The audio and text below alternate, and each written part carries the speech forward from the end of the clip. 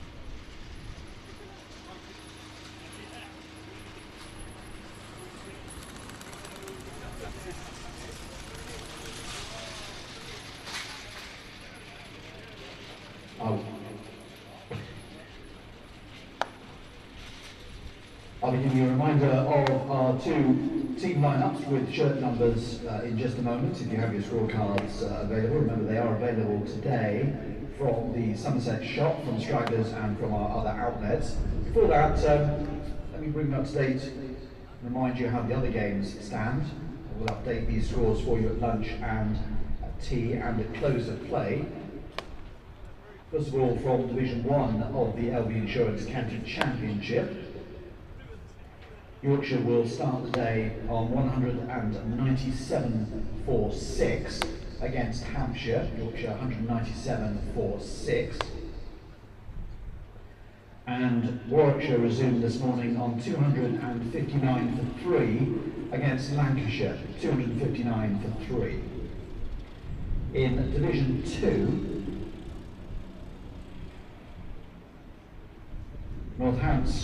will start at 232 for 5 against Gloucestershire.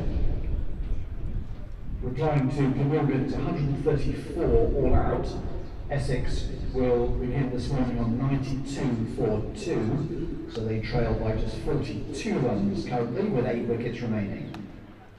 And of course the other game in Division 2 was postponed between Durham and Surrey.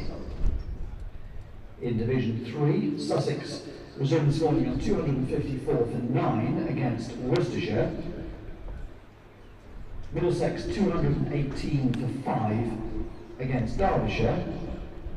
And replying to Kent's 232, Leicestershire will start at 66 for 5, still trailing by 166. So as promised, here are the confirmed team lineups for you for this game. Tom Lammonby, number 15. Tom Banton, 18. Tom Abel, 28. James Hildreth, 25. Steve Davies, 11. Lewis Goldsworthy, 44. Roloff van der Merwe, 52. Josh Davey, 38. Marchand de Lange, 90. Jack Leach, 17. And Jack Brooks, number 70. From Nottinghamshire, Ben Slater, 26. Ben Duckett, 17. Sam Northeast, number 30. Joe Clark, 33. Lyndon James, 45. Stephen Mullaney, number 5. Tom Morris, 23. Liam Patterson-White, 22. Brett Hutton, 16. Luke Fletcher, 19. And finally, Dane Patterson, number 4. Our umpires for this game, Paul Pollard and David Milnes. Our match referee is Stuart Cummings. Our scorers, Holly Rhodes for Somerset and Anne Cusworth for Nottinghamshire.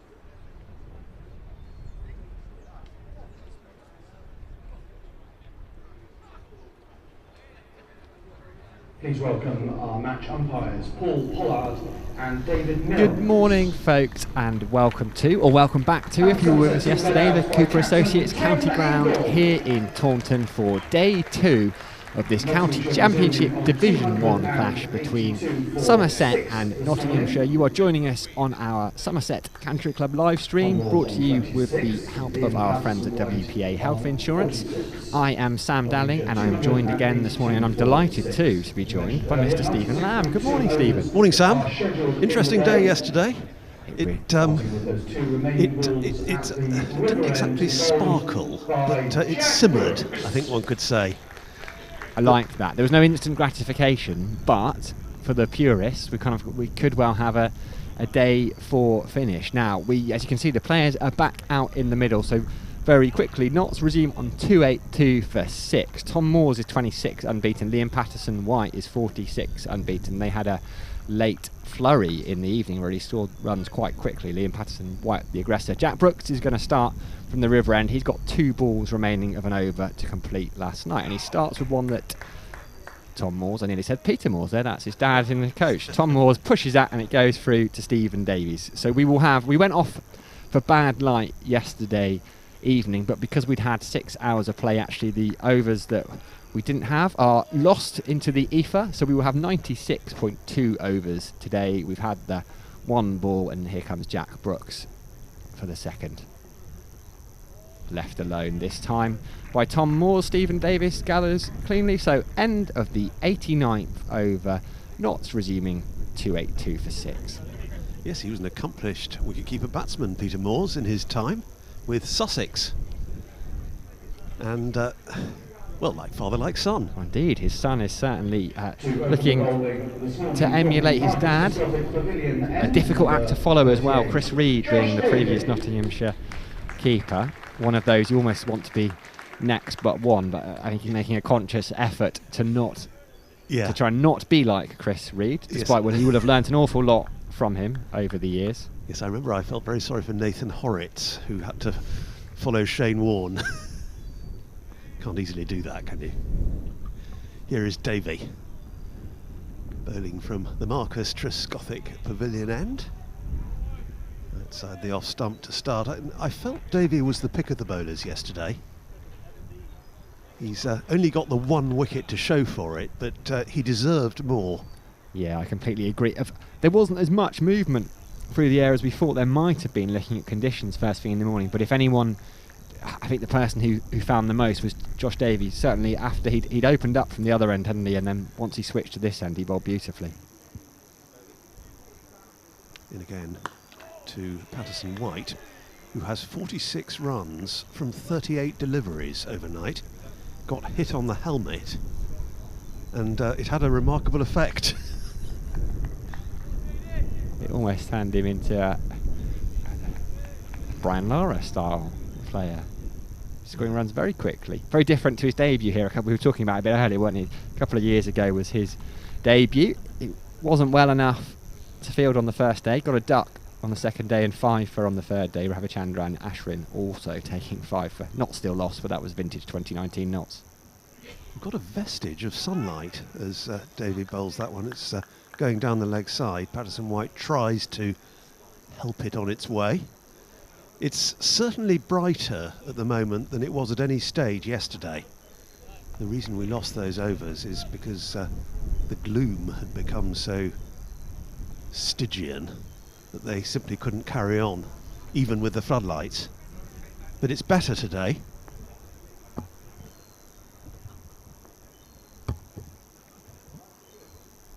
Decent crowd building up as well. It's squeezed away, but only as far as Jack Leach, who's posted at gully. 2 slips in as well. James Hildreth and Tom Abel. Still very much just having a look round. It's very much a long sleeve jumper. I'm sure Tom Banton's got his double jumper option. Hands in pockets or hands folded. It's not quite what you'd hope for the last day of August, is it? As you said. A little bit of brightness. That's a good shot. That is going to be a 9th boundary for Liam Patterson-White, and it's his 50. Tremendous knock, and it's rather changed the complexion of the game. Coming in at number 8, that's a near perfect straight drive. What a beautiful shot to bring up a landmark. Just the 44 balls it's taken him. This partnership's up to 78 from just 88 balls. So as you said, it was a theme yesterday, wasn't it? Notts were putting together many partnerships, 30s, 40s, 50s, and then Somerset would take a wicket. So no one was quite taking hold of the game. But these two, Liam Patterson-White in particular, are starting to. Defensive this time, up to mid-on. 40 of those 50 runs have come in boundaries for Liam Patterson-White. It's a remarkably high proportion in this format. Certainly is, and around the ground as well. I'm just having a look at his pitch map. There were a couple of pull shots and a flick through mid-wicket. That was his first runs down the ground, actually, that straight drive. There were 2 lovely drives through the covers and then a couple of shots through backward point third man. So certainly very difficult as a bowler to know where to bowl at a player like that. You can play all around the wicket, indeed. There's the skyline. You can see the heavy cloud in the distance over the Quantocks. Here comes Brooks and pushed out to Jack Leach at Gully by Tom Moore, sporting 23. It's one of those become an iconic sporting number, really, hasn't it? 23 over the years. I suppose Michael Jordan started the trend, and when you see someone wearing 23 these days, you think, okay, this person's got a little bit of flair about them.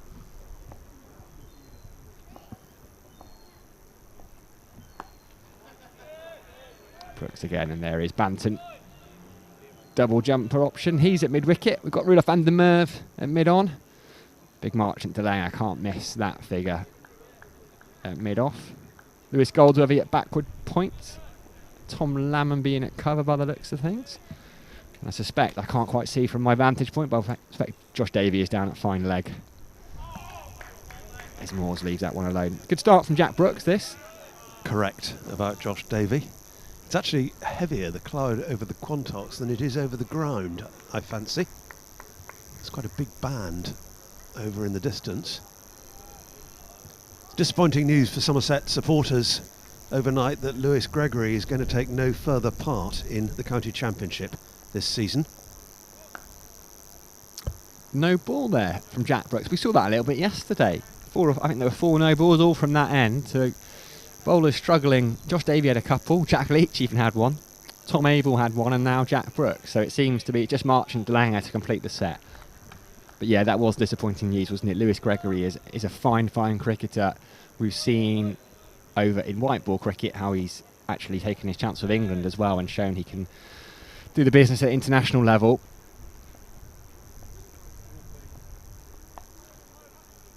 As Moores just dabs that one down into the leg side. But yeah, he's got a wonderful red ball record. He's been up there in the leading wicket takers in the county championship for Somerset for the last few years. A fine batter as well, won the game at Middlesex at Lords on the first game of the season. Yeah, he's got a good record at Lords. I saw him get 100 there earlier in his career. He's 3rd in the batting averages in the championship. On the defence there. Tom Lammonby sweeps at cover. Yeah, he's had a tough... I think he spent most of March and April in quarantine after being on an England tour and then the PSL. He got COVID subbed out of a game as well, one of the first games of the season here, but we wish him well. Back injuries can be difficult. Some good news is that he will hopefully play a part in finals day. He's a skipper in that format and will play as a batter. Big appeal there. Brooks almost it was almost the old celeb appeal. He was starting to wheel away. Coming over the wicket to the left-hander, you're going to do well there to pitch it to not pitch it outside the line of leg stumps. Oh, that looks pretty close. It's very close. I mean, it's going on to hit the stumps. I think it just must have pitched outside leg. Or possibly bat involved, maybe a little inside edge. It hit him very low on the pad, didn't it? It looked very, very close. Yeah, maybe the Somerset players knew there was a little inside tickle. So yeah, no Lewis Gregory today, no Craig Overton, but we do have Josh Davey and Jack Brooks. It's tucking Patterson White up a little. But, when these two came together, it was 208 for 6. And Somerset would have had hopes at that stage of polishing off the Notts innings yesterday evening. But they've still got those 4 more wickets to take.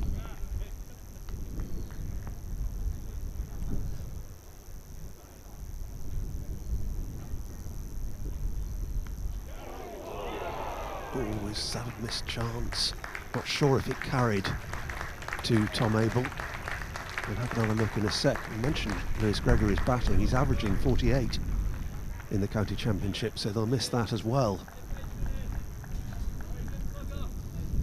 Yeah, they really... not really a chance. Well, no. Just out of his reach. It would have been a brilliant catch.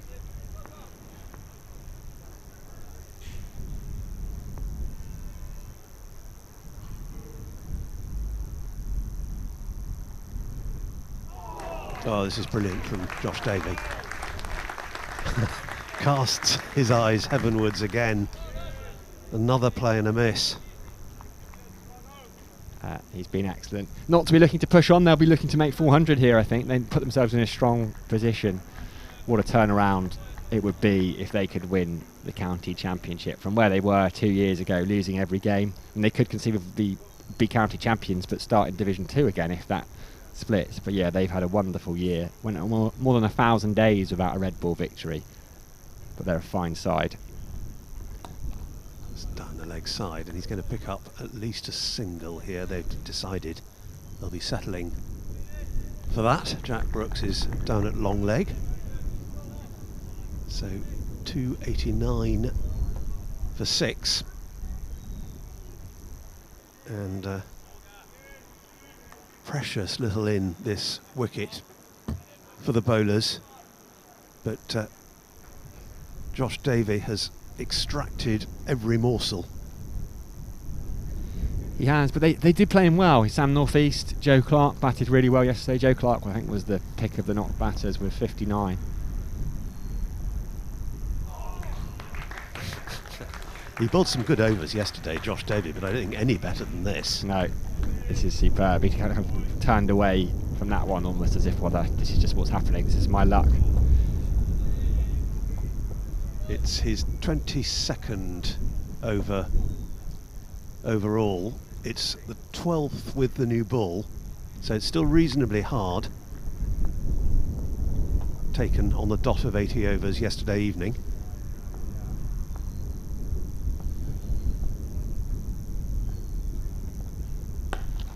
So he has another straight drive before. And again, how do you feel as a bowler? You've beaten the batsman twice, you've nearly had him caught in the slips, and then the last ball of the over gets driven straight to the boundary. 293 for 6. It was a beautiful stroke that though, wasn't it, from Tom Moores. Both of them now, Patterson White and Tom Moores, have played lovely shots down the ground. Yes, it's you can almost tell it's quite a short boundary up at this Marcus Trescothick pavilion end, and you can tell if it's eluded mid on, mid off, it's going to go all the way if it's timed right, yeah. Which both those two that we've seen this morning were. As a batter, you're going to love the straight boundaries here at the Cooper Associates County Ground.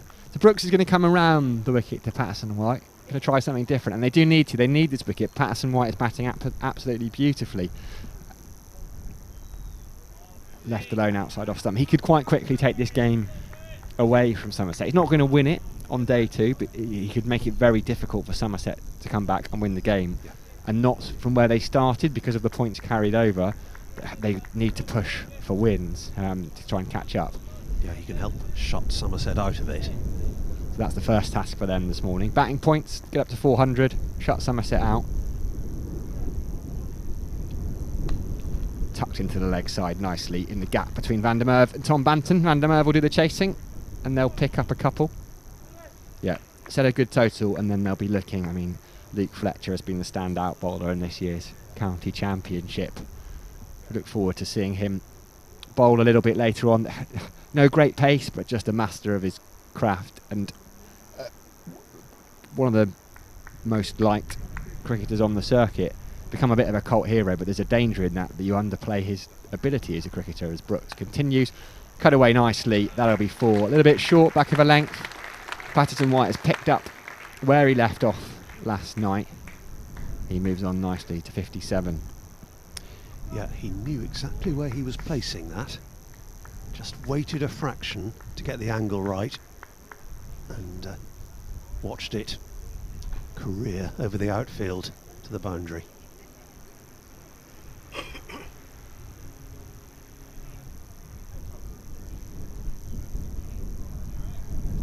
Yeah, beautiful shot.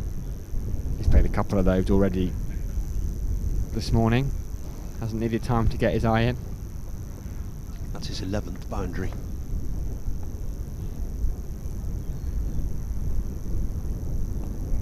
Ooh, soft hands on that. He's going to pick up 4 more. It's gone in between Tom Abel at second slip and Jack Leach at gully. And I think he played that with quite soft hands.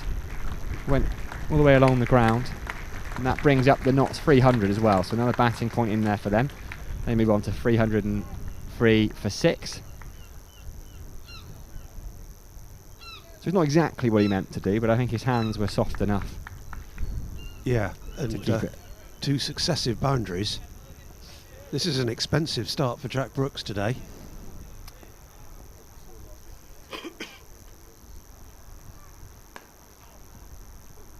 Square cuts that one again, but Lewis Goldsworthy in there at backward point does the fielding, pings it in to Stephen Davies. So 1 ball left of Jack Brooks is over. Is he going to come back over the wicket? Tom Moore has gone to the other side of the umpire. Got David Milnes and Paul Pollard umpiring today. Stephen Lamb and I in the commentary box here. Got Anthony Gibbs just looking along. Anthony Gibson and Dave Brace-Curdle next door. Polly Rhodes and Anne Cusworth in there scoring. Played out. So Lewis Goldsworthy picks up a single to finish the over. 3 or 4 for 6. We've actually got the best position of the lot, because we're over on the right hand side of all those little boxes that we've got at the top of the Marcus Trescothick Pavilion, and the wicket happens to be almost dead in line for us, which is a great privilege. It really is. It's a privilege to be here. Good crowd in as well. Usually is for county championship days. Tuesday afternoon, or Tuesday morning even. I've got ahead of myself. I'm sure we'll get a few more in by Tuesday afternoon. So will Josh Davey have a little more luck this over? No. Not initially anyway. It's another play and a miss. Just got to keep the faith, haven't you, as a bowler in these situations.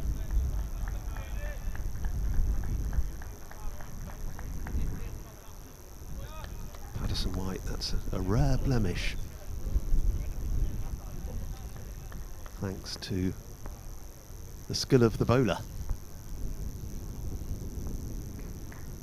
Trying again now, Josh Davey. Defended with respect. 1 for 74, Josh Davies figures. He's into his 23rd over.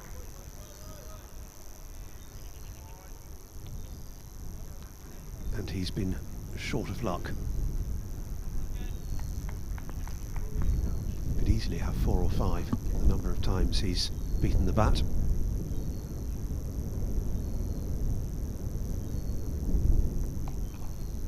This is helped on its way down to long leg. Just be a single in it. Jack Brooks is down there. So that'll bring Tom Moores onto strike. Patterson White onto 63. Still going at better than a runner ball.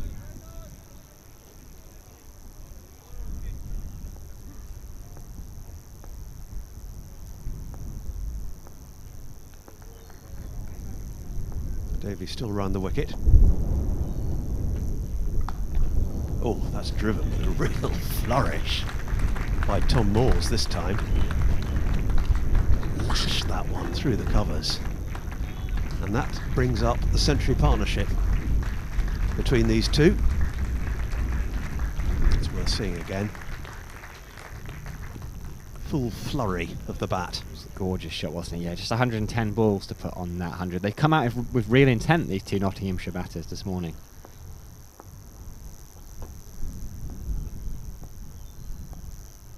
In goes Davey. That's squared him up, and off the outside edge goes to Tom Banton at backward point. Banton double sweated as he was yesterday. You can tell it's August. Only just. Clinging on.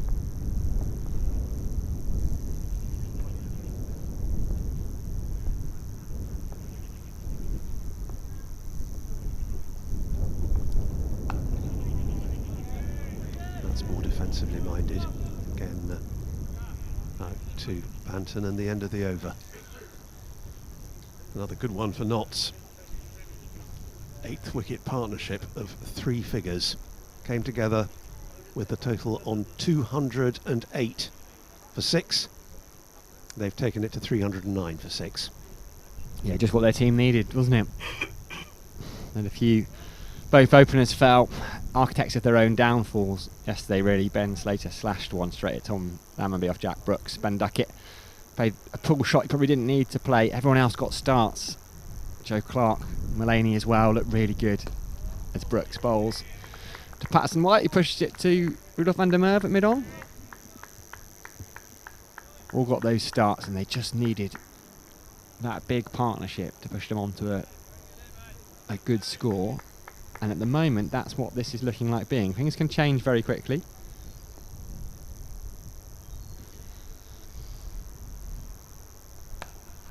Cut away. There's a man out there, Lewis Goldsworthy, at kind of backward point. He does really well there. Scrambles across to his left very quick, got those little legs moving, put in the slide, threw it in to save the boundary, so they'll just pick up a couple there. Patterson White moves on to 65, closing in on his highest first class score. He couldn't have done it without the slide, No. Lewis Goldsworthy. It was a really good bit of fielding, that, wasn't it? It was well struck, almost perfectly placed. Brooks over the wicket again. Still got those couple of slips in, and that's just a better line, no width. There was a couple of balls in the previous over that just gave Patterson White a little bit too much width, but that one was in a much better area, and it could just push it to Rudolph van der Merwe, who's down on one knee, shining the ball. Yeah, fine start to his fledgling career, really. This is just his 17th first class game, Patterson White. Ooh. Fuller ball. Patterson White just prodded at, and it went through to Stephen Davies relatively low.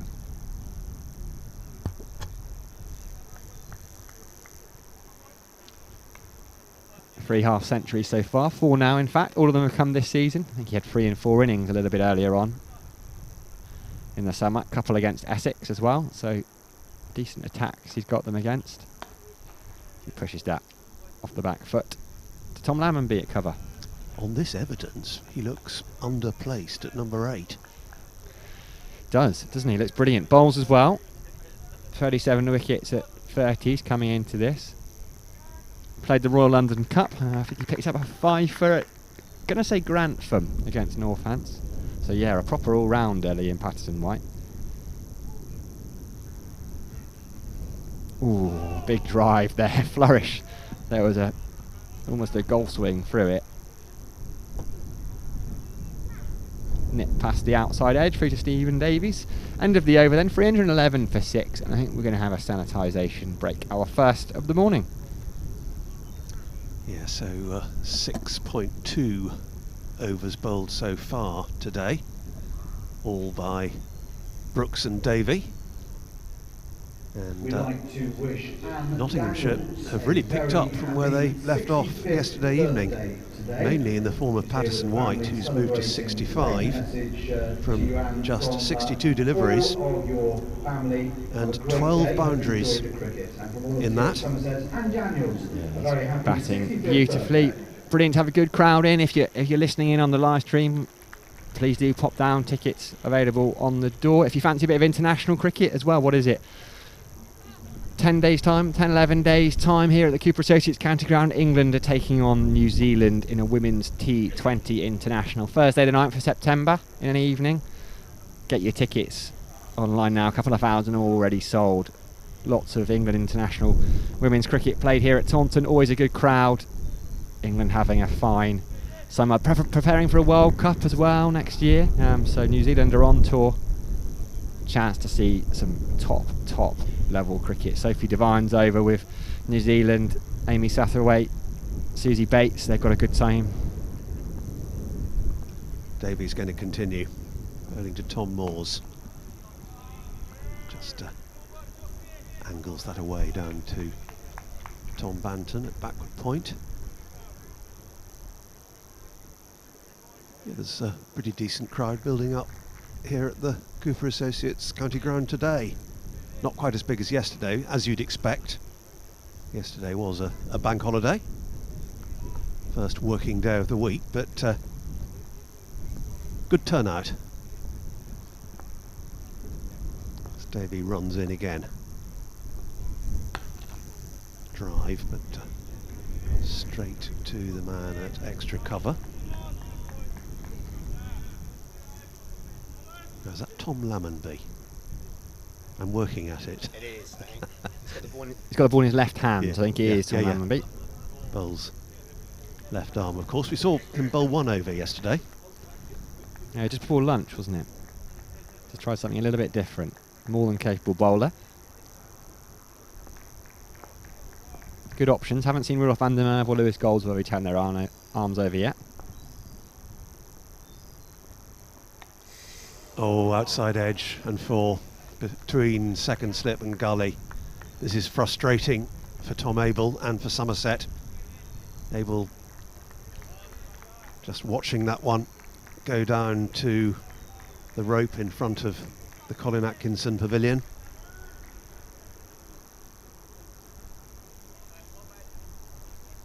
So another boundary to the total. Moores goes to 38. Yeah, agonisingly in that gap. It sums up Josh Davies' luck, really, doesn't it, of the last day and a bit.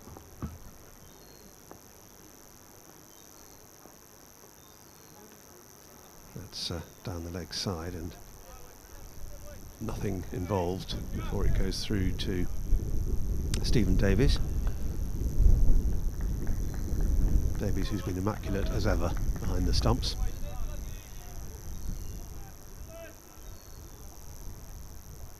Got James Hildreth and Tom Abel alongside him, first and second slip.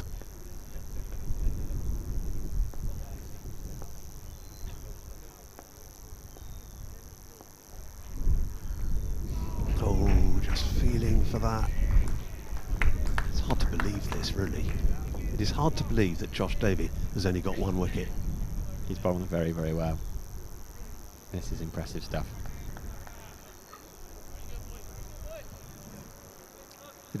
He just put both hands out in a gesture of what looked a little bit like despair. What more do I need to do? Or what do I need to do differently to pick up this seventh wicket, which is just so elusive?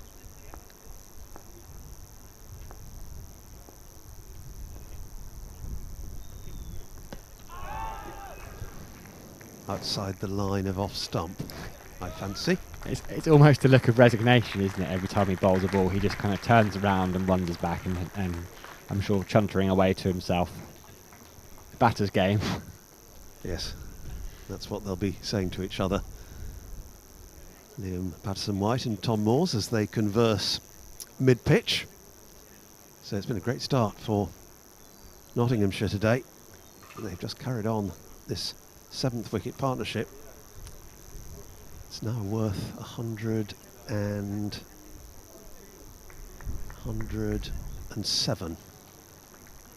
These two have put on. Jack Brooks then to continue. Patterson White's on strike on 65. Leaves that one well alone. Through to Steve Davies. So it's been a superb knock, hasn't it, from Patterson White? Because while he scored very quickly, he's also been respected the good balls. He's not chased after everything at all. Yes, the only times he's been beaten have been by Josh Davey, but then who hasn't been? Drives at that one. Goes back to Jack Brooks. On the bounce. Wasn't quite where he meant that stroke to go. He's looking to push that through the covers. Morning to all of you. If you're joining us on the live stream, thanks to WPA Health Insurance. We might have a special guest a little bit later on as well. Mr. Chris Nash, formerly of Nottinghamshire, who's now working with WPA. I believe he's going to join us in the commentary box for a little bit. We might have one or two others popping in for a word as well as Jack Brooks rocks into that headband, and Patterson White rocks onto the back foot. Now Lewis Goldsworthy is quick, but he's not going to chase that down. It was too far in front of square. It has gone over the rope. Patterson White moves on to 69 and is batting absolutely beautifully. Tom Abel, the Somerset skipper, claps his hands at second slip. Just gave him that bit of width again, and we've seen already this morning that if you give Patterson White any form of width, he's quite happy to put it away. This has been so impressive. It's been his placement as well as his timing, especially on the offside. Just seems to have his game fully under control.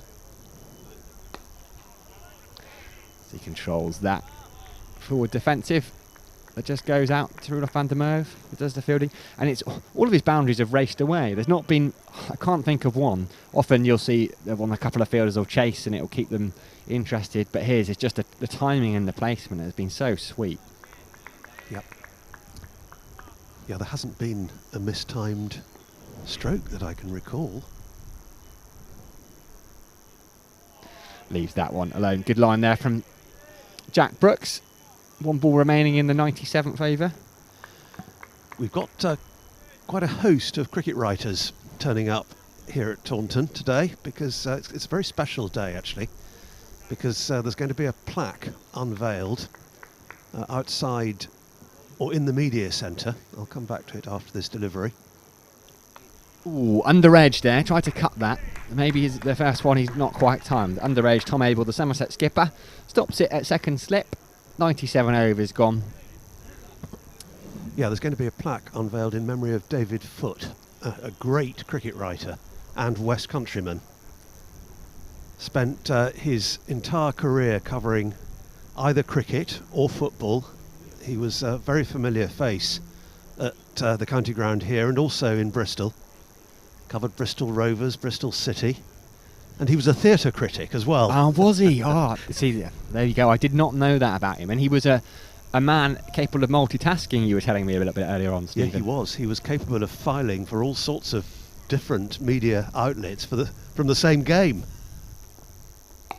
First ball of a new over from Josh Davey. He was also a delightful man. I was fortunate enough to know him. A family man and loved playing cricket. Born in East Coker.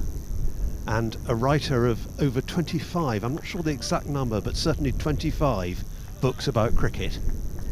I've never had the honour, unfortunately, of meeting him myself, but certainly having spoken to a few people and seeing the outpouring of love for him. Richard Walsh and Richard Latham down in the Somerset tent a couple of games ago were talking about him, and it was wonderful to hear. Another leave from Tom Moores. The standout, I picked three, I think. There's one about Harold Gimblett, who, as you know, Sam, is still the leading Somerset run scorer and has Gimblett's Hill named after him. Down to our left, well populated as ever. Here is Davey again. and Gimlet was an and they'd started on the idea of an autobiography, and Gimlet had put some memories down on audio cassette, and David Foote got the dreadful news while that was in process that Harold Gimlet had committed suicide. In goes Davy, and this is played out to mid-wicket, won't be a run. But the existing cassettes then came into David's possession, and he wrote a book around it. And it is a very deeply moving book. I can strongly recommend it to any generation. It's about that cricket involves, as well as the joys. I can imagine. Sounds like it's well worth a read. Here goes Davy. It's pushed out on the offside. It's maybe Leach who comes into field from Gully. And the other two, Walter Hammond, great English batsman. Wally Hammond. England and Gloucestershire, of course. He wrote a biography, which again is an excellent read, and particularly centering on the mystery illness that Wally Hammond caught out in the Caribbean and how it affected him and his life thereafter. He was very good at looking beyond cricket as well as into it, David Foote. That's going to be a dot ball to complete the over. 319 for 6, Moores 38, Patterson White 69. And the other one, his last one, is called Footsteps from East Coker, and it's published by Fairfield Books, Stephen Chalk, and that is autobiographical. East Coker is where he was born. Yes. And The Oval? Yeah, exactly. And tells of his early life and his pathway into journalism. Oh, wonderful. So that's just 3 of the 25, but I would recommend all 3 very strongly indeed. That is where you would start. Brilliant. Oh, well, his family are going to be here as well. Yeah, it'll be great to see them. And Change bowling at the River End, Tom Lammonby. We're going to see Mr. Lammonby. We talked about him getting 1 over yesterday, just before lunch. Tom Abel's going to turn to him. Bit of left arm variation. Am I back again? From the River End. 1 or 2 technical difficulties, I think, but we're sorted. Excellent. Sometimes it's as simple as plugging in, taking out and plugging back in again. As Lammonby comes in to Patterson White, he just pushes it out into the offside, and they come through for a single. Yeah, so the plaque for David Foote is at the moment draped in a little Somerset scarf or cloth, and that will be taken off at lunchtime today in the media centre, and it's perched above one that's there already in memory of Eric Hill, who was a long time writer in the press box back in the 60s, 70s, 80s. So 2 plaques together. Fantastic. That'll be at lunchtime. You'll be able to see that ceremony on the live stream as well a little bit later on. There's a false start from Tom Lammonby there, as Tom Abel just making a slight change to the field, moves Rudolph van der Merwe around from cover slightly, and Lammonby's going to come in again, but it's onto the legs of Tom Moores, who just flicked it down to deep fine leg, where Josh Davey picks the ball up and does the fielding.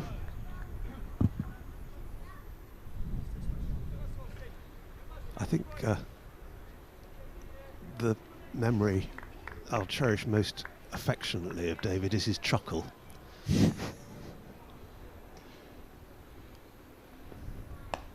Pushed off the back foot by Patterson White, but straight to Marchand de Lange, who gets down with the long barrier and does the fielding. Well, I think that's a wonderful way to remember someone. If you can hear their laughter in your head, I think that is the perfect tribute, as well as having 25 fine books to read as well. Lammonby then continues to Patterson White. Ooh, cuts him up there a little bit. takes the 5 pad. Tom Abel dives forward at second slip, take the catch. No batting involved, but just a little bit jagged back from Tom Lammonby. That left arm over angle into the left-hander. Yeah, it's a good move this, to provide a bit of variety with this partnership so well established. It's trying something a bit different. Yeah, I wonder if we'll see a bit of Jack Leach in a little bit. He only bowled the 12 overs, I think, yesterday. As Patterson White gets in behind that one. Pats it back down to Lammonby, who flings the ball straight to Marchand de Lange, who has the role of ball shiner extraordinaire. Yeah, we've actually lost 2 giants of cricket writing in fairly quick succession this summer. John Woodcock, who was cricket correspondent of the Times for over 30 years. So that's Crash off the pad on the leg side. 321 for 6. And a great writer. I was brought up, my father took the Times, and so I was brought up on John Woodcock's reports from all over the world and from home, of course. And he was a great writer. He was accurate. He read the game very well. And he was always fair and reasonable, and he had humour, like David. Oh, there we are on the camera for the first time this morning. Good morning, everyone. Yeah, when he passed away, a friend of mine at Surrey, Richard Spiller, who writes for them and writes for Wisdom, he sent me some pictures of Times, basically stuff that John Woodcock had written, and as well as international cricket going on, they were also still reporting on the county championship. This is flicked away down to deep backward point. Will it run all the way? Not quite. That's a great effort, actually. Another sprawling stop. And I was afraid for a moment he was going to carry the ball over the boundary with him. Into those goal nets that they use in their pre-morning game of football. Yeah, that would have been a goal worth 3. But yeah, I read some of John Woodcock's reports, and I just loved the humour in them. And he seemed to have a way with words, as you'd imagine, with someone who's writing for such an esteemed publication for that long. Yeah, and he didn't have his name in the byline originally. It was billed as "from our cricket correspondent." Here's Davey again. It's another glorious cover drive from Patterson White, but this time, unusually, he's found the fielder. Van der Merwe at mid-off. It was Stephen Mullaney yesterday, and he had a knack. He made 40, looked really good, but he played some booming drives, but kept finding fielders, whereas Patterson White has found the gap much more. And yeah, I'm very early in my cricket journalism career, but I get annoyed if the Wi-Fi isn't working properly, so you can't send it through. But those have been the days where you'd have had to ring through your copy, find the payphone and ring through. Yeah, and dictate.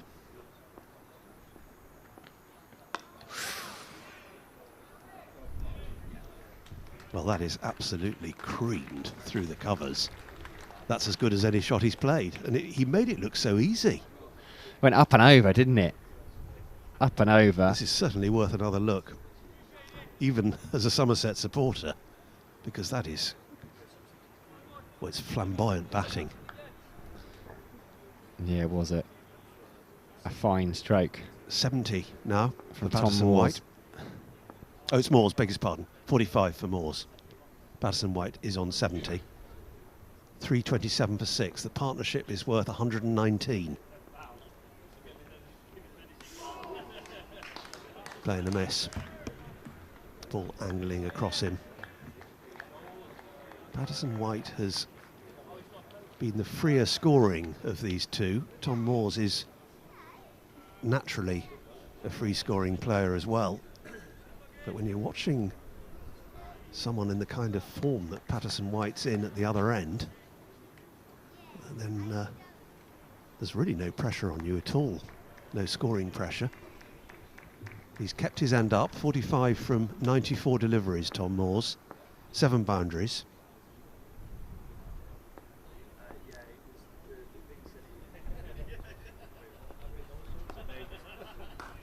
This is going to bring him a single. Down to long leg.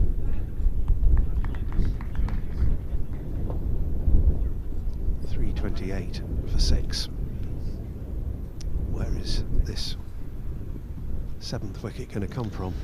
Somerset are in dire need of a wicket here, aren't they? This is really good stuff from Nottinghamshire.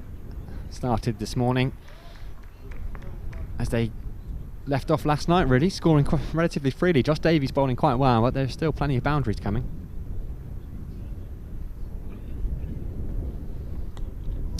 Could be another one here as well.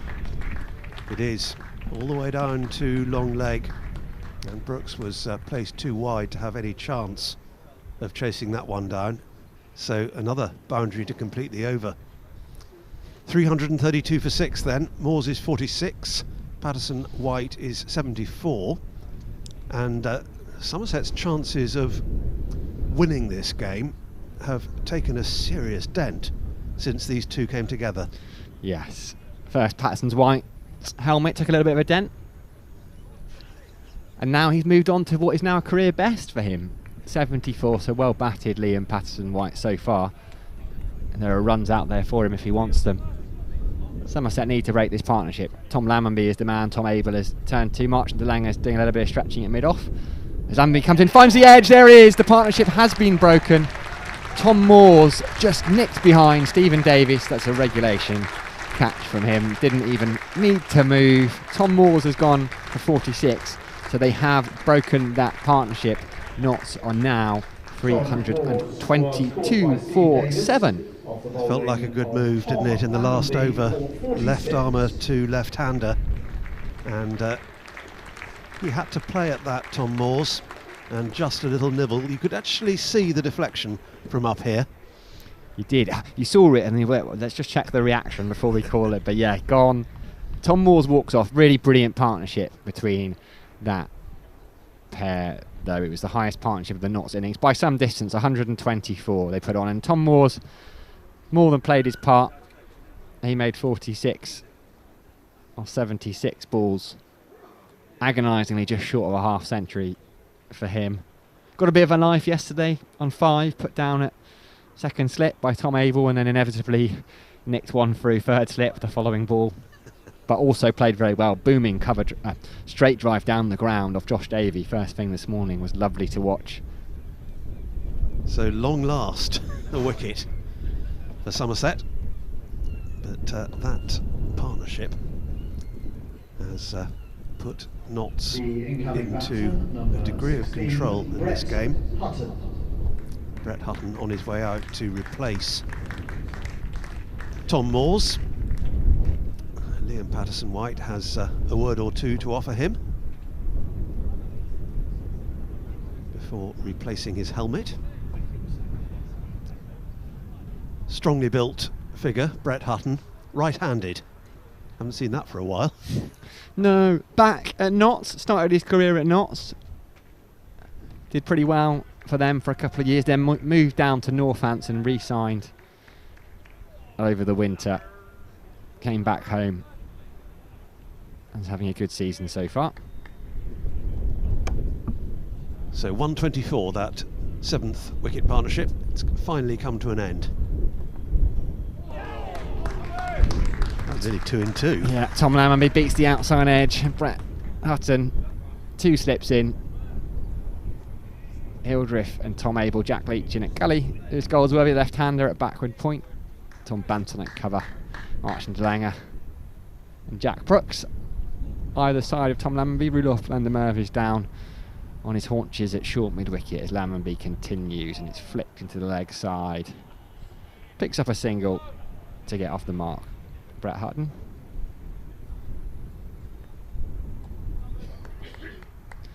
$11 wickets at 25, more than 200 first-class wickets in his career. Again, another man who made his first-class debut against Somerset back in 2013 at Trent Bridge. Picked up Marcus Trescothick as his maiden first-class victim. I think that made it the only season since about the early 90s that Marcus hadn't made a first-class century, as Lammonby continues to Patterson White, who just pushes it down into the covers. Takes a wonder. He'll be looking at what point. I mean, he's playing quite expansively as it is. Now batting with the lower order. Oh, no reason not to carry on, really. It's paid off so well for him so far. Triple Nelson on the board. 3-3-3 for 7. The late David Shepherd would have one leg up as we speak, as Jack Brooks makes a little bit of a meal of that bit of fielding. He got a smile on his face. He was just scrambling to get round and did a roll for the cameras, which I'm sure we caught. The headband's gone now. He's finished his spell. We may well see it again, but he's got the authentic Somerset cap on at the moment. He does, and he's walking in from mid-on. Oh, Lambie, big appeal for a catch down the leg side. Somerset thought they got their man. Tom Abel was running towards Tom Lammonby to celebrate. Umpire shakes his head. End of the over, so there was one wicket. Chance of a second one down there, but it must have flicked the pad on the way through to Steve Davies. Tom Lammonby takes a warm round of applause. There's a big appeal from Tom Abel. Not really in the best position to see a second slip. Patterson White was demonstratively tapping his thigh pad as if to indicate that that was where the noise came from. That would have been quite an over. It was a brilliant over as it was. Tom Lammonby picked up the wicket of Tom Moores. Lots of Toms involved. Got some pretty decent figures actually, Tom Lammonby. 3 overs, 1 maiden, 1 for 3. That's not bad. And we are going to see Mr. Marchant de Lange for the first time this morning. Yeah, another tall man. Probably the quickest of the Somerset attack. He's going to bowl at Brett Hutton and Worksop College boys. Played in the same school side as Billy and Joe Roots. That would have been a decent team, wouldn't it?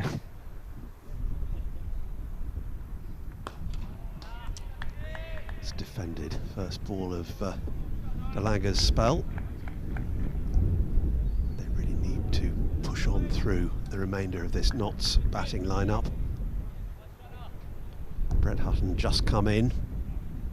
Patterson White is on 74, not out. It'd be great, having broken the partnership, if they could secure the other half of it quickly.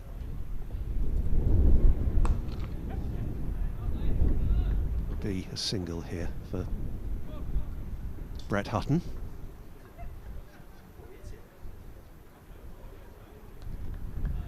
So, an adjustment in the field for the left-hander.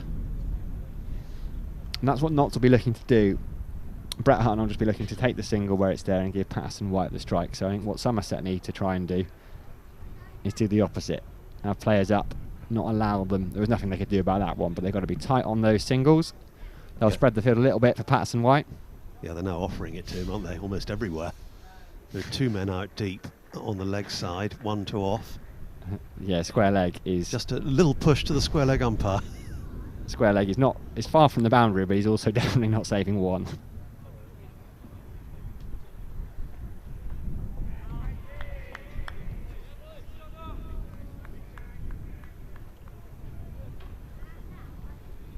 So, will there be any adjustment in Patterson White's game plan? I wouldn't have thought it necessary. It's worked so well for him. Yeah, 74 off 78 balls. And he's had no problem hitting boundaries. He's hit 14 of them.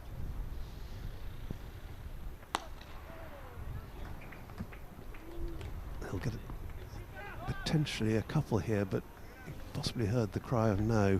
It's marginal. Yeah, Lewis Goldsworthy did well there. Quick across the ground.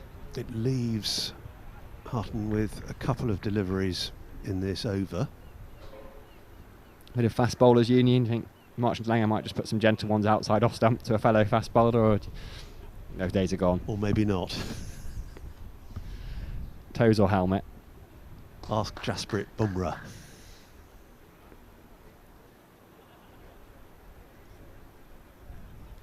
Oh, that's a good delivery, which has Brett Hutton in a bit of a tangle. Just jagged back a bit, didn't it, Adam? Went out on the offside. Somerset striving to add another breakthrough to the one they've just made.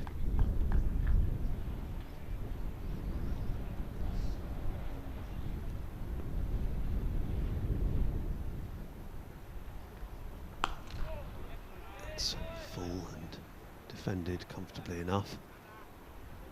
End of the over, 3:35 for 7. Hutton has 2, Patterson White has 75. Yeah, a decent start from the man they call Channer there. Was a bit inconsistent yesterday, wasn't he? Conceded a few runs, as they all did. I mean, I thought his last spell yesterday was his best. Looked to be bowling at a cliche, but a little bit more pace on that last spell, wasn't there? Just before the new ball. Lammonby is unsurprisingly going to continue. He's bowled a couple of overs this morning from the River End, picked up the wicket of Tom Moores in his previous over. He's got a couple of slips in still. Jack Leach at a wide-ish gully. They're still hunting for wickets, Somerset. Patterson White, as he has done, gets in behind that one and just pats it back down.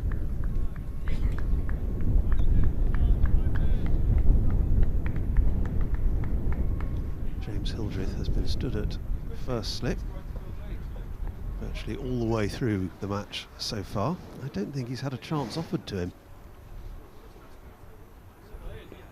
Lammonby continues. It was short outside off stump, and Patterson White has dragged it, pulled it past Jack Brooks at mid-on. That's going to race away to the boundary. So he's going to move on to 79. So we're into the 103rd over. So both teams will be looking at first innings bonus points a little bit, because you get the first 110 overs to try and achieve those. So Notts, as it stands, have got 3 batting points. They've got a very good chance of picking up a fourth. You would think so, wouldn't they? You need 350 to pick up a fourth. The fifth for 400 plus maybe looks a little bit out of reach at the moment, but you never know with Liam Patterson White as Lammonby continues. And I think he took the outside edge of the bat there. It's gone to deep.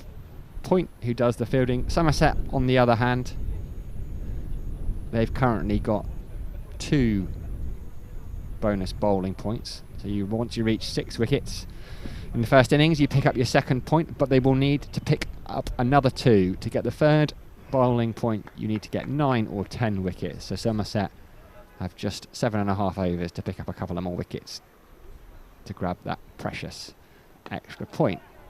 As Lammonby bowls at Hutton, he pushes, and it's fielded by Tom Banton in his double jumper at mid-wicket.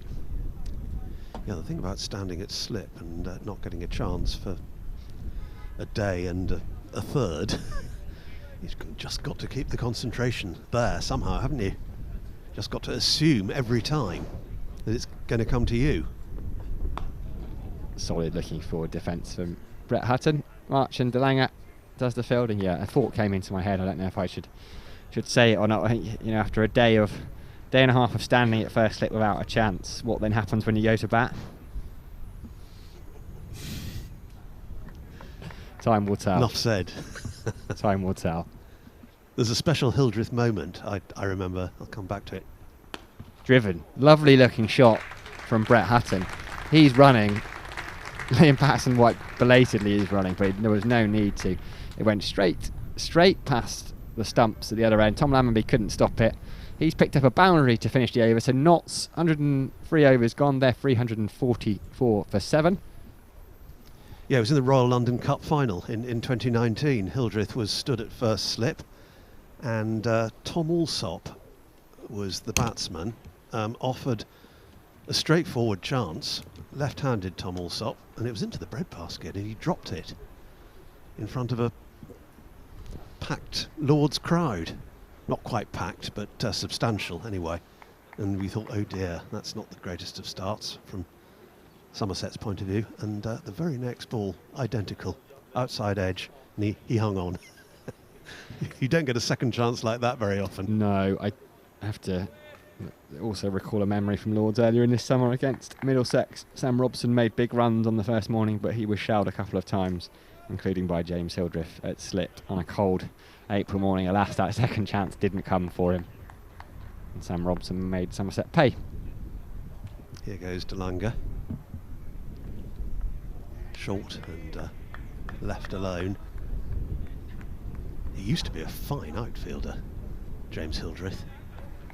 Don't see him in the outfield very often nowadays, but certainly in his youth, he was as good as any. Very quick across the ground, wasn't he? His running has always been exceptionally quick. think he was always the man that would go out to run if they needed a runner. He ran for Trescothick when he made that 100 on one leg. Yep. This was cut away. This is going to be another boundary. Placement excellent as ever from Patterson White. That is his 16th 4. He goes to 84 with it, adding all the time to his career best. Liam Patterson White. Was that that Trescothick 100 you mentioned? That would have been at Old Trafford? I believe so, yeah. And Hildreth did the same. Jake Ball hit him in the foot when he was on about 7, I think. Broke his foot, and Hildreth went on to make 100 that game. Yeah. Did you see the bruise on afterwards? Yeah, outside the off stump and left alone. It was a bruise the size of a cricket ball, as you might expect. But I was there at Old Trafford when Marcus got that 100, and it was sort of a mixture of agony and ecstasy to watch, because he was determined to stay out there. he was in the 90s when the injury struck, and he did get there.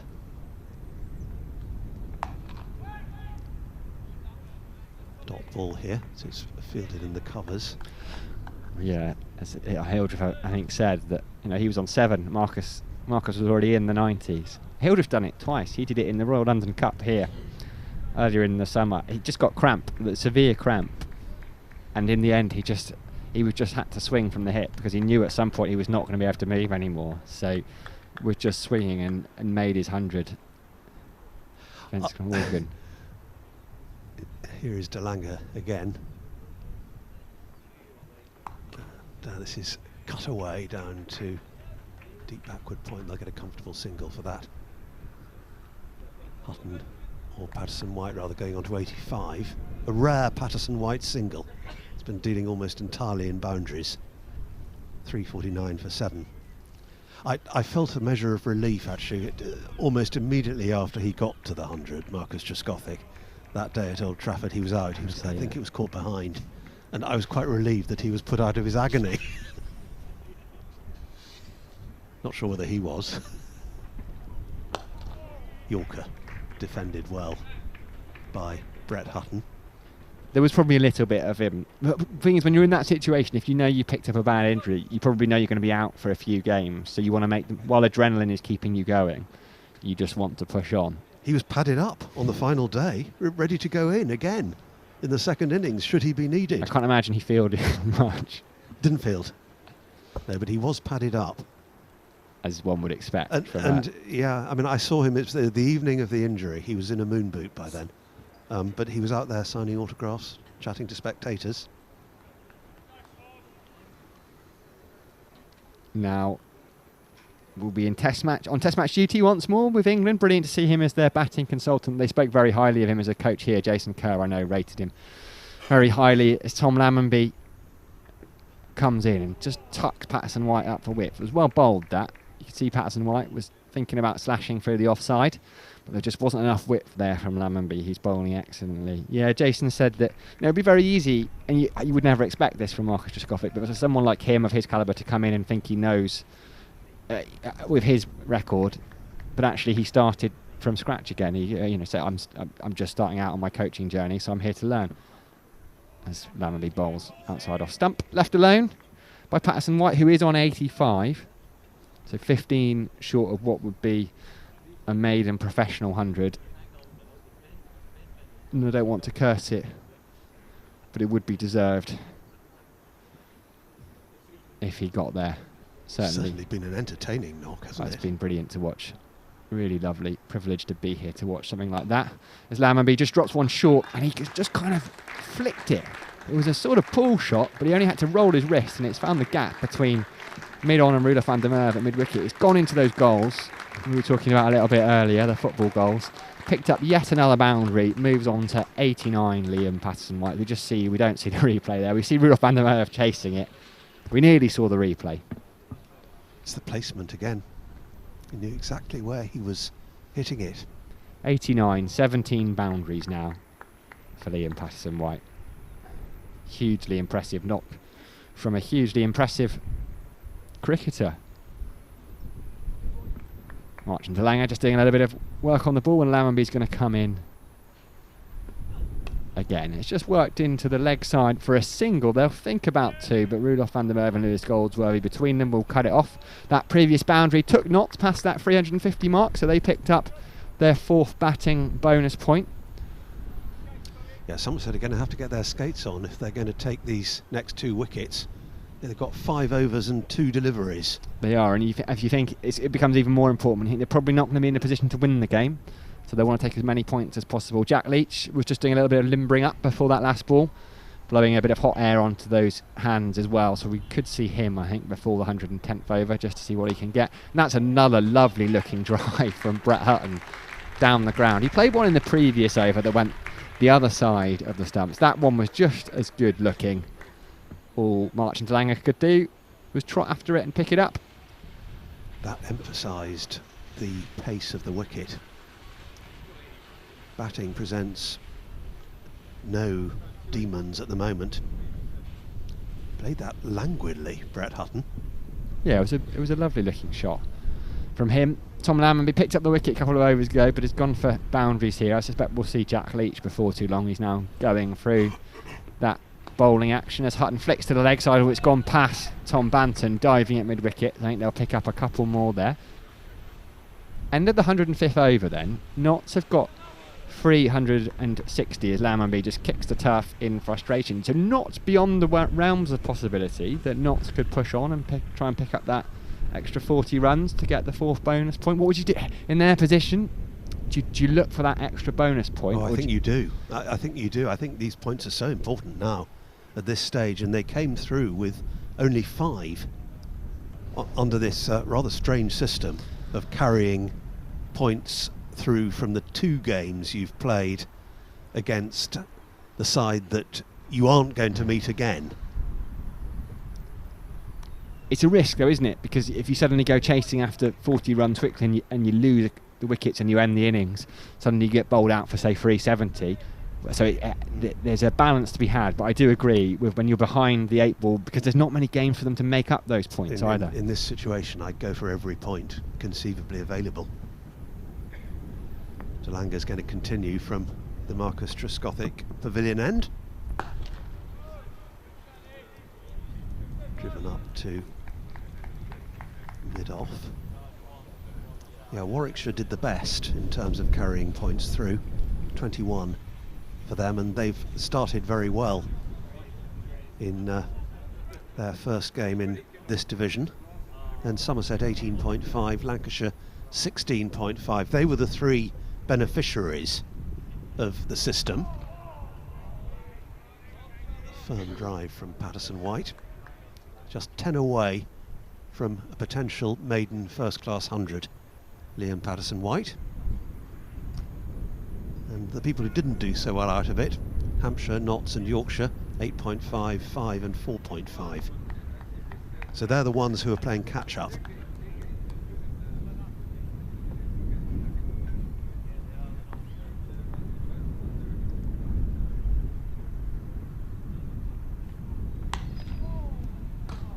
Going to get a single at least for this, out to deep backward point.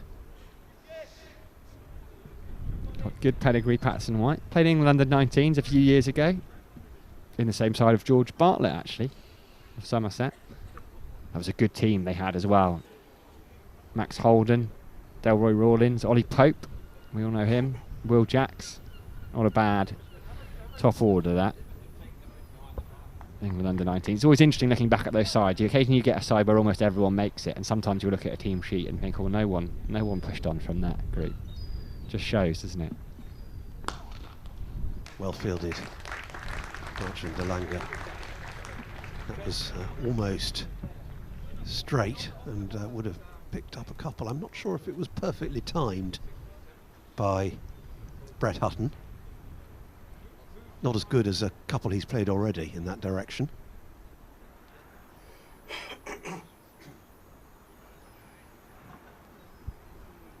Just the one slip in now for Marchant de Lange. Just took the pace off that one, didn't he? It looked almost like an off cutter Probably still 80 miles an hour, but Yeah, but floated up by comparison with some we've seen in bowl. Still a bit gloomy. There's a little patch of blue sky we can see. We haven't seen any of that really so far in this game. we're First time. desperately hoping, aren't we?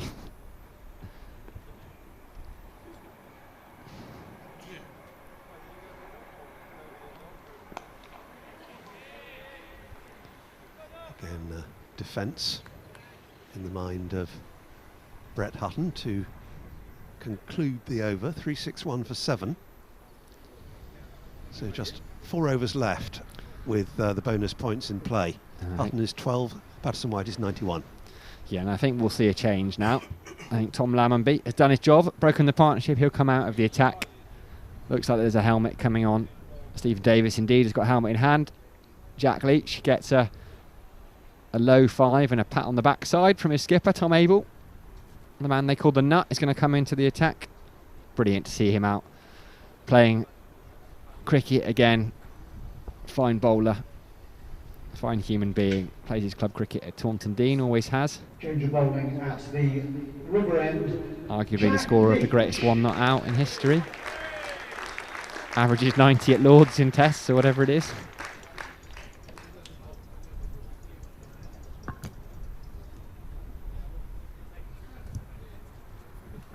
Couple of practice deliveries. Bit better than one yesterday that he managed to bowl. I think it was Tom Lammonby, wasn't it, that went, it didn't quite come out right, and Lammonby had to go and do the fielding from mid-wicket. It went about 30 yards past Lammonby, the practice delivery. Yes, a moment of madness. So here's Leach. James Hildreth, inevitably, at first slip. Rest of the field is slightly spread. There's a long on. Big Marchant DeLanger is down there for Patterson White. See what Leach can do. Tries to work it into the leg side, Patterson White, but it thunders into the pads. Short. I was almost a short, backward square leg. Not quite fine leg. Tom Banton in there. Tom Abel is at mid-wicket. Tom Lammonby at cover. Josh Davey at backward point by the looks of things. This time he does work it into the leg side. Patterson White. Lewis Goldsworthy will pick it up. A deep backward square leg, and he'll move on to 92. Patterson White. Good craning of the neck from my fellow commentator as well. That's a part of the ground you can't see very easily from the box up here. You've got a great view almost all the way around.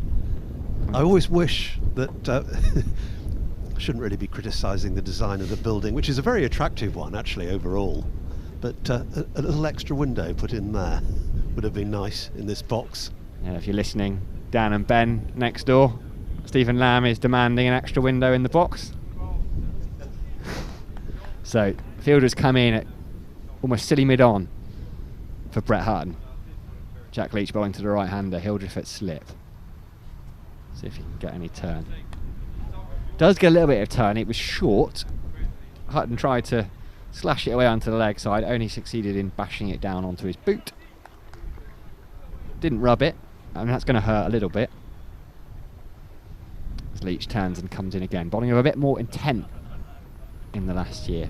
So it does get a little bit of turn there, and Leach pushes forward. You can just see him, he pushes through that action a little bit more. They've spoken about how he was working on that over the winter.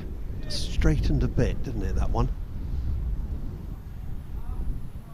Hutton with that left foot cleared on the outside. Another forward defensive. Mr. Lamb committing the cardinal sin of not having put his phone on silent this morning. It's got his fans that are giving him a buzz. Leach comes wide of the crease on that one and spears in. It's a no ball. I think what he's probably being called there is for being outside of, I want to call them the tram lines. He came very wide of the crease there. I wouldn't imagine it was overstepping. I don't know if we've got the replay, but he came very wide of the crease, and I think that might have been what caused him to be a no ball. Yes, my apologies. My phone is now on silent. I'm only jesting with you, sir. End of the over then. So 107 gone. 3 overs left. I was going to call it a power play. It's not. 110 overs would be a massive power play. 3 overs left to accumulate more bonus points. 364. That's a famous number in cricket. That's the individual total made by Len Hutton at the Oval in 1938. It was the world record for a long, long time, eventually overtaken by Gary Sobers, then twice by Brian Lara. Yeah, with Matthew Hayden sneaking in between, wasn't it? That's Against right. Zimbabwe, I think Hayden beat his 3.75, so Zimbabwe, Zimbabwe. So Brian Lara thought, I'm going to have 400. Yes, I think Andy Caddick was part of the England side. West End It was at the wrong end of one of those. I was going to say tough day in the field, but it was more than a day, wasn't it? Just had flashed up breaking news that Dale Steyn has retired from all cricket at the age of 38, 699 international wickets. I was going to link it to other South African pacemen we had on show, March and Delanga. There's one, Dane Patterson, in the Notts ranks, but actually we've got a change. Yes, we have. Delanga would have been bowling, but for the decision by his captain to come on himself. So Tom Abel, with 18 overs in the bag already, 2 for 53 his figures, is going to have another crack. He's certainly bowled his full share, the Somerset skipper. And he's going to start round the wicket to Patterson White, who gives him the dead bat. Just 8 away from 3 figures now, Liam Patterson White.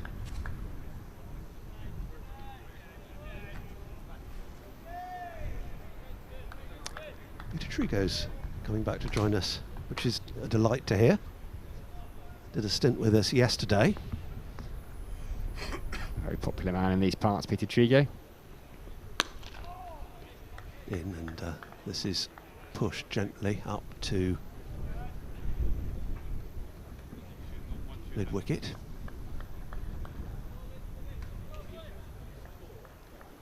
So can Patterson White secure his maiden first-class 100? Sure, all his teammates on the Notts balcony will be hoping so.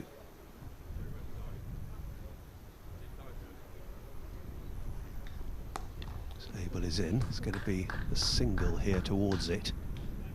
Goes down to deep backward square.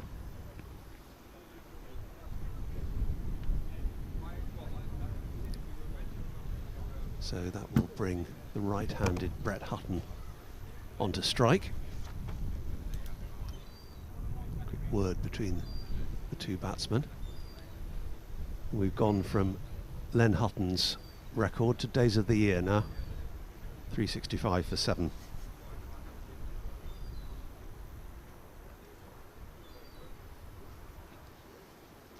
Here is Abel over the wicket to the right-hander. It's defended. Another man who's capable of breaking partnerships, Tom Abel, came on yesterday, didn't he, and picked up a wicket with the first ball of his spell. From this end, I saw a picture of it. Harry Trump, fine photographer, caught a Tom Abel celebration. He celebrates every wicket. I mean, we talk about Rudolf van der Merwe's celebration, but it also means so much to Tom, as it does all of these players. Yep. That's miscued to a degree. I think he was looking to play that a bit squarer. Looks more than capable with the bat, though, Brett Hutton. Yeah, it means so much to all these players on both sides of the fence. Both Somerset and Nottinghamshire would love to end the season county champions, potentially Bob Willis Trophy champions. Both sides in with a good shout of doing so as well. Played some wonderful cricket so far. Yes, just a little bit of natural away slant on that delivery from Tom Abel to complete the over. Sanitation break time. That was a maiden, in fact. 18 overs, 4 maidens, 2 for... I beg your pardon, there was one off it. Just the single. 2 for 54, Abel's figures now. Leach will continue after this brief break. So it doesn't look like Somerset are going to pick up all 3 bowling points. They're going to have to strike twice in 2 overs if they're to do that. And Notts getting to 400 looks a bit unlikely as well. They need another 35 from those 2 overs. It does, and I wonder if bringing Leach on maybe changed that, but it would have been risky because they could bat quite conceivably for another hour after lunch, even longer, and get to 450 if they bat sensibly, which does really give them a strong upper hand, whereas if they take risks in search of that extra point, it's a measure, isn't it? Do you go for the extra point, or do you think we'll set up and actually we get an extra 8 and also deny Somerset 8? If Notts were to win, they'd be on 16. Somerset wouldn't take any. As Leach starts, Patterson White tries to turn it around the corner. Tom Banton picked it up on 93 now, Patterson White. So he slowed down a little bit, still scoring at a more than decent rate, and he faced 100 balls for his 93. 7 short of what would be a richly deserved 100 as Leach just floats that one up outside off stump a little bit. Patterson White drives. Jack Brooks does the fielding. A relatively deep mid-off, but it was hit so well there's not a single there. Leach coming around the wicket as a left-hander to the left-hander, who squirts that out towards Josh Davey at backward point, who does the fielding. Very distinct difference between the caps of James Hildreth and Josh Davey, the two players in front of us. Josh Davey had his for a couple of years, Hildreth had his for a couple of decades. Well worn as Patterson White just nudges that down the ground. Marchant de Lange, he will take just a couple of strides for him, huge strides, and he pings it in. He's a very good outfielder actually, Marchant de Lange. Moves very quickly. He's got a rocket arm, as one might expect, given that he bowls rockets. As silly mid-on comes back in, Leach just asks Jack Brooks to take a few steps back at now long on. Hutton defends back down the ground to Leach. Just 1 ball left of this over, so 7 balls for Somerset to take 2 wickets. And Hutton will be thinking of his partner as well, and the fact that he's on 94 not out to be there for him. Defended back down the ground. Leach has the fielding, so 109 overs gone. 1 over to go in order to pick up any bonus points. You'd imagine it would be done there. Notts would need an exceptionally good over. They need 34 to pick up the 5th batting point. When we like to see that, that would be explosive for Patterson White to go to 100 by taking 34 in an over.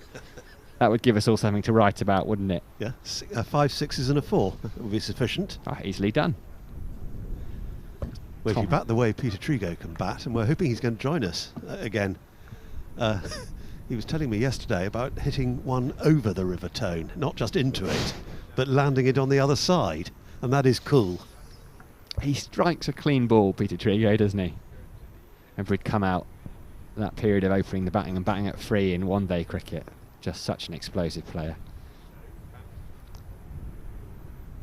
Here comes Tom Abel, and this is going to be a boundary for Patterson White. Now that takes him ever closer.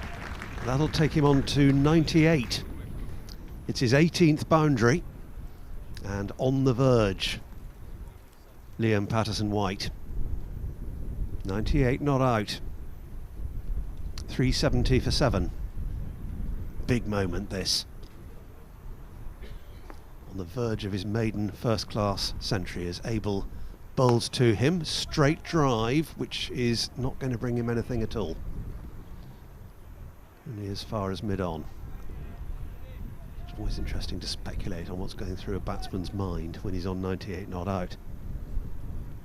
And particularly when he's never got this far before in his career. No, the Notts players assembled on the Ondarche pavilion will be ready to get off their seats. This is clipped. Oh, there's a misfield here which could bring him the 100. It's going out to deep square leg. In fact, it's just a single. Take him to 99. That's a rare misfield from the Somerset camp. It was a dramatic moment as well. 99 not out. Patterson White. Was it Tom Banton, the guilty party? He looks too sweated to me. Yeah, I think it might have been. He's a tall man, Tom Banton, just didn't quite get down low enough. Squirted through his legs. He's on the edge of the practice pitches as well, which sometimes play a part. Indeed. In that position. Here is Abel into Hutton, who plays the ball back to him. So Patterson White has to wait. Had the advantage, that misfield, of taking him off strike. So he's got a bit longer to think about it and look at that scoreboard. Not sure that's a good thing. He's not looking in that direction at the moment. As Abel goes in. driven by Hutton, was thinking about a single. It's not there.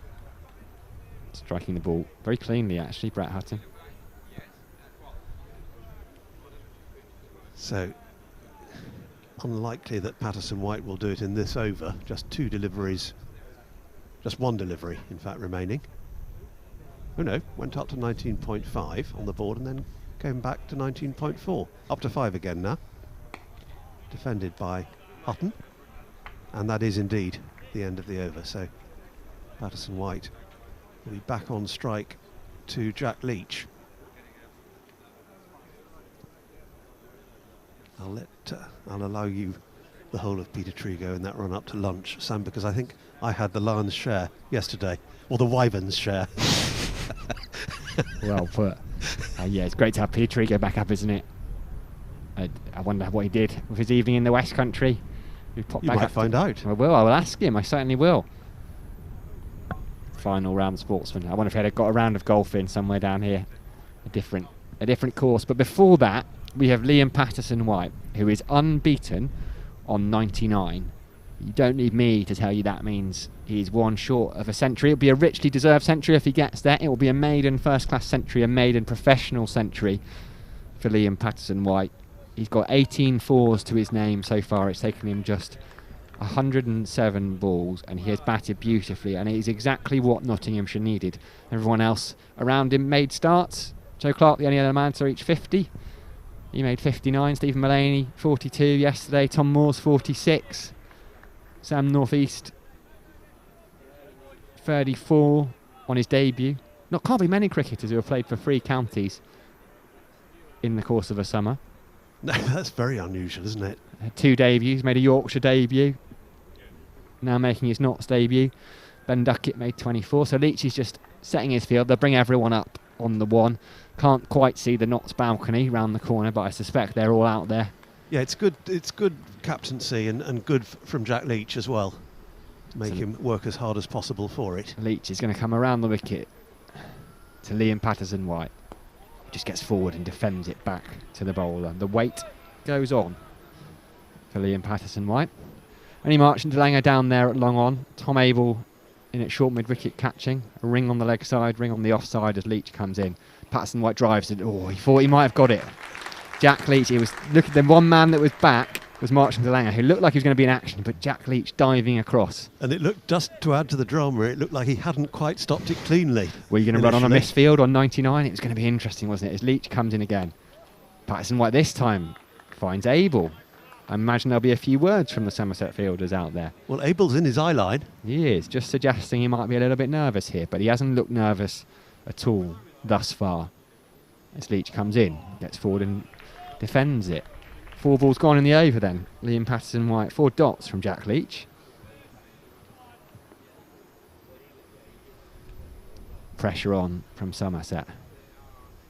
Here comes Leach. There goes Patterson-White. Oh, and again, Leach dives away to his left. Stops it, 1 bounce. He was going to head to Marchant DeLanger. He's got 1 ball of this over to reach 3 figures. I don't think he'll be too flustered. I'm quite excited about it though. I think he's batted brilliantly. Comes in, dug out. Almost a Yorker from the left arm spinner. A maiden from Jack Leach. So Liam Patterson-White remains unbeaten on 99. Yeah, terrific to bowl a maiden in such circumstances. And he gets a well-deserved pat on the back from teammates Jack Leach. Well bowled. But Patterson-White is still there. He still has this opportunity for a maiden first-class 100. Just 1 run away.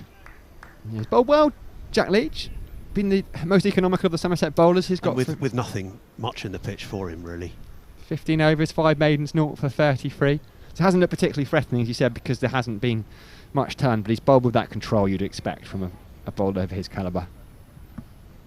Here's Tom Abel then, starting a new over. And dot ball to start. Brett Hutton on strike at the moment. There hasn't really been much that this pitch has had to offer anyone in bowling terms. It's pretty flat. It may have been green tinged first thing, which would have been one of the reasons Somerset put Notts in, but it's not offered much. Swing and a miss.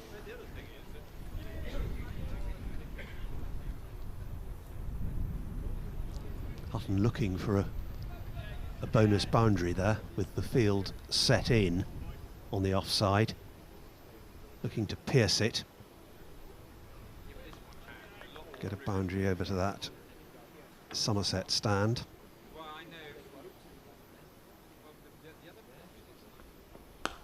Driven again, and again there won't be a run. Ben Green is on as substitute, fielding that at mid-on.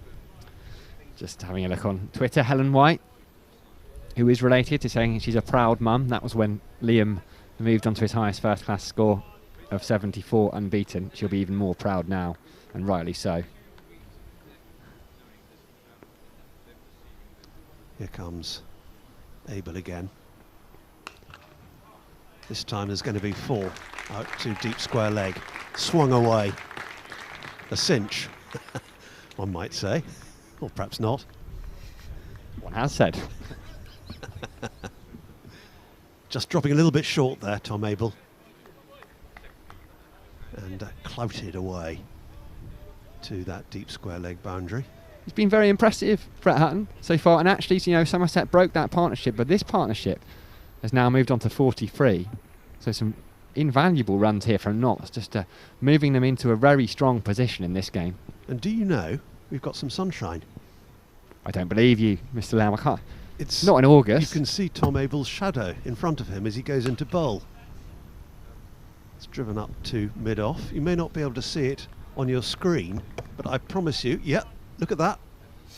There is the shadow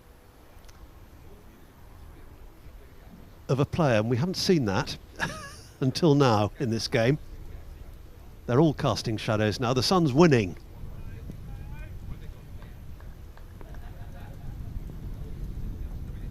Here goes Abel, and defended again. So just the one scoring stroke off the over, that boundary out to deep square leg. And the spotlight reverts to Liam Patterson-White, and indeed to Jack Leach, and indeed to Sam Dalling. I might even leave my seat again. Yeah, I'm very excited by this. It's always brilliant to see a young cricketer has come through the academy at Nottinghamshire and is having an absolutely fine summer, and the sun is shining upon him. The Somerset fielders are around the bat again. Tom Abel is in his eye line. Jack Leach bowled a maid, and he's been stuck on 99 for a couple of overs now, Patterson-White. Here's Jack Leach. Pushed again, he's going to remain stuck on 99. Josh Davey doing the fielding at mid-off. A few more chirps from the Somerset fielders. It's always enjoyable, isn't it? A play within a play. It is. It's just a mini game going on here. Leach bowls. Push back at him. Remains on 99. He doesn't look ruffled at all. Not in the slightest. It's been so impressive, hasn't he? Wasn't really that ruffled by being struck on the helmet. Pushes back. He's going to take a single here. There it is. Maiden first class 100 for Liam Patterson-White. The helmet comes off. Richly deserved round of applause from the Cooper Associates County Ground. His balcony, his fellow colleagues from Nottinghamshire are on their feet.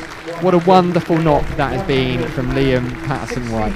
Exactly 100 not out. Gets a round of applause from Tom Abel and the Somerset fielders. Gets a handshake from his partner at the other end, Brett Hutton. He's been stuck on 99 for a little bit. He just pushed one to Jack Brooks and thought, right, I'm going to run there.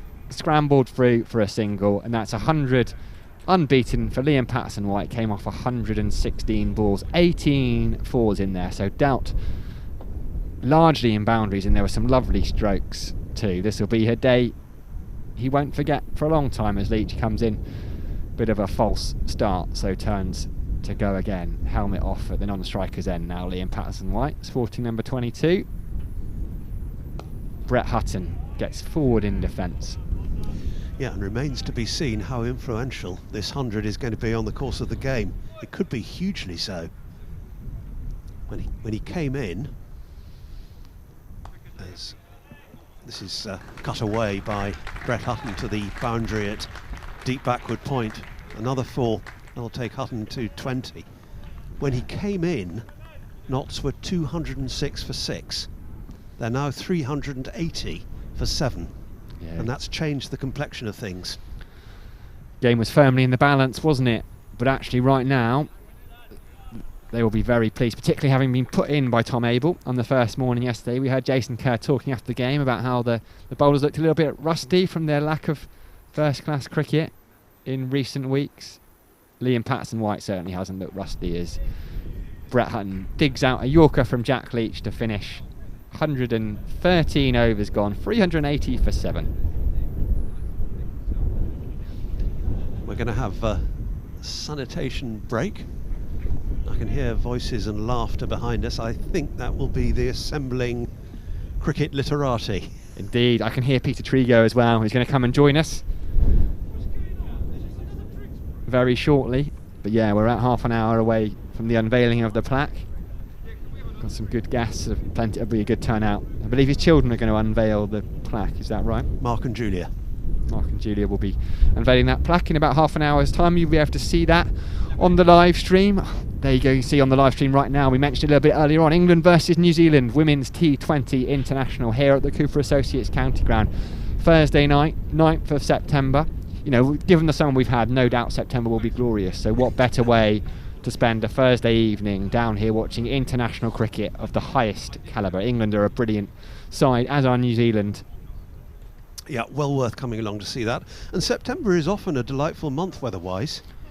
So sometimes when you expect a lot of August and you get disappointed, September, it's an autumnal month maybe, but you can still get some good sunshine. I'm certainly hoping so, because this is part of my 3-week holiday from my office job. I'm off to Scarborough next week, so some beautiful sunshine would be lovely. The 1 week of summer we've had, I was unfortunately isolating when it was 30 degrees, so I couldn't leave outside. I was on the outside looking in, a bit like today.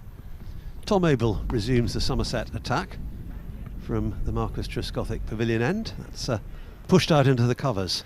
I wasn't first delivery. I wasn't at all. I was on the inside looking out. Yeah, that sounds nearer the mark. Yeah, I think it's much nearer the mark. That's where I was. It was very warm. Quite uplifting to see the sunshine here at the moment, here at Taunton. Shining on Tom Abel's back as he runs in. Again, this is driven by Patterson-White. He must be feeling $1 million. See that figure of exactly 100 to his name on the board on either side of the ground.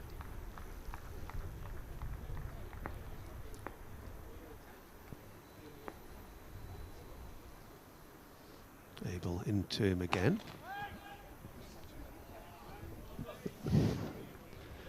Indeed, I can hear the voice of both Peter Trigo and Vic Marks. I think I heard Pete Trigo comparing himself to Billy Connolly in the back there. Is that right? Brilliant to have Peter Trigo in with us very shortly. Yeah, I was saying I had the bulk of Pete's company yesterday, so I'm going to leave him with you, Sam, as Abel comes in.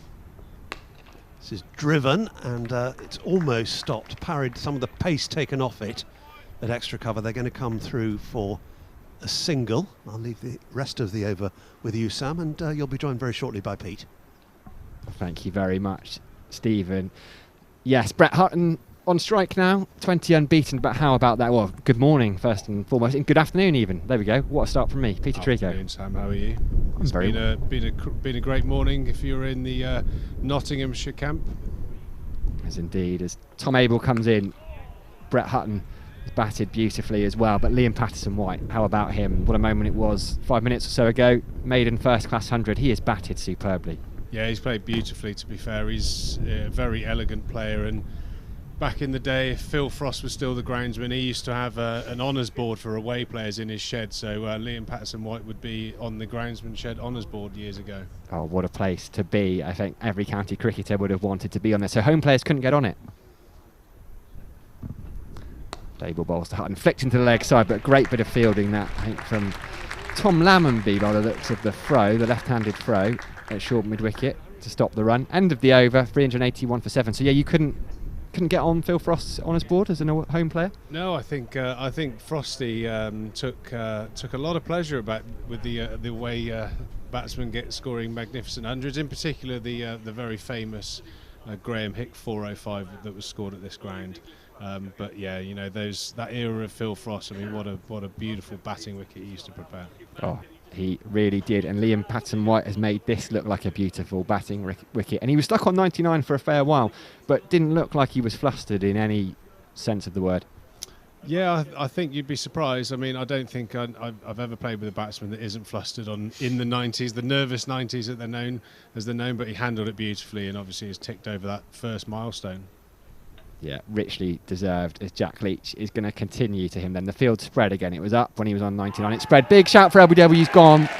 Almost instantly given. So that is the end of Liam Patterson-White. He has made 101. He gets a pat on the back from Tom Banton as he marches off. Somerset have their 8th wicket. Jack Leach has his first of the afternoon. But Liam Patterson-White, yes, he'll be disappointed to have not made more, but he will get a richly deserved round of applause from the Cooper Associates County Ground and from his colleagues up on the Ondaatje Pavilion dressing room. Superb stuff. Yeah, it's a cracking knock and a fine moment for the young man. Obviously, you'll remember this for many years to go. Your first maiden first-class 100 is always a very special moment for any cricketer, and to do it at a great ground and in a pretty important game for the club. So obviously he set the game up beautifully. Now that Notts are obviously coming ever closer to that 400 mark, which is always the goal for most teams batting first. Well, when he came to the crease, Notts were 208 for 6. So at that point, the game is hanging firmly in the balance. You'd see there were a few half-century partnerships, and then Somerset would take a wicket. So it was a really important moment because 250 all out, and suddenly Somerset have the momentum. But now you'd say very much with your side. Yeah, I mean, I have to be honest, like day one, maybe after the first session, you'd probably par the wicket at around the 300, 320 mark. But obviously as yesterday sort of wore on, it looked like it was a relatively easy pace pitch, as I mentioned yesterday. But, you know, 380 to the 400 mark, obviously we'd look to kick on from there. Is going to be some sort of total, and will certainly put Tom Abel's men under some pressure. But you know, the one thing I think that was lacking in the innings was one of the Nottinghamshire batsmen scoring 100, and obviously Liam's done magnificently well. Like I said, you know, converting that in score of the 40-50 into 100, so he's done a great job. Yeah, he really did. He had a knack of... Stephen Mullaney batted beautifully for his 42, but I'd noticed so many drives he hit really well, went straight to fielders, whereas Liam Patterson-White was brilliant at just picking the gap. As we see Luke Fletcher, I think one of my favourite cricketers, one of many people's favourite cricketers, is at the crease facing Jack Leach, gets onto the back foot and pushes that one out. Yeah, the leading wicket taker in the county championship, Luke Fletcher, this summer, but also a fine, more than capable batter. Hasn't quite got the maiden first class 100 himself yet, but he can hold a bat.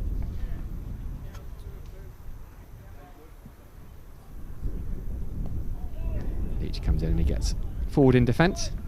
Yeah, not only a fantastic bowler, Fletcher, he's one of the best human beings I've ever met. He's great to be around. He's a bubbly character. He has plenty of banter with the crowd, so I think he's a bit of a county favourite, not just a Notts favourite.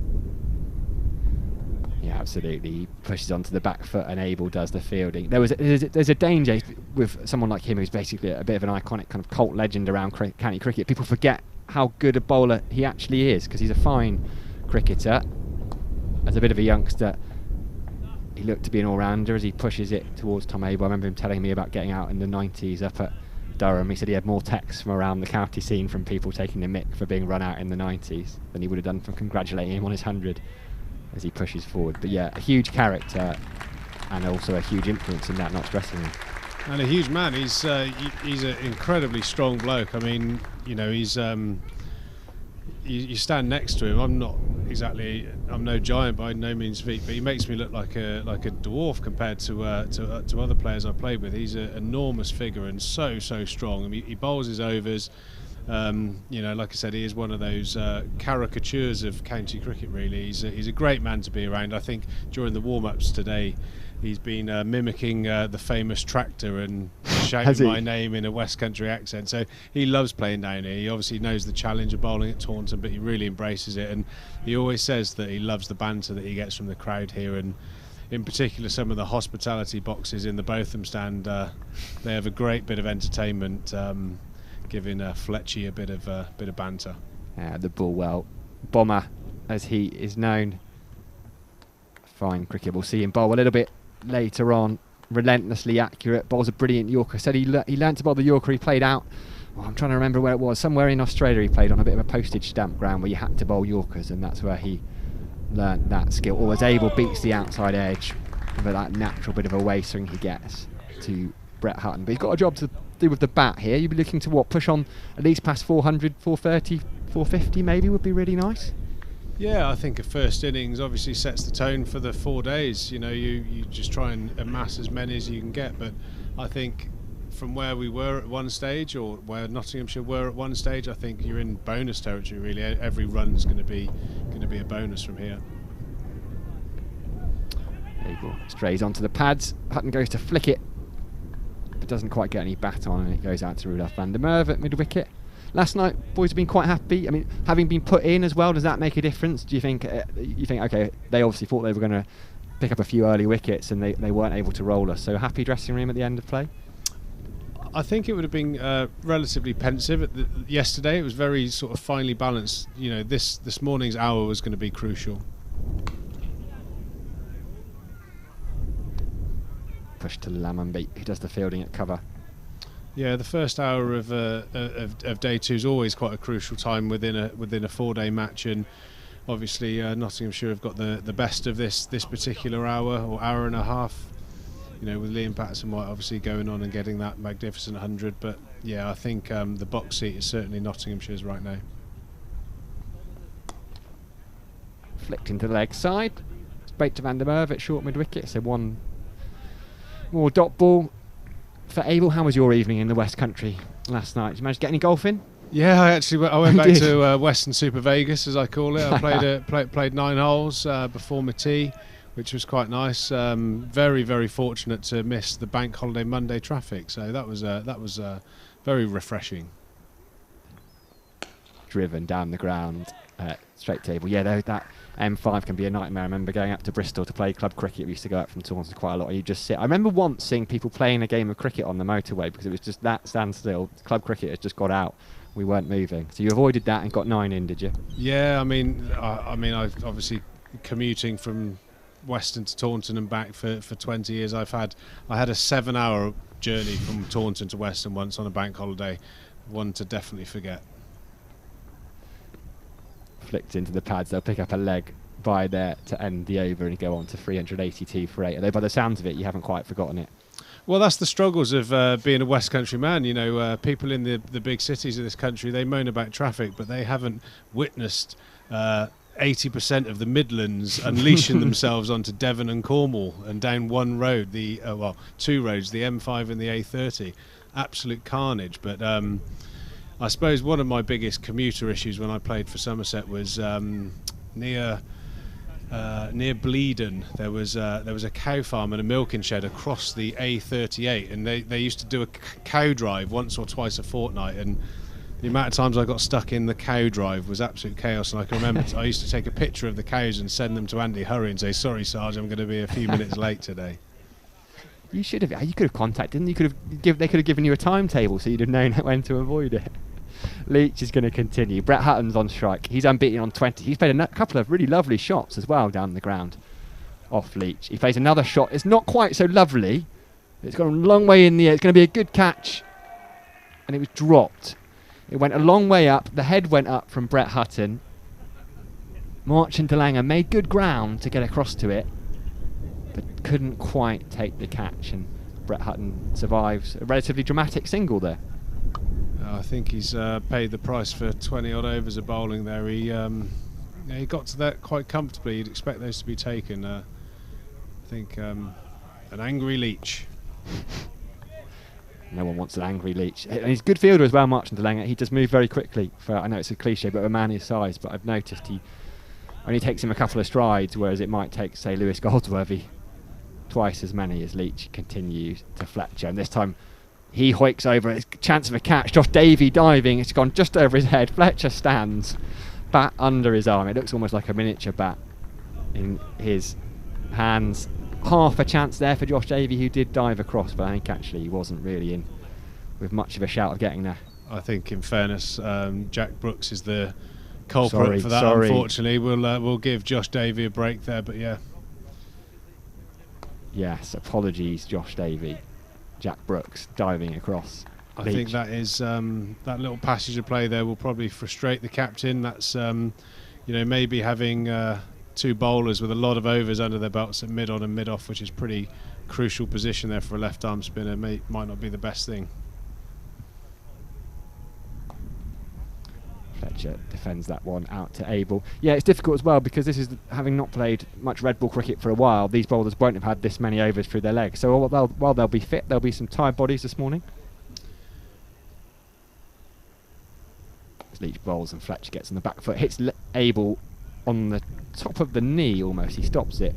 Dot ball to end the over. I mean, it's a thing that I think will evolve from one-day cricket and probably will make four-day cricket the better for it, is having your best fielders in the right positions. I just think, I think maybe if Abes has a bit of time to reflect on his, choice of fielders at mid on and mid off, which, like I said, against two guys that are going to want to try and hit Leachy down the ground, having two guys with 40 plus overs between them of bowling, maybe it would have been best served for himself to be one of those fielders with a Lammonby or someone like that, someone who's going to probably be a bit more sprightly across the ground.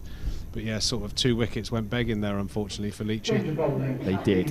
Here is one of the man who dropped the catch, Martin de Lange. He's going to come back on, and we've had a message in from a fellow son of Weston-super-Mare, I believe, Mr. John Cleese. He's just messaged in and said how lovely it is to have Triggs back in Taunton and to hear him chatting so interestingly, presumably referencing the cow crossing tale. The cow drive, very unique to the southwest. Martin de Lange goes up for the Yorker. Well, those are the kind of things you don't understand. I've moved to London now, and you don't get that in London, and you try and explain that to someone who talks about London traffic. It's only down here. You certainly don't. You get electric Ubers nowadays, don't you? But it's what a lovely thing to think that someone of the calibre of John Cleese is listening to the live stream here at Somerset. I mean, how cricket's moved on over the last few years. Indeed, as Martin de Lange bowls pushed out into the leg side. I do love a huge Somerset fan, John Cleese. I'd love, because his Twitter account, he's followed by millions from his Monty Python days, and occasionally there'll just be a tweet about James Hildreth, to which most of the people following John Cleese on Twitter are not doing so to hear about James Hildreth's 100. It must just bemuse them a little bit. But that's the great thing of being part of the Twitterati, isn't it? I mean, he's able to put James Hildreth on the map. He is indeed. Another dot ball to Hutton there, although James Hildreth does a good job of putting himself on the map too. So we're talking about Liam Patterson's White's maiden first class 100. Can you remember yours, Peter Trigo? Yeah, it was on this ground against the West Indies. I remember I don't know quite how that happened, but short, pulled away, lovely looking shot, although there is a man at deep square leg, so they will just pick up 100. Yeah, was that a tied game? It was an extraordinary game. I believe Graham Rose got out on the last ball and we tied the match. But it was, I'm old enough now, turning 40, that I could admit to the truths of that innings. A friend of mine in Weston-super-Mare opened a pub, and he had an array of ciders. And I think day 3 of that game, I got invited to the opening. Mr. Lange bowls to Fletcher, who drives nicely down the ground, but it is stopped by Josh Davey, who looks to be hurt. He slid across. I don't know if he's hurt or just laughing at the misfield. They did take a single. No, he hasn't got up just yet. I think that might have caught him in a sensitive area, let's say. Yeah, it does look like he's the inner thigh is being clutched. Martin de Lange will continue to Hutton, who has also just been struck in a sensitive area the very next ball. Things happen when Martin de Lange is bowling. So end of the over, 389 for 8. So you turned down the invite to the pub opening, presumably because you had a game the next day, is that right? Initially, until I realised that we were going to be chasing 400 and odd on the final day. So I went to said opening of a pub. I think it was called something like the Raglan Arms, and I had a couple of pints that led to a couple more pints, and a couple of those cloudy ciders that in Somerset, they might say 5.5% alcohol volume or whatever it is on the side, but they sort of do funny things to you. And I can remember coming down the M5 in a bit of a shocking state, and Kevin Shine, the coach at the time, had sensed that I'd had a few too many the night before, and he said, "Triggs, you're batting 3 today, and if you don't get a score, you're in the office later." what inspiration. 140 runs later, I was in the clear. Yes, a fine knock from Peter Trigger. What a side. Matt Wood, Neil Edwards was around back then as well, was he? No, it can't have been that Neil Edwards. It was. Heaved into the leg side. Might well have been Neil Edwards' debut. By Luke Fletcher, who picks up a boundary there. And I didn't realise Neil Edwards was around all the way back then. Matt Wood, Kieran Holloway was a fine cricketer. Parsons, Sapaya, Dutch, Durston, Gazzard, Graham Rose and Matt Bulbeck, as we see the replay. Oh, Bully, he was but for injury, he could well have been a test match cricketer, Matt Bulbeck. Oh, without doubt. He's one of the ones that got away, with the injuries and the way that injuries were managed back then. I think in the modern day, he probably would have been patched up in some surgical manner. Leach, Fletcher giving himself some room and goes inside out over cover.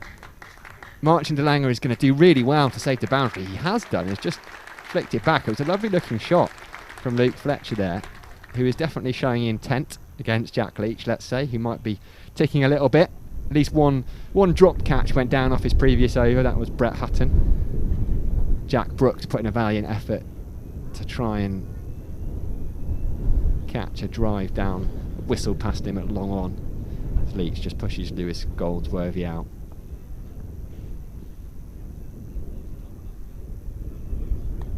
To the back foot and just a dot. Yeah, it wasn't a bad West Indies side that either. Mr. Christopher Gale opening the batting. Dwayne Bravo was in there. Yeah, it was pretty Gareth good. Breeze. I can remember having one of my career highlight compliments so early on in my career, that game.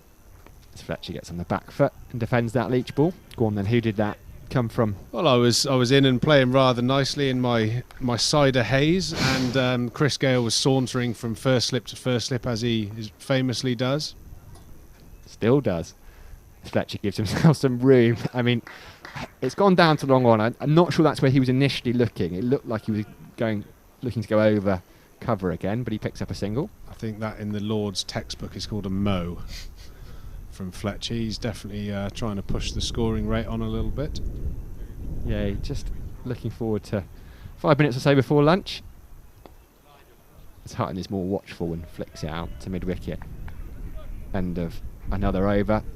3-9-6 for 8. So Chris Gale is making his way from he's first slip walking to first past slip. me. I think he's secretly quite impressed with the way I was going about my business. I don't think my footwork was on song that day, but the hands and eyes were working somehow. And he said to me, "Hey Trigo, have you got any West Indian in you?" And I was like, "Oh, okay, where's this going to go?" And he said, "Because you bat like one of us." And I thought, yeah, actually, that's not the worst compliment in the world from one of the the West Indian greats. And even at that stage, you could see the power that the man possessed. Yeah, and to be a teammate, more than a decade later? Did you remind him of that compliment? As de Lange continues, scoreboard is 1 ball behind. Hutton just flicks it to Abel, who pings it in to Stephen Davies. Yeah, I think we've played a bit of franchise cricket in different parts of the world against each other, so you sort of get familiar with guys like that around the hotels. But obviously playing here, I mean that was almost like, I think that innings there gave I had a little bit of respect in the locker from the great man.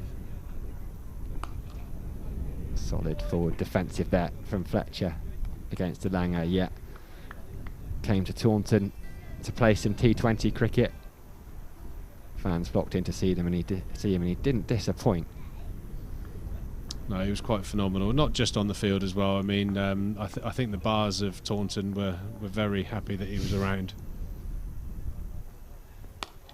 Pushed into the leg side there from Tom Abel. Another man I think he frequented the bars of Taunton quite a bit. It's his birthday today, Mr. Chris Rogers. When he was here as skipper, he enjoyed an evening in a bar in Taunton. Yeah, he certainly did. Obviously, I can't imagine he's listening, but happy birthday to Buck. What a great man and great servant to cricket. Left alone outside off stump by Fletcher. March de Lange. This might be the last over. 2 balls left, so I think we might get one more from Leach, in fact. Yeah, we've had some great. I mean, the overseas players that have played for Somerset are famous, and the list is long. But Chris Gale is one of the guys. I mean, if there ever is such a thing as a one-man carnival, Chris Gale is on and off the field. He's just absolute box office. Defensive shot there from Fletcher. Yeah, and he wasn't here for very long, but you know, the Taunton Bars loved having him here. He scored lots of runs, but I did hear also he was brilliant with the kind of fans and the young fans. He was more than obliging. Sometimes it would be for a player who's as a bigger name as he is to not want to engage because he does it so much, but he was completely engaged with everyone while he was here. It was amazing, actually. You know, I spent a bit of time with him. It was my benefit season that year, and he played one of my benefit matches. He just had endless time for people. It was amazing.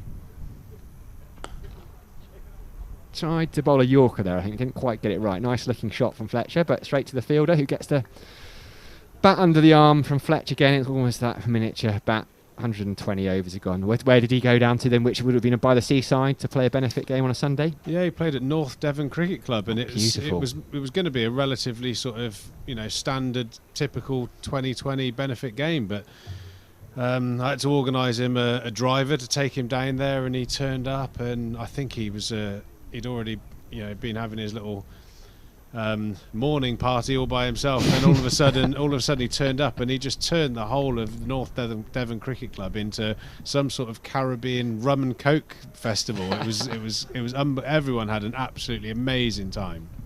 People must have been scrambling as Jack Leach bowls to Brett Hutton, who pushes forward. I can't imagine. It's a beautiful ground down there at Instead. The Overton boys grew up there. Chris Rogers played there as well, club cricket back in the day.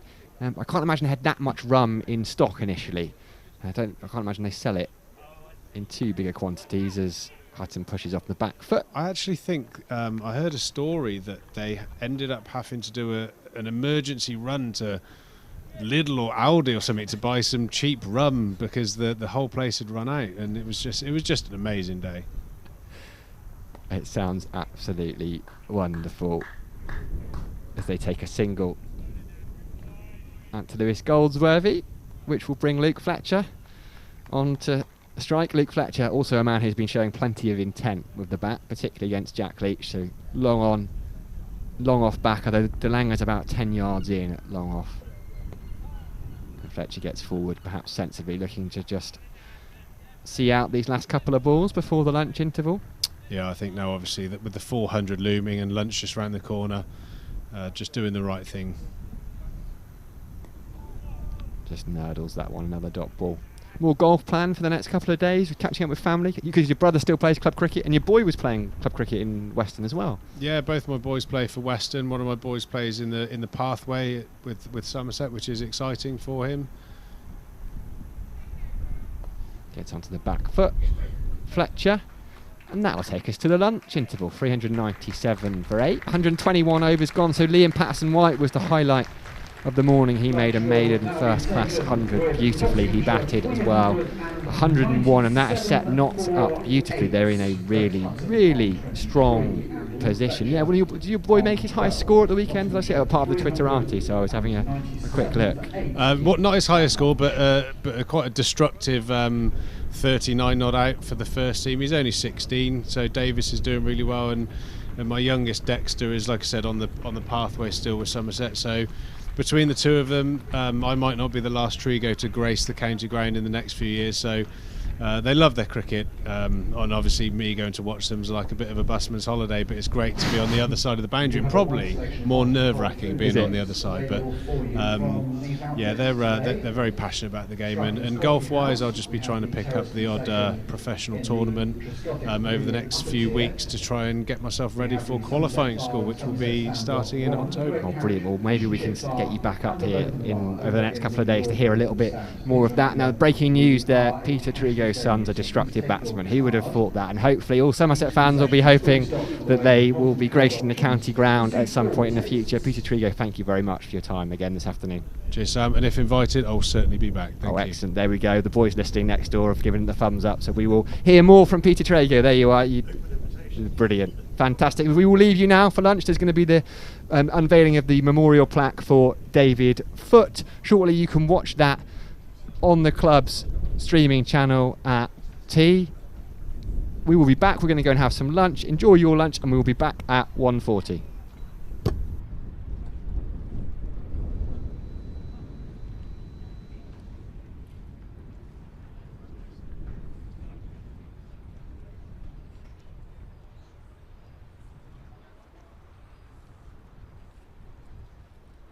the other Division 1 latest scores, it's lunch in the game between Lancashire and Warwickshire also. Warwickshire have reached 317 for 5 against Lancashire. And in reply to Yorkshire's 243 all out, Hampshire are 11 for 2. Hampshire 11 for 2, currently trailing there by 232. Once again, a reminder, the Somerset Cricket Museum is open during this lunch interval. No entry charge, any donation much appreciated. Somerset Cricket Museum open during this lunch interval, and also tea.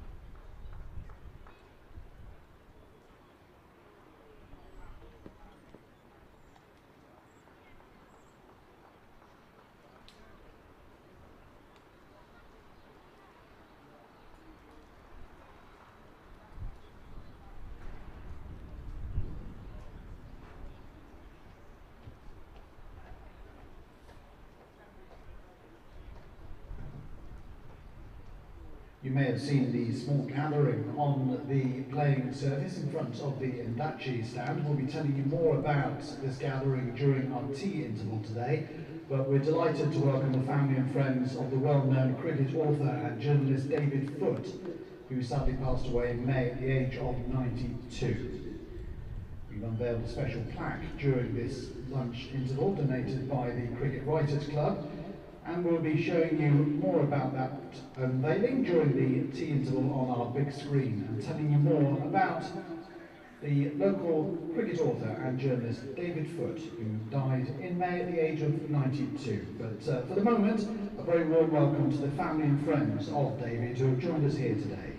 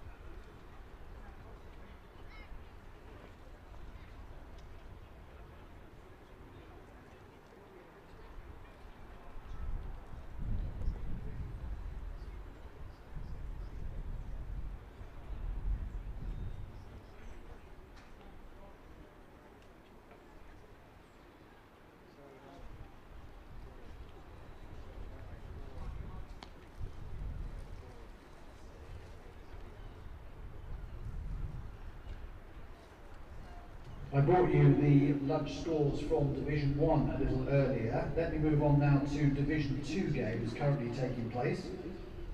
Northamptonshire are 327 all out at lunch against Gloucestershire. Also in Division 2, replying to Glamorgan's 134 all out, Essex are 215 for 5 at lunch. And into Division 3, replying to Sussex first innings 264, Worcestershire are 82 for 3. Replying to Middlesex's 282, Derbyshire are 22 for 2.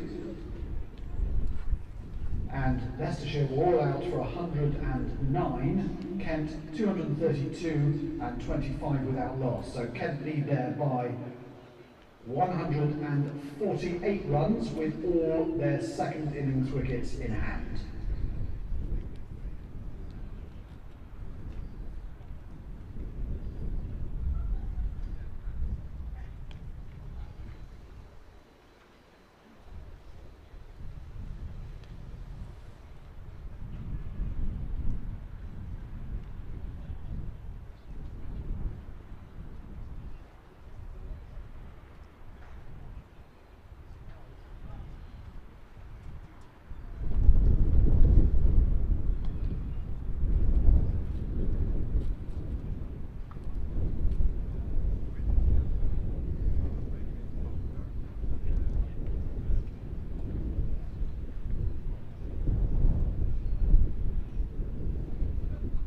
On September the 16th, we'll be celebrating the 40th anniversary of Botham's Ashes.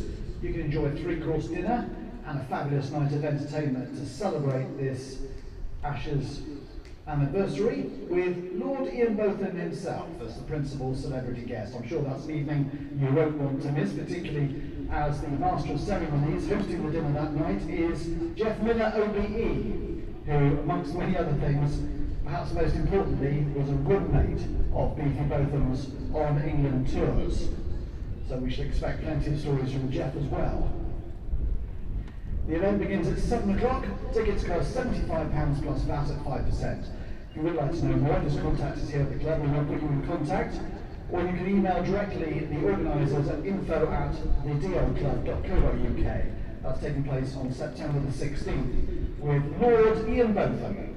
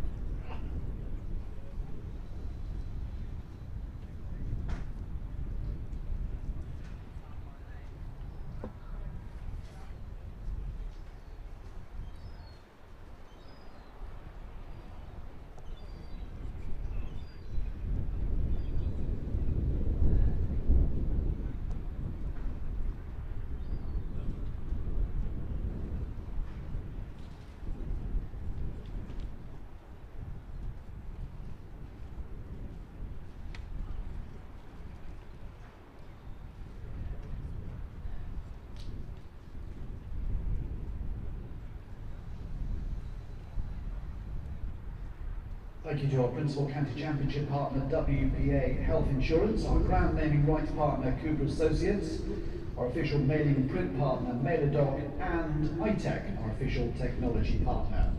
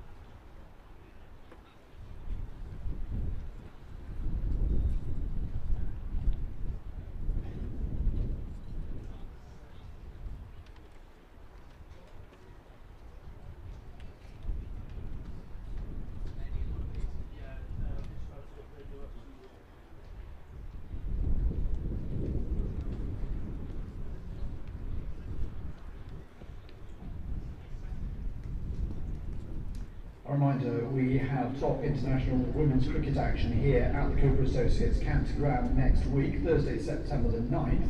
It's England versus New Zealand in the Vitality IT20.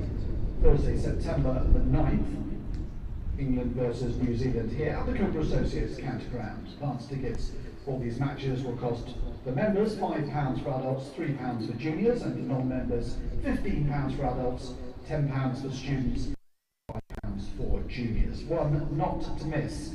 It's the Vitality IT20 International between England and New Zealand here at the Cooper Associates County Ground on Thursday, September the 9th.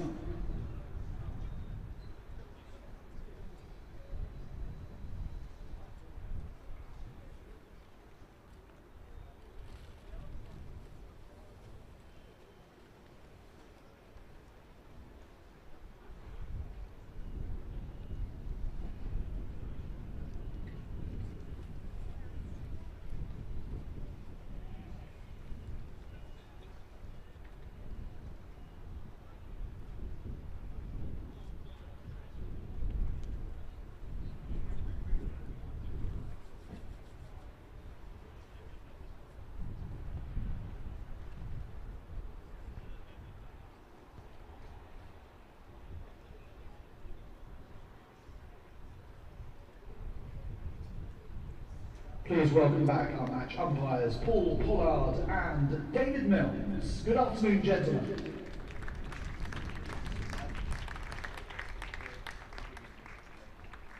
The Somerset team are led back out by Captain Tom Abel. Nottinghamshire resuming after lunch on 397 for 8. Please welcome back batsman Brett Hutton on 23 and Luke Fletcher on 12.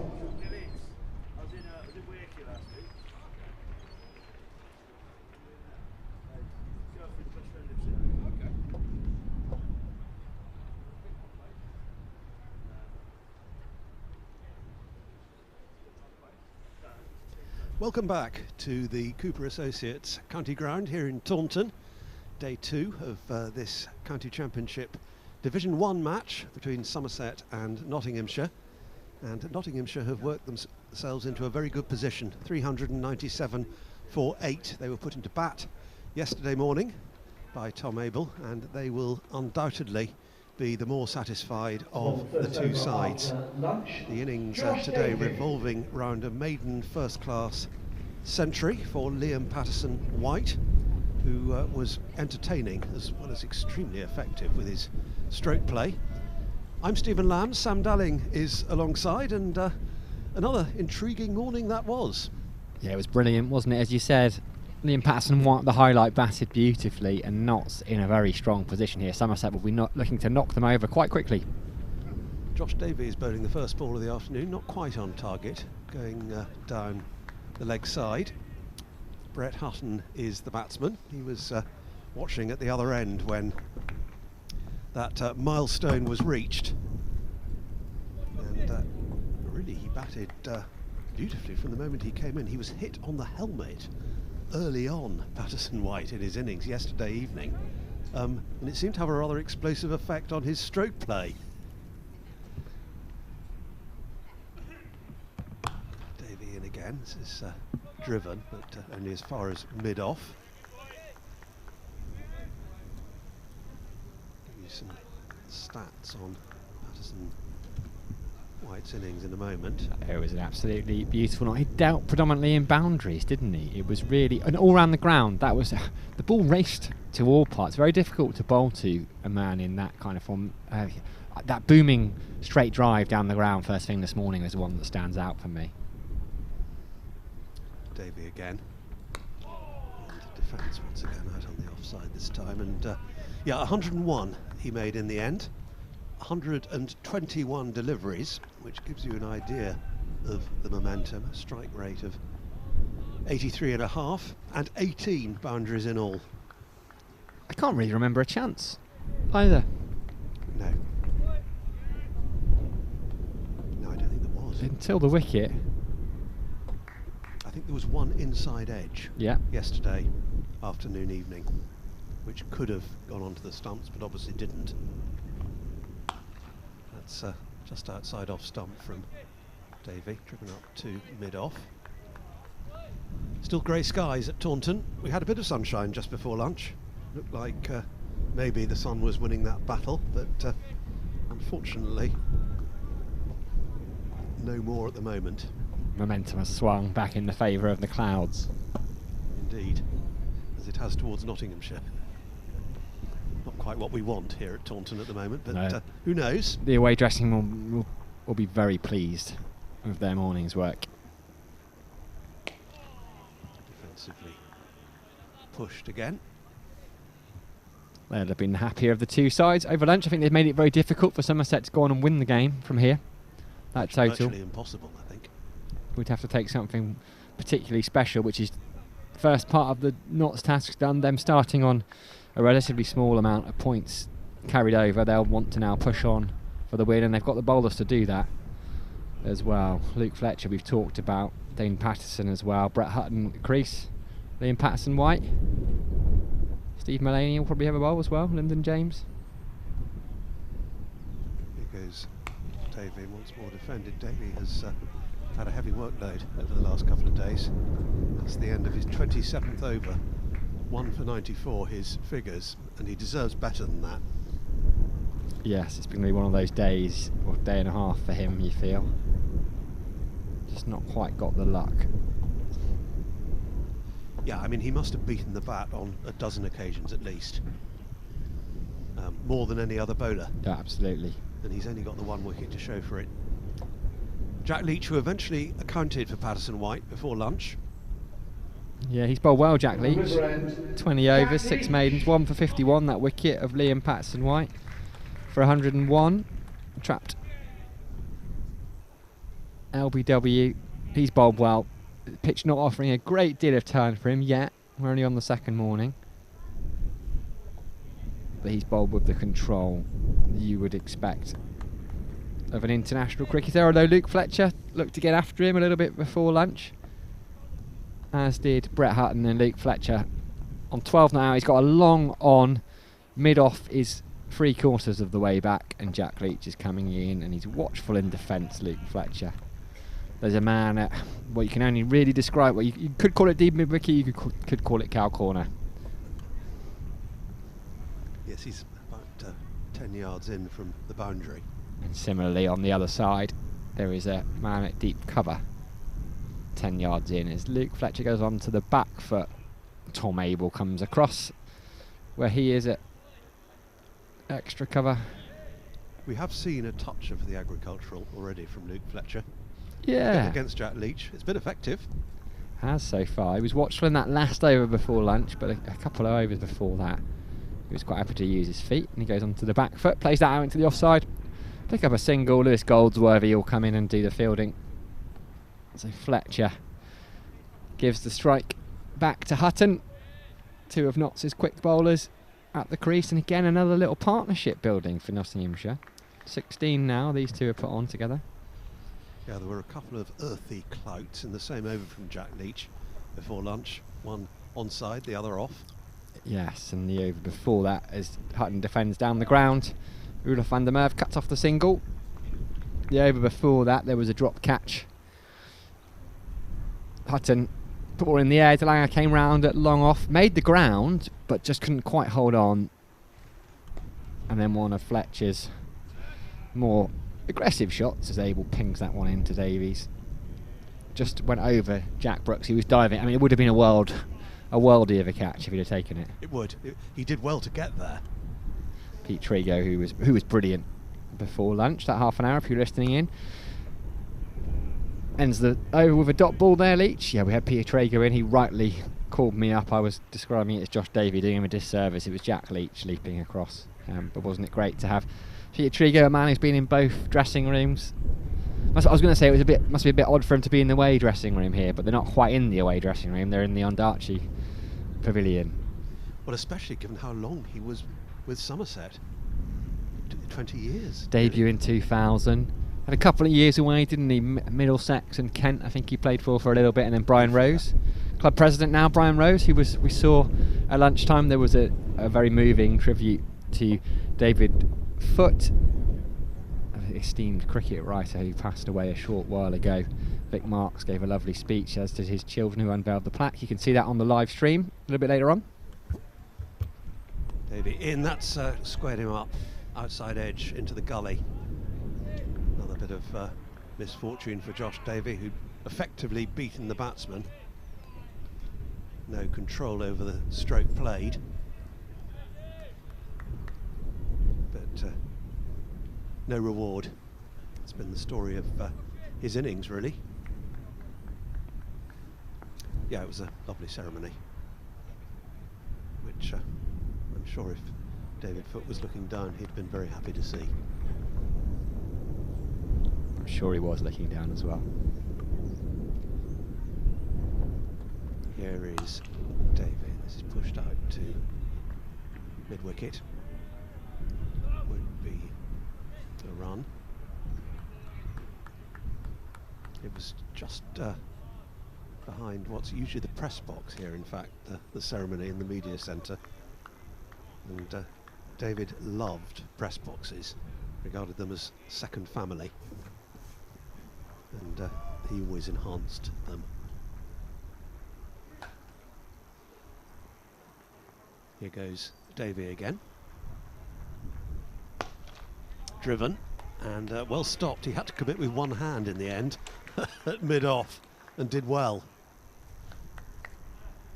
To DeLange down there, giving the ball a bit of a polish. 3.98 for 8 then, Notts.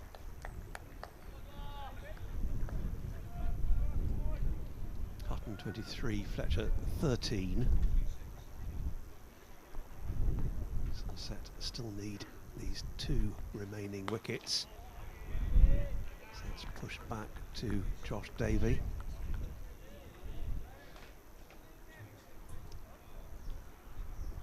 So there are 2 plaques, one on top of the other. There's been one to Eric Hill, who was another press box great here at Taunton, hanging there, and now, and that's a circular one and an oval one for David Foote, hanging just above it.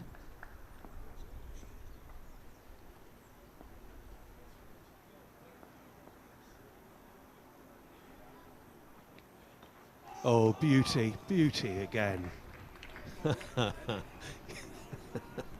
Just the body language says it, doesn't it? It was an absolute jaffa there, beating all ends up. Josh Davey, just his continued bad luck, didn't it? It just pitched on. It was on, middle and off, and nipped away from him. What's he got to do, Josh Davey, to pick up another wicket? DeLange's telling him. He is. He's got a grin on his face, Josh Davey, but there'll be a grimace underneath it.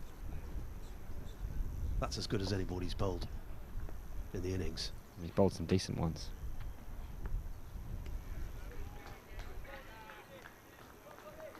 Fletcher respectfully leaving the final ball of the over.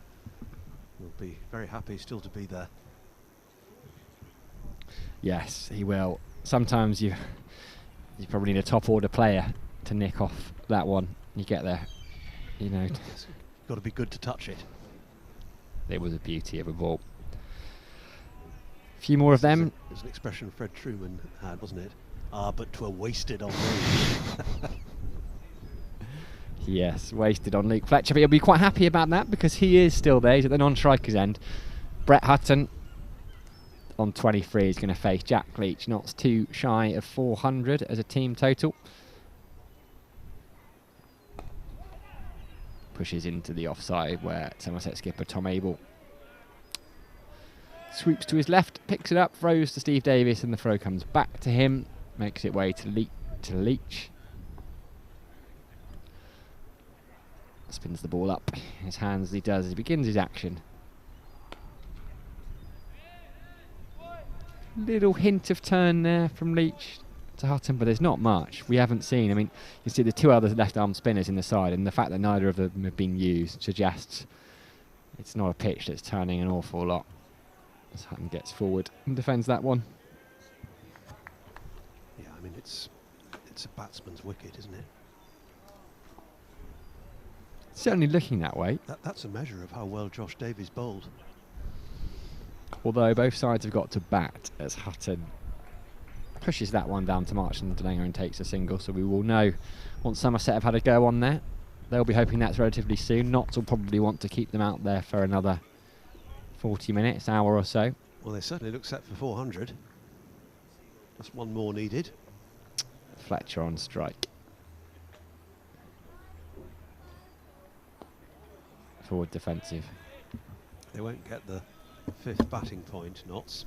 Have to be content with 4 for that, as Somerset have to be content with 2 for bowling. We left the bonus points zone, 15 overs ago.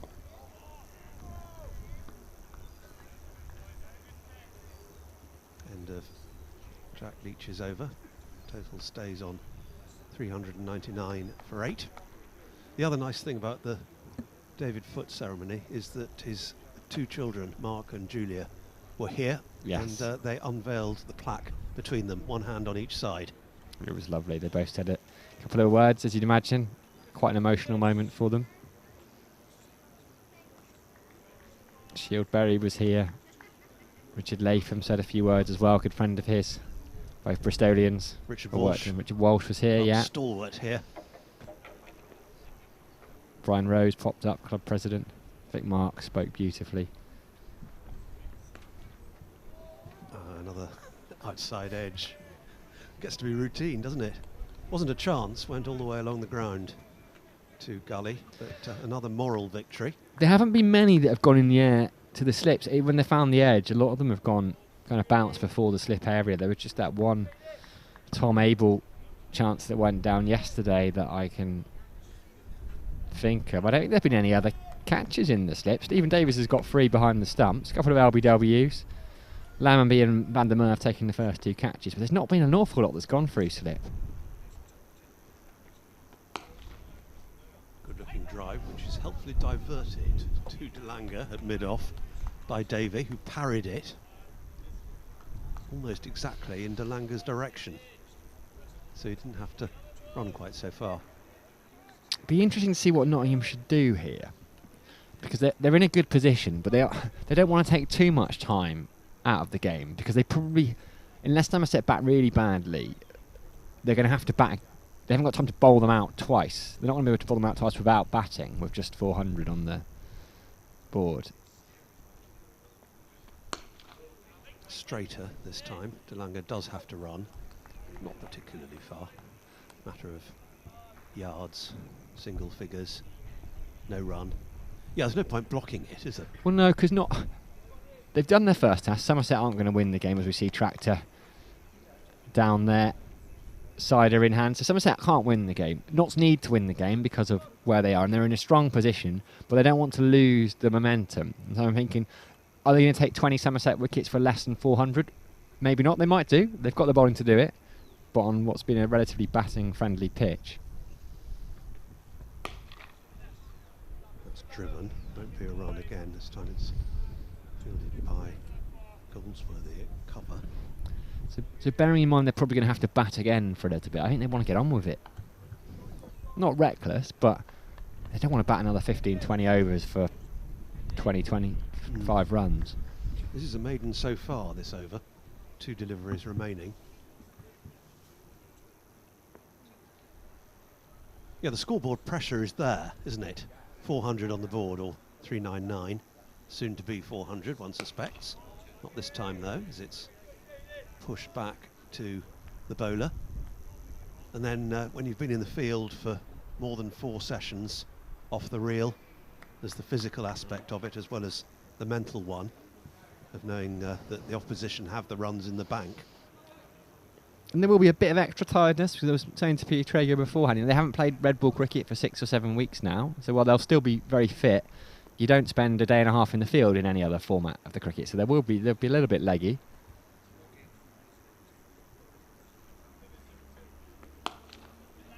Straight as a die and driven up to mid-on this time. So that is a maiden for Josh Davey.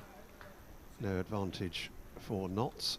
That 399 stays up on the board. So we've had 5 overs after lunch, and just a couple of runs added. So at some point I would expect them to go for a little bit. We saw some signs of aggression before lunch. I'd expect them just to try and kick on a little bit, because suddenly if you can get to 430, 420, 430, 440 quite quickly, and then have a go at Somerset. Well, we've seen Luke Fletcher show the inclination against Jack Leach before the interval. Will it re-emerge in this over?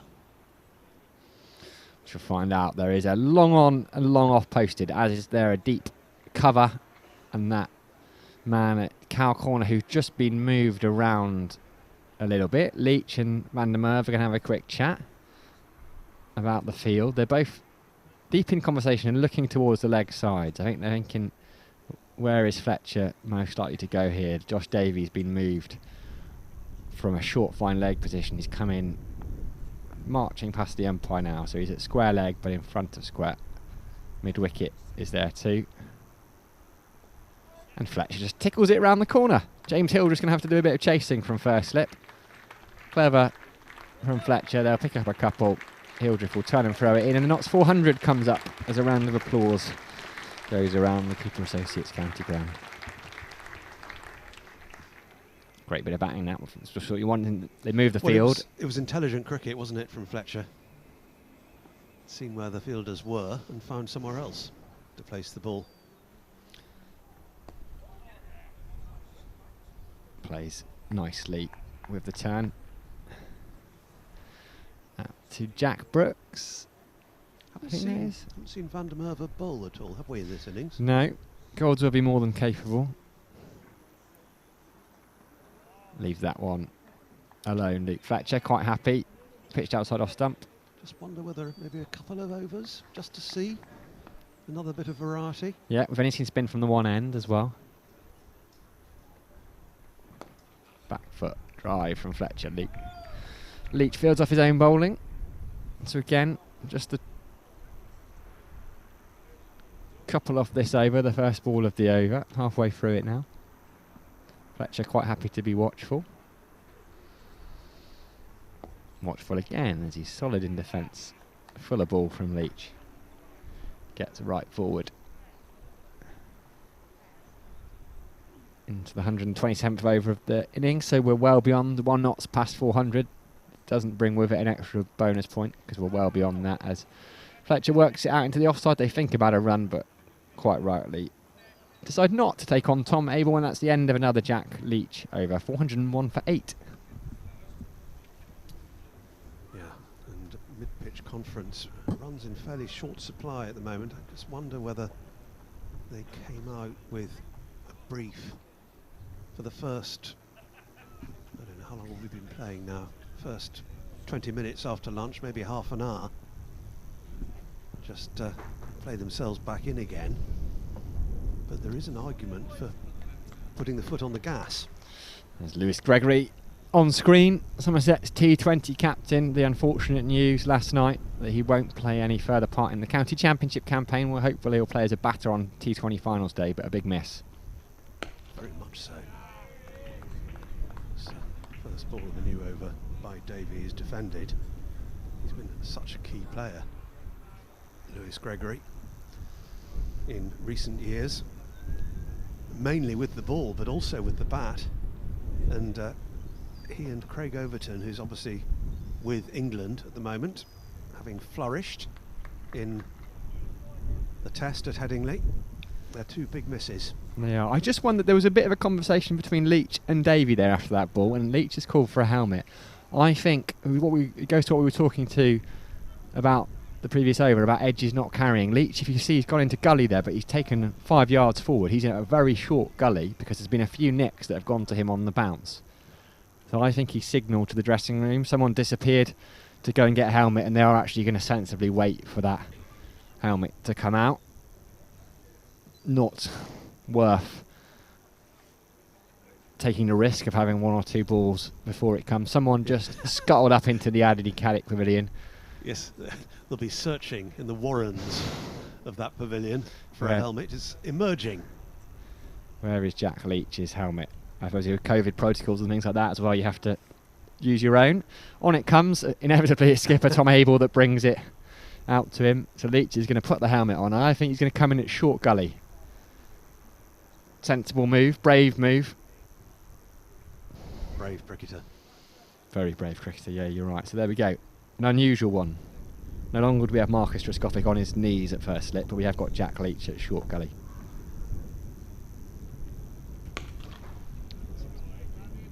Driven in the arc again, up to De Lange. Yes, that was a feature of Marcus Trescothick's latter years here, on his knees at second slip, looking a tad supplicatory.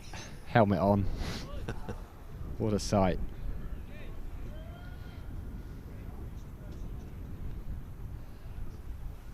And we're in his pavilion, looking down. He's with England, of course, as batting coach. He is. Two of the catering staff just getting moved. We're set right in front of the side screen in bright purple. Quite right. Davey can see the humour. Quite rightly, Brett Hutton has taken exception to that. Somerset trying all they can to get the wickets.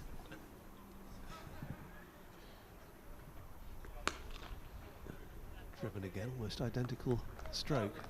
De Lange being kept busy at mid-off. Another dot ball. Davies certainly keeping things quiet. This is his 30th over He'll sleep well tonight. He's got through some serious work, Josh Davey, and has bowled beautifully with very little reward.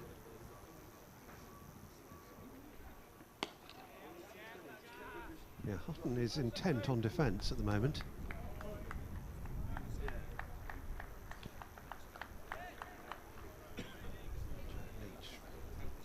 Just clapping Josh Davey in encouragement. Words of advice from mid-on and mid-off. You don't want too much. One in each ear. Yeah, 30 wickets already at under 20s this season. Josh Davies been a brilliant bowler for the last couple of years in all formats, but red ball cricket in particular. Another drive, and this is going to be runs this time. Don't think it's got the pace to go all the way, but they'll get a comfortable 2.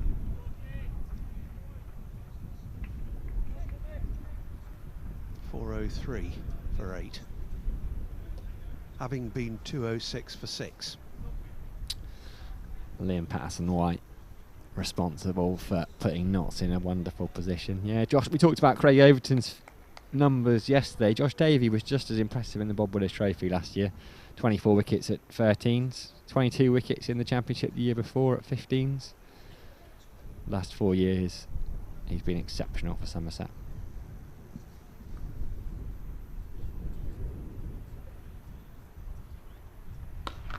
That's a bit of a hoik this time from Hutton out to mid-on. I'm not surprised he looked at the toe of the bat there. You could hear the sound, wasn't it? It wasn't quite true. Echoey.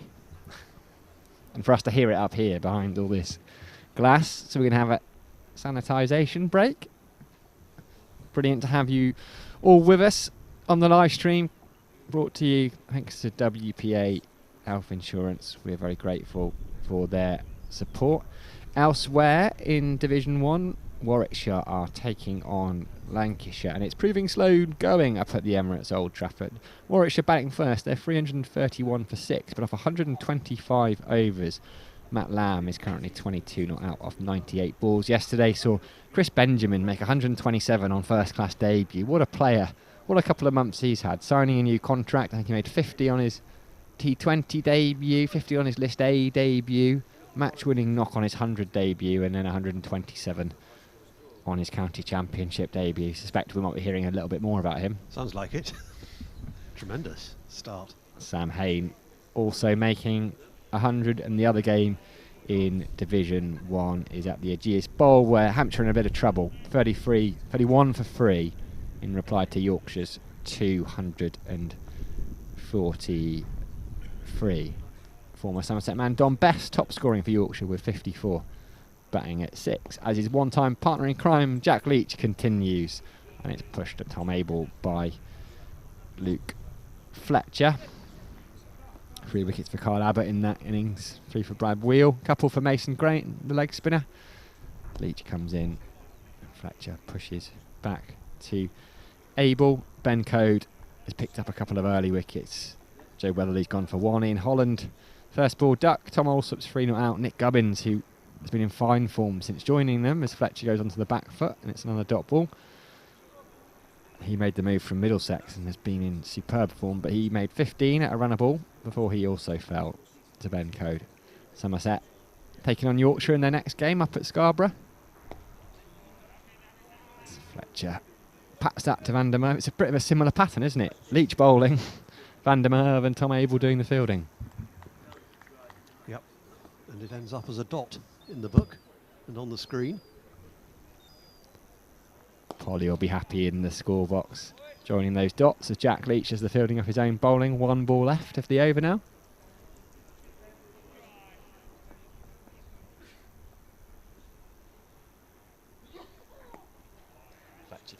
Fletcher gets in behind that one. Finishes with a dot ball there. Another good over from Matthew Jack Leach. A maiden. Polly gets to join the dots in the score box. Brilliant to have Polly Rhodes back with us. She missed out on one of the Royal London games because she was making a test debut herself at Lord's, scoring for England. What an experience, and richly deserved. So congratulations to Polly for doing that. has had a quick chat with her about it. And she said a mixture. She said it was brilliant, nerve-wracking, but brilliant. But yeah, what a wonderful moment. It's a lovely thing to be able to say you've done as well. It's such a magnificent ground with that Victorian pavilion, and Polly would have been sat in the clock tower, I imagine. That's where the scorers sit generally. It was a with Father Time on top. indeed, which Jamie Overton, formerly of Somerset, managed to hit last year in a T20 game. Oh, did he? Big old hit, Excellent. yeah. Did he dent it? I don't know actually. But he was batting up the order in T20 and smashing it everywhere, as we know he's capable of. And Anne Cushworth is in there as well, Notts his scorer. I had a lovely chat with her this morning. She was delighted at lunchtime to see Liam Patterson-White make his 100. Apparently he made 98 for the twos the other week, and she was gutted. So when he was on 99, she was delighted to see him get past the 100 mark. Yeah, leave it for the big stage. Jack Brooks is on from the Marcus Trescothick pavilion end, and this is swung high in the air. It's going to fall safe for Brett Hutton down at fine leg, but he was in no kind of control of that stroke. It wasn't a great ball. I thought for a second it was going to be the third wicket that Jack Brooks picked up with a bit of a long hop. A loosener, perhaps we can charitably describe it. It wasn't a great shot either. Not great cricket. It wasn't the winner there, cricket. To reverse the oft-used phrase. That's better. Fuller is going to bring a single to Brett Hutton out to deep mid-wicket. 406 for 8 knots. Still building. Not quickly. Been quiet since lunch. Mainly dot balls, the odd one or two intervening. But as this one is defended again, the boundary count has noticeably diminished since Patterson-White's departure. Yes, he dealt largely in boundaries, but since then, and certainly I don't think we've had one since the lunch interval. A couple of twos, but no boundary.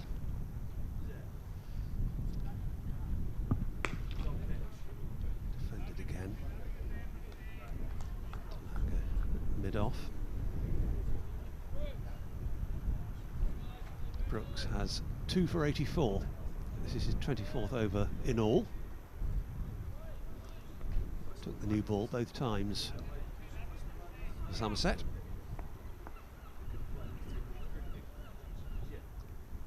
That's short and no problem in getting underneath it for Luke Fletcher. It was a better directed bounce to that though, wasn't it? And not a bad ploy against someone of Luke Fletcher's height. Going to be more. They do say, you know, that You've got further to go down. Tends to be the shorter players that play the short ball a little bit better, just because of how far they've got to move. Fletcher got out of the way of that one really well. Driven this time, and good looking stroke, but Fletcher knew there wasn't a run in it. So end of the over, 3 runs off it. 406 for 8. 129, Fletcher 15. 130 overs have been bowled altogether by Somerset since they put Notts in yesterday morning. It's been a long old stint in the field. It has, and Jack Leach is going to continue. Decent crowd in on this Tuesday. Had a really good crowd in yesterday, boosted by 800 local club cricketers. Can't often get down on the weekend because they're playing, but a bank holiday Monday is the perfect opportunity. As Hutton digs out that Yorker, may well have either hit his foot, either with the ball or bat, because he looks in a little bit of pain. Marches off. Left foot. Should say congratulations to Bath Cricket Club, who made the national knockout final at the weekend. Playing a mess there from Hutton. Looks like it went. He was trying to cut it. It looked like it went underneath the bat. From Jack Leach, just keeping a little bit. Actually, I don't think it was short enough really to cut. Went back to a ball he perhaps should have gone forward to. just works that one into the leg side, and they take a single to Rudolf van der Merwe, who is having to go to his right. So they noticed that and realised he wouldn't be able to pick up and throw in one movement, and came through for a single. Hutton moves on to 30. Fletcher is unbeaten at 15. 25 run partnership, these two, from 98 balls. Been together a while now. Driven. I tell you what, Luke Fletcher is shaping up really well, isn't it? Some of his drives. I know we've seen a little bit of agriculture before lunch, but since lunch,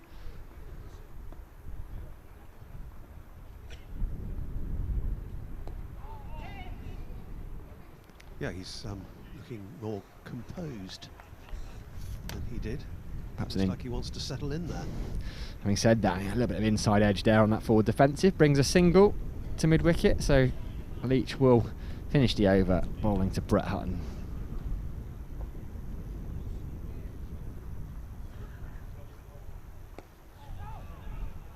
Prods forward for a split second, thinks about a single, looks up and sees it's going straight to Rudolf van der Merwe. Fletcher wasn't interested.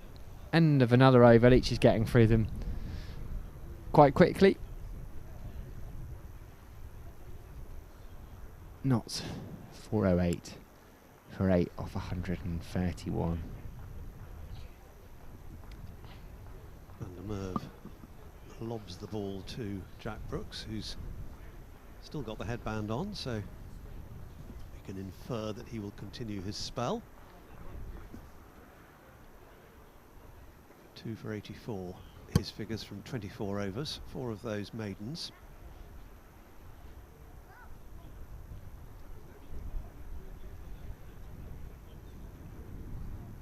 So he'll be bowling to Luke Fletcher.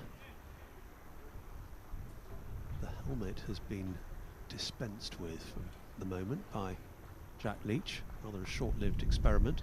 He's going back to orthodox gully. Was there some more movement behind the bowler's arm? Because I think it was Josh Davey there. He just hadn't quite moved. He was standing behind the umpire and just peeked out from behind him. More laughing.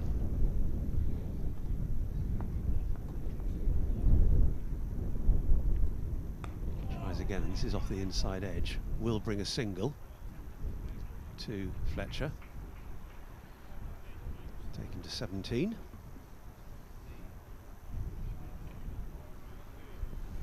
Jack Leach capless, in fact, at the moment, which is unusual. Yeah, the nut is on full display.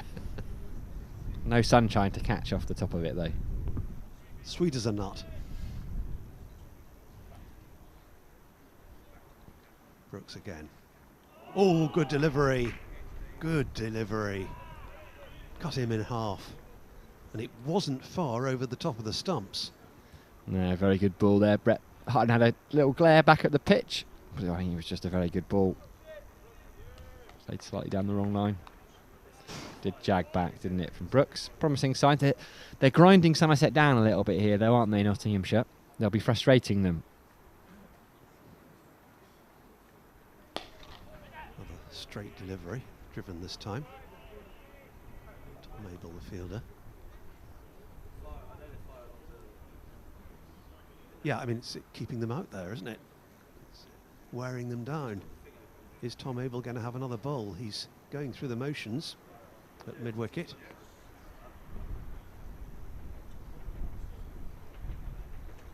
Drive again up to mid-off. Certainly bowled his share, hasn't he, Tom Abel? But, Yeah, he's got through 23. he definitely appears to be loosening up for more. They've shared them out relatively evenly. It's just Josh Davey has bowled a few more, 5 or so more than anyone else. Rightly so. I think he has been the standout. It doesn't look like it from the wickets column, but he could have had several more than the one he's got. 10 maidens he's bowled as well. Leach has bowled 7 maidens. His 5 over spell that he's in the middle of Leach has gone for just 6 runs. They've been very economical since lunch. Short and pulled away out to deep mid-wicket. There is a man out there on the boundary who didn't have to move particularly far. So just a single. Short delivery to end the over. It's 2 for 86, Jack Brooks from 25. 410 for 8. And having brightened up slightly just after lunch, it's almost as grey and gloomy as it's been. It's as close to threatening to rain as I think we've had in the last couple of days. It actually doesn't look at all good over on the side of the Quantock Hills that we can see in the distance. We see Jack Leach cutting up Brett Hutton in slow motion. There's a beautiful delivery from that wasn't Jack far Brooks. off the leg bail, was it? Just bounce over, and as Stephen rightly called, eagle-eyed Stephen saw Tom Abel going for his warm-up. Jack Leach is going to come out of the attack. Tom Abel is going to return at the river end just to look. They used to call him the mop, Tom Abel. He used to come on and mop up the tail. When he was kind of the 5th, 6th seamer, they took the mick out of him. He had a habit of bringing himself on, they said, to pick up a couple of quick late wickets. Has got a hat-trick against Nottinghamshire up at Trent Bridge. I think Jamie Overton got one in the same game. Was it Jamie or Craig? 2 hat-tricks in the same game. Craig, as Abel continues, driven back at him on the bounce. And all of Craig's wickets were caught by Marcus Trescothick. Yeah, that's right. That's right. Safe pair of hands at slips Marcus Trescothick had. 2 hat-tricks in one game though, eh? Yeah, that's phenomenal. I don't know if it's a sign of how this game is progressing, but we do have a couple of birds who just seem to have settled on the outfield. They're not flustered at all, so they don't feel they're in any kind of danger. It's Abel bowls short, pulled up in the air, and it's going to go. They weren't in any danger, but Brett Hutton was. It went a long way up. Josh Davey, who's had no luck with the ball whatsoever, has taken a good catch there. Short ball, it took the top edge of Hutton's bat and went up, up, up. Davey pouched it. He enjoyed that one. Kind of said a little prayer once he'd got it. I think maybe there was a bit of frustration, thinking, well, I haven't had to pick up a wicket, well, but at least as a team we've got one. Knots are now 9 down. He might have thought I deserved that in a different column. But never mind. Tom Abel's done the right thing. I mean, it says it in the scorebook, doesn't it? He's come on to bowl and he's taken a wicket immediately. Well, you've got to credit his captaincy, because he did the same yesterday when he came on. Tom Lammonby came on and broke the Tom Morsley and Patterson-White partnership. So he's used his bowling changes quite well. And Knots are now 410 for 9. So we're going to see Dane Patterson come out to bat at an 11. South African international quick bowler. Represented the Proteas in all 3 formats over the years. I tell you, it's as gloomy over the Quantocks as it's been in the last 2 days. I think it's raining over the Quantocks. It could well be. It could well be, and that could well be heading in our direction as well. You mentioned those 2 seagulls, Sam. They're young herring gulls. I think one of them's gone to sleep on the outfield. Yeah, it does look a little bit that way.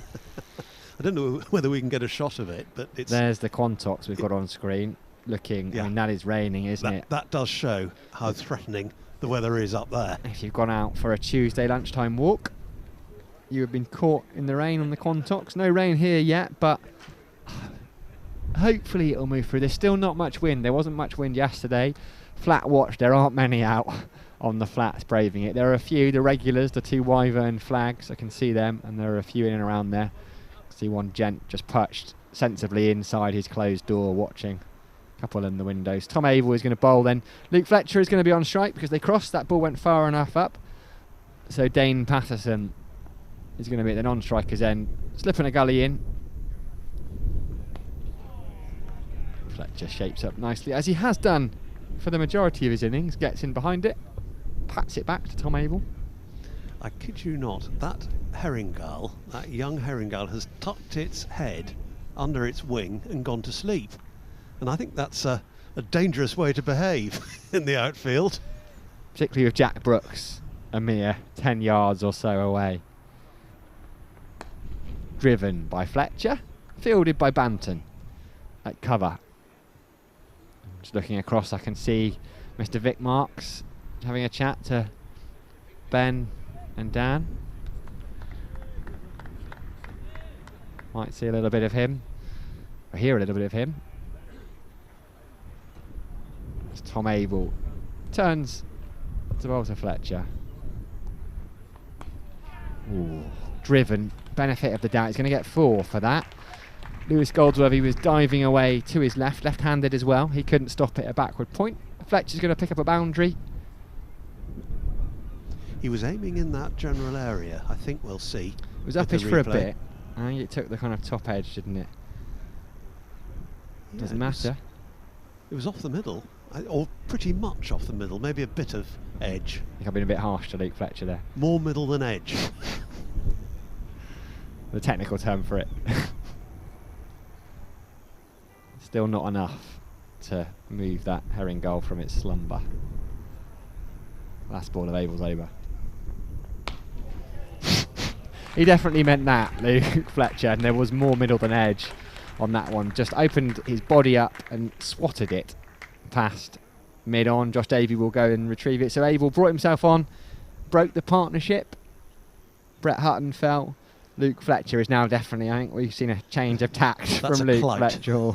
To end the over. It was a clubbed shot for 4. Yeah, knowing that number 11 is at the other end has altered Fletcher's tactics, playing more as he did before the interval rather than just afterwards. Be a bonus here as well if Fletcher can put on 15-20 quick runs and they can push up to 440.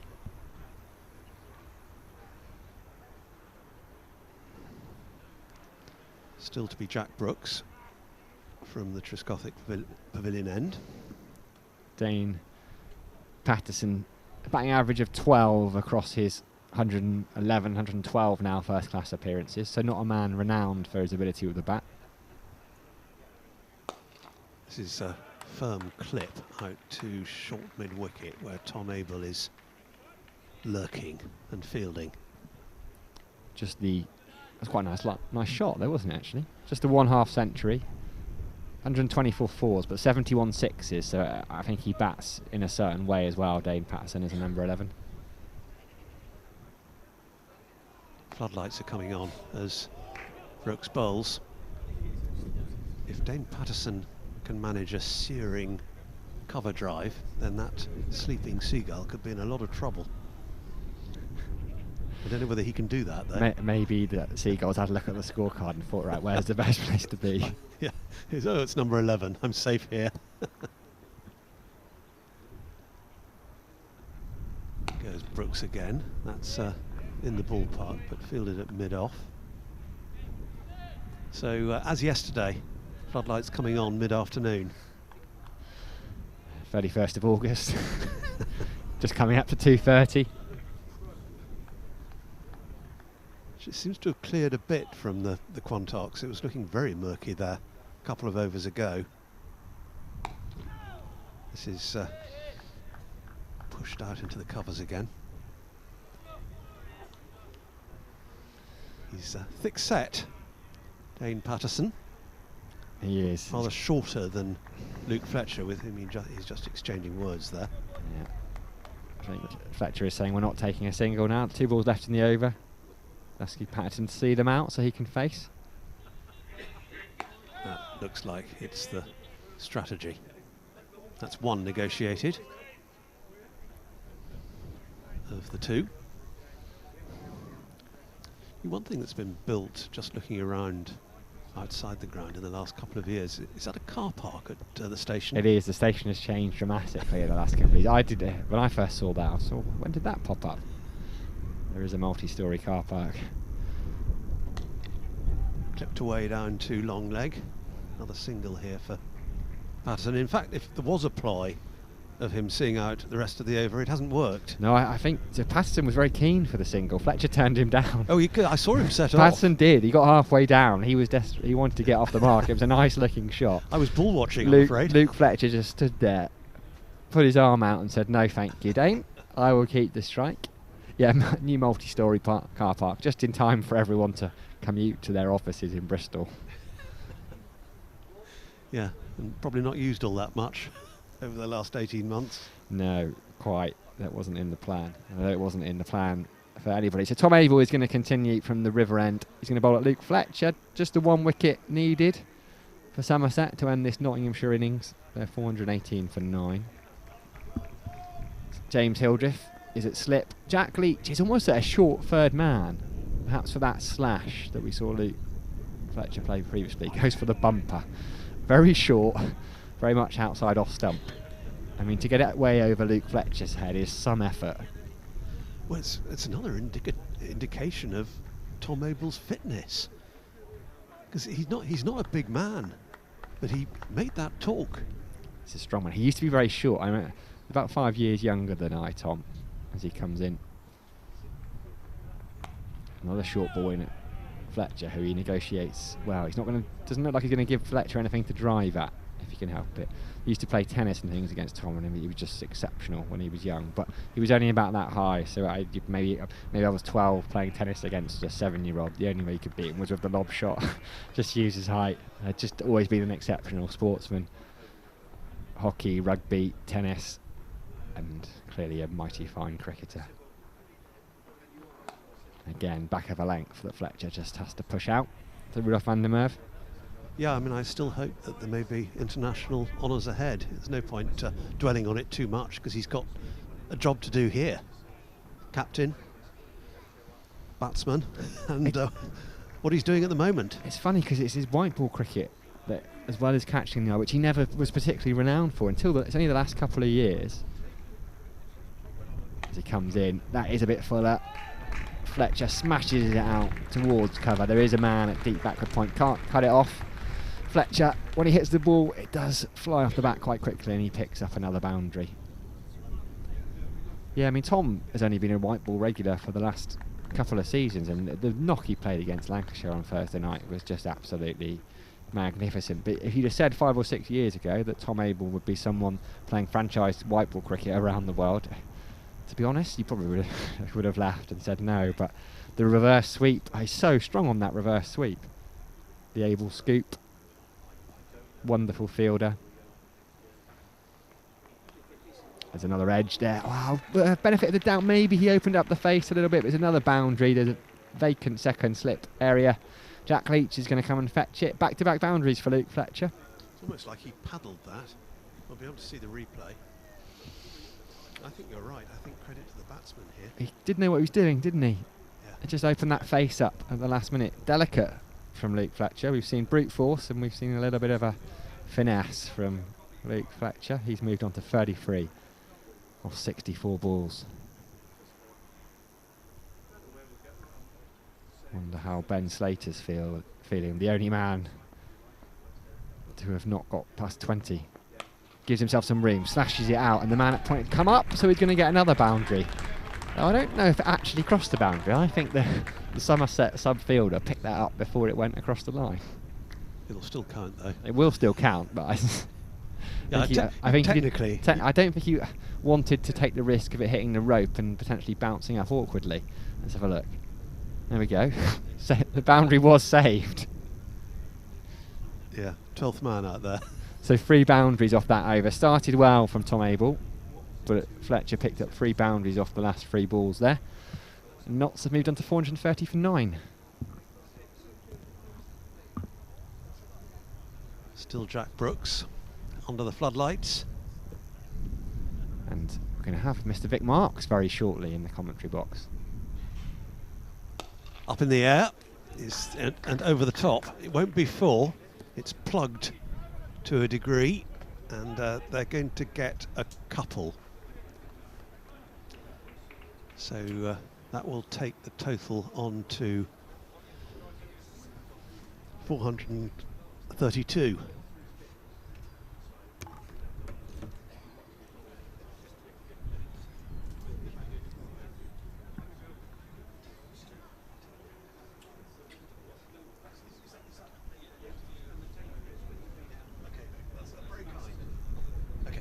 Great. Going to be joined by Vic Marks very shortly. 4-3-1 for 9.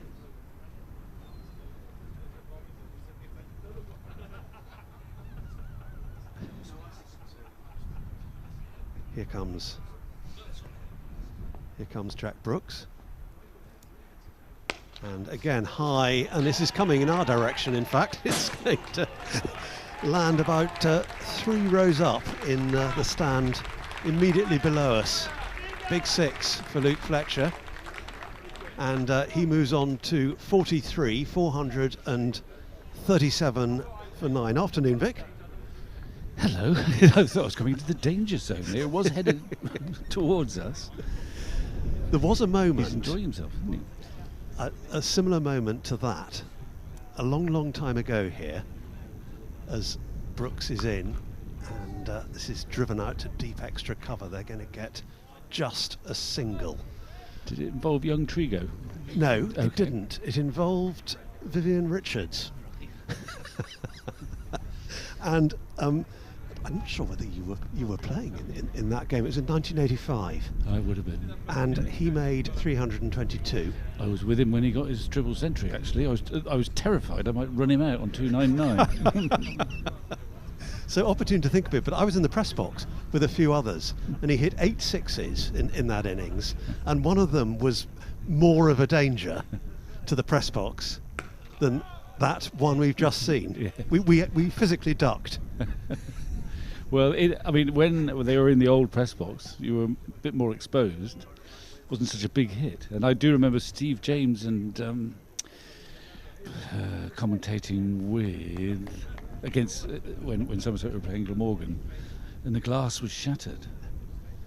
I think the glass in the press box in 1985 was a lot less resilient Yeah, probably.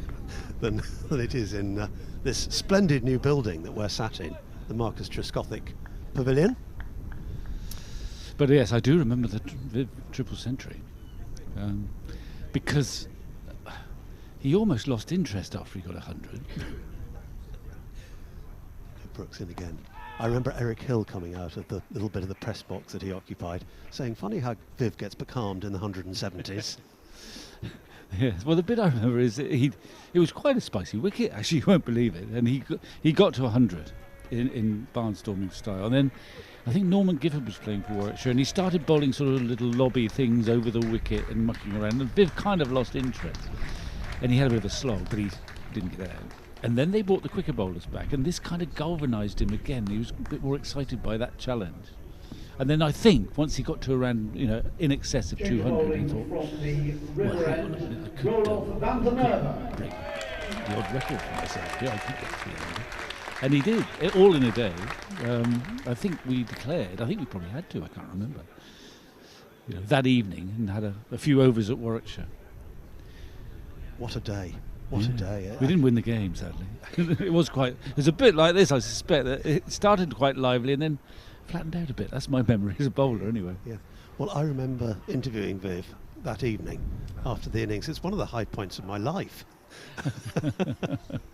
It wasn't a long interview, but it was just a thrill to meet be him. there. And yes, yeah. After he'd made his career best. I think 291 was his previous, and that was in a test at the Oval in 76. Yeah.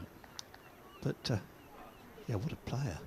Well, and, just taking that on a little bit, the fellow that Viv spent quite a bit of time, much more time than my interview, into the evening with one or two remnants of champagne was David Foote. Yes. Because I've come here today to help celebrate the life of David Foote, and the plaque has been unveiled. Yes. Oh. Heave ho from Fletcher out to deep mid wicket, not bothering to run, happy to take the next ball. So I just quickly dotted into some of David's books, and he recalls that interview in one of his books, I think in the Footsteps from East Coker.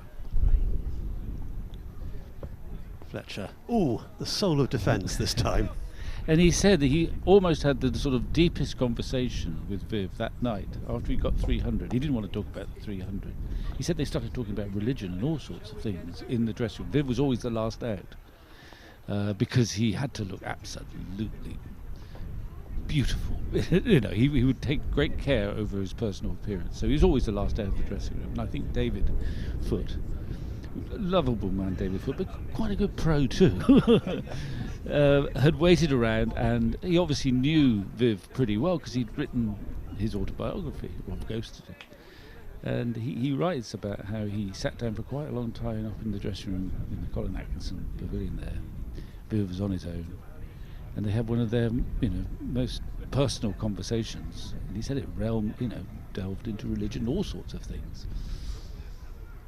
Here is Van der Merwe. We were saying actually half an hour or so ago that he hadn't bowled at all yesterday. That or looks thus far strange, today. doesn't it, with the score at 439 for 9. But he's on now in his first over. This is the last ball coming up of it. Watchfully defended by Patterson. He knows he's got a batsman in sparkling form at the other end on 45 not out, in the form of Luke Fletcher. Yes. 439 for 9 at the end. Well, of the I over. guess the Somerset folk were hoping that this wicket remains, or looks, it looks pretty flat now. And they've had a long time in the field. There hasn't been much movement. It probably doesn't look quite as green as it did yesterday morning, although I wasn't here then. And they're just hoping that it stays flat and that they too can score a lot of runs in this match and at worst get a high scoring draw from it. But I do I'm not one to criticise Tom Abel because he's done such a fantastic job, and I haven't been watching much. But I do sometimes think that captains make the mistake that because it's not turning, there's no point bowling your spinners. Actually, someone like Jack Leach and indeed Ruloff, he may have just as good a chance of getting a wicket on a very flat surface as the quicker bowlers. Ooh. That's, losing his shape, I think one could say. Yes. Luke Fletcher. He's got a lot of shape to lose. But he's a good striker. Look at him. He's got 45 already. And he hasn't hung around. Yeah, it's come off. 71 deliveries. In a way, it's been in 3 parts, this innings from Luke Fletcher. He was aggressive before lunch, particularly against Jack Leach, then seemed to go into his shell a little bit afterwards. And then since the fall of the 9th wicket, he's gone back onto the attack. Yeah. He's suggesting that Dane Patterson is not the most accomplished of players by the way he's heaving away. The field is spread far and wide now. Bouncer from Brooks, which doesn't really get up. It's 2 old pros in combat here, isn't it? Jack Brooks, he's been around the houses. Luke Fletcher's been around for a while. They're both great competitors. It was Jack Brooks can bat like this too, actually. Yeah, he has done. We should know what's going through the mind of Luke Fletcher. It was a lovely ceremony for David Foote at lunchtime. And this is not going to be a run. Fletcher happy to stay put. But kind words from you, Victor, and splendid that Julia and Mark, his 2 children, one hand each either side of the Somerset veil covering the plaque to remove it. Yes. And lovely words on the plaque as well. Absolutely. David was admired by people who didn't know him, let alone the people who did know him, as a consummate professional. He was moving away to give himself volumes of room there, Luke Fletcher. And did he get bat on it? No. Given buys. So for a minute I thought something might have hit something, but no, buys a signal. Yes, David Foote, who graced the press boxes here over probably half a century, as I say, was admired by players, certainly by fellow pressmen, and not just for his writing, but for being such a generous, jovial, and just as a generous, jovial man. He's a lovely person, let alone a brilliant operator. And he was also so prolific. He wrote for just about everyone on the same day, as well as doing the odd bit of broadcasting here and there, and then the odd theatre review. He didn't just write about cricket, he wrote about everything. Yes, he wrote a book about Bristol Downs and strange activities that went on there. Yes. Wide-ranging. But, I was chuffed, actually. I mentioned 3 of the books. I was billing the ceremony in the morning session today, and I picked out 3 of the... he wrote 25 plus about cricket, but I picked out the Gimblett one and the Hammond one, and Footsteps from East Coker, and I was delighted 2 of them got a mention later on. And the reference I made to Footsteps from East Coker, I think that's when I read about him and Viv sitting down for quite a long time in that dressing room over there, discussing life rather than cricket. important thing to be able to discuss. This is turned away down to long leg, and the sleeping seagulls have been dispersed. They were playing a dangerous game, those two young herring gulls down at long leg. They're now circling around. One of them had its head tucked under its wing. Highly dangerous. Flying away into the distance. Well, you've identified them as youngsters. Just flying off screen. Yes, their best cricket is ahead of them. Here comes Van der Merwe. And pushed gently out on the offside. And yeah, I mentioned Eric Hill earlier. He's got company just above him. The Eric Hill plaque. That's right. Which is circular, and David's is oval. Both hanging here in the media centre.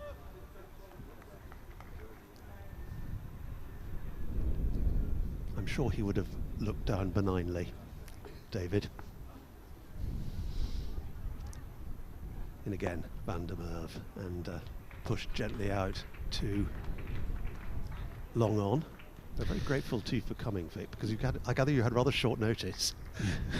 Well, I haven't done much preparation, but I did look at the scorecard. Well, I mean, I was intrigued. I keep quite a close eye from a distance on what's happening up at Taunton.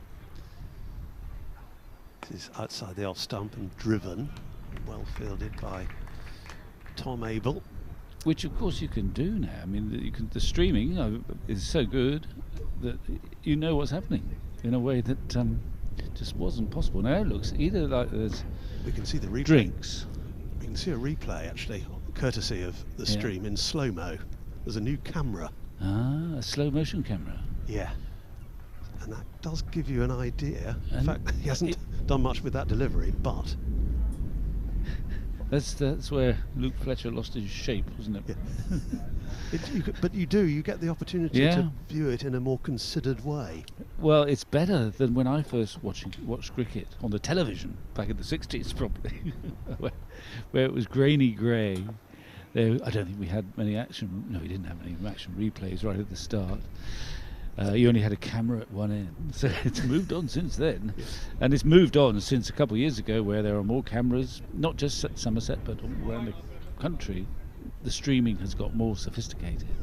And Somerset have been in the forefront of it. Yeah, with Ben down there and everyone up in this area of the ground. And it's a great asset. And people say county cricket is dying, but actually more and more people are watching county cricket than ever before. Not all of them in the stands. I should mention WPA, who are the sponsors of this particular exercise, and I think this is the first time that we've done it in the Championship, live streaming, and it's all to do with the fact that Somerset have got, dare I say, a chance of winning it. Oh, you can. They're in Division 1. Yes. They're one of 6 teams who can. Here is Delanga, starting a new spell, down the leg side this one. Yeah, I mean, yes, there's only 5 others who can win it. We're used to them being in with a shout come the end of August. We are, aren't we? We're also used to it not quite coming to pass, but who knows? There's always a first time. Here is Delanga then, full and clouted out to long on by Fletcher, isn't interested in the run. I mean, there will be a debate, I'm sure, about the format of the Championship. In that it's fine, actually, if you're in the top division, there's much excitement down at Taunton, and there will be around the 5 other counties who have a chance of winning the Championship. Just wonder what it's going to be like for the 12 other teams. Absolutely.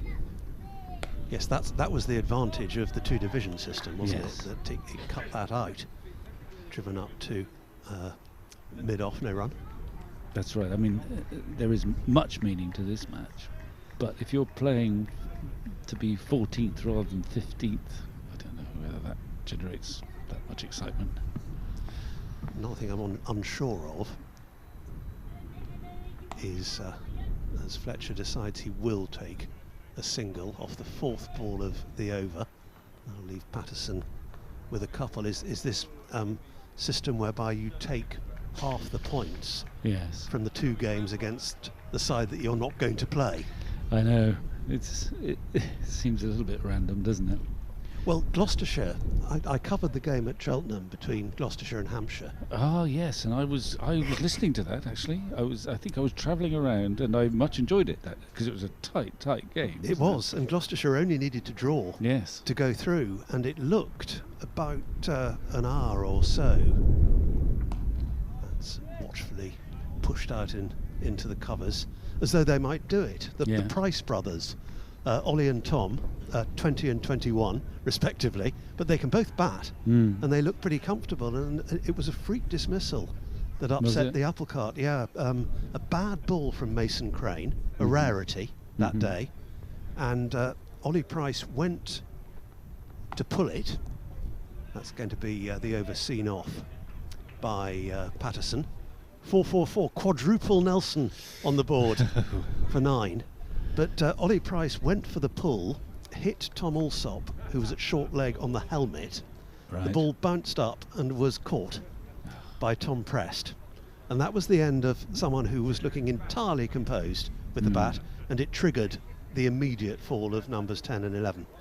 And sometimes games can turn on moments like that. I mean, a couple of years ago, you couldn't be called off the helmet, of course. If it hit the helmet, the ball was dead. I mean, the other slightly ridiculous thing is I was listening to that, and it was great entertainment on a long journey, or even a short journey. But I was thinking, as a loyal Somerset man, actually, I don't want Gloucester to go through because it would have denied us lots of points. Yeah, it would. Having lost to Gloucester.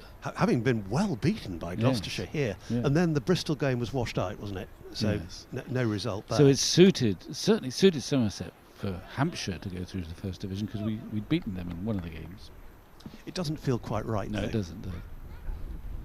I mean, better, I'd have thought, to take all the points through from the divisional stage.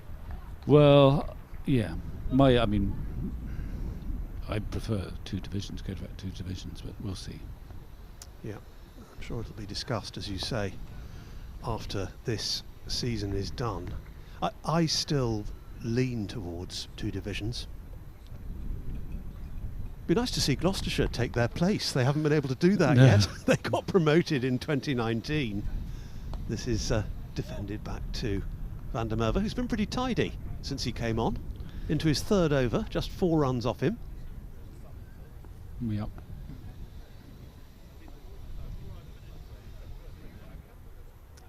But there are always changes, aren't there?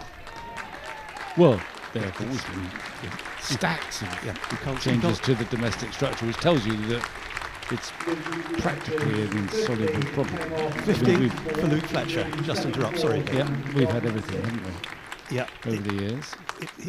And it'll change again, for certain. Yeah. Fletcher, well, he's enjoying himself now. I mean, we were sort of, all cricket is, we're kind of waiting to see what happens when Somerset bat, whether it's so straightforward. And a big swing from Patterson here, out to deep extra. He'll get a single for it. Stats on Fletcher's innings: 90 balls, 1 6 and 7 4s. Yeah, you can't say cricket isn't what it was. I think it was something that John Woodcock, another late lamented great writer, that the game is never what it was, he said once. Yeah, I'm sure that is true.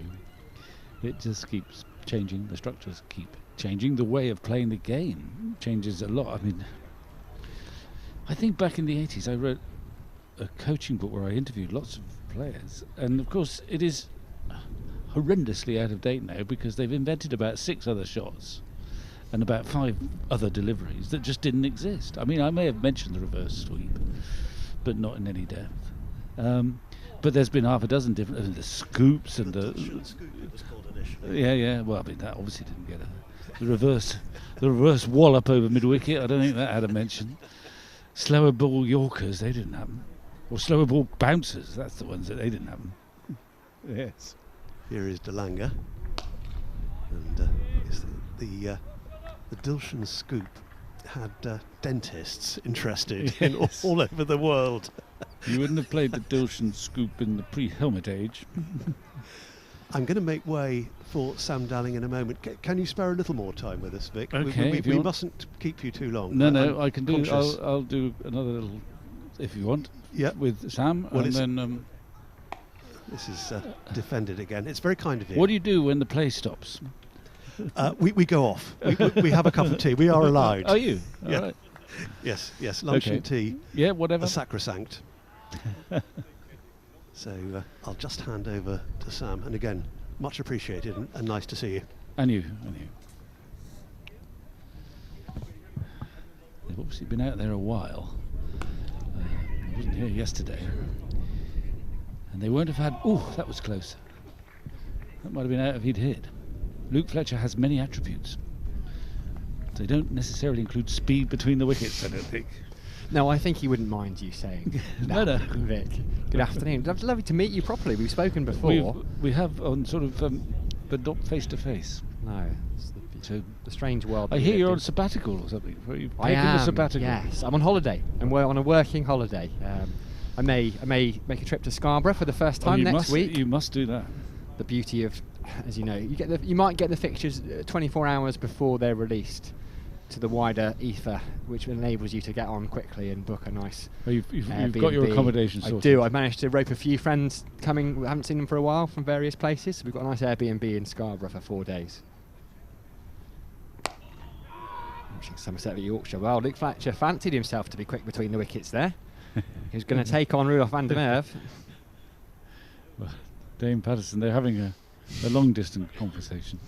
He didn't leave his crease there, Dane Patterson, did he? You'll enjoy Scarborough. It'll heard be good absolutely things. jam-packed, I would think. I'm very much looking forward to it. If you get some fine weather there, it'll be a great atmosphere.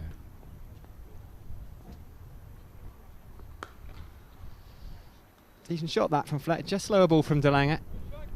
Got himself into position very early to play a big strike, but waited for it nicely to pick up a single. Yeah, I can't wait. There's lots of people going up.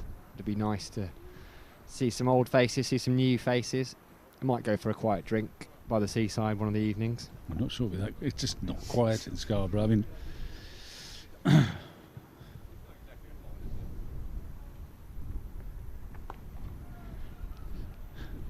they have routinely played championship cricket at Scarborough, where they more or less sell out.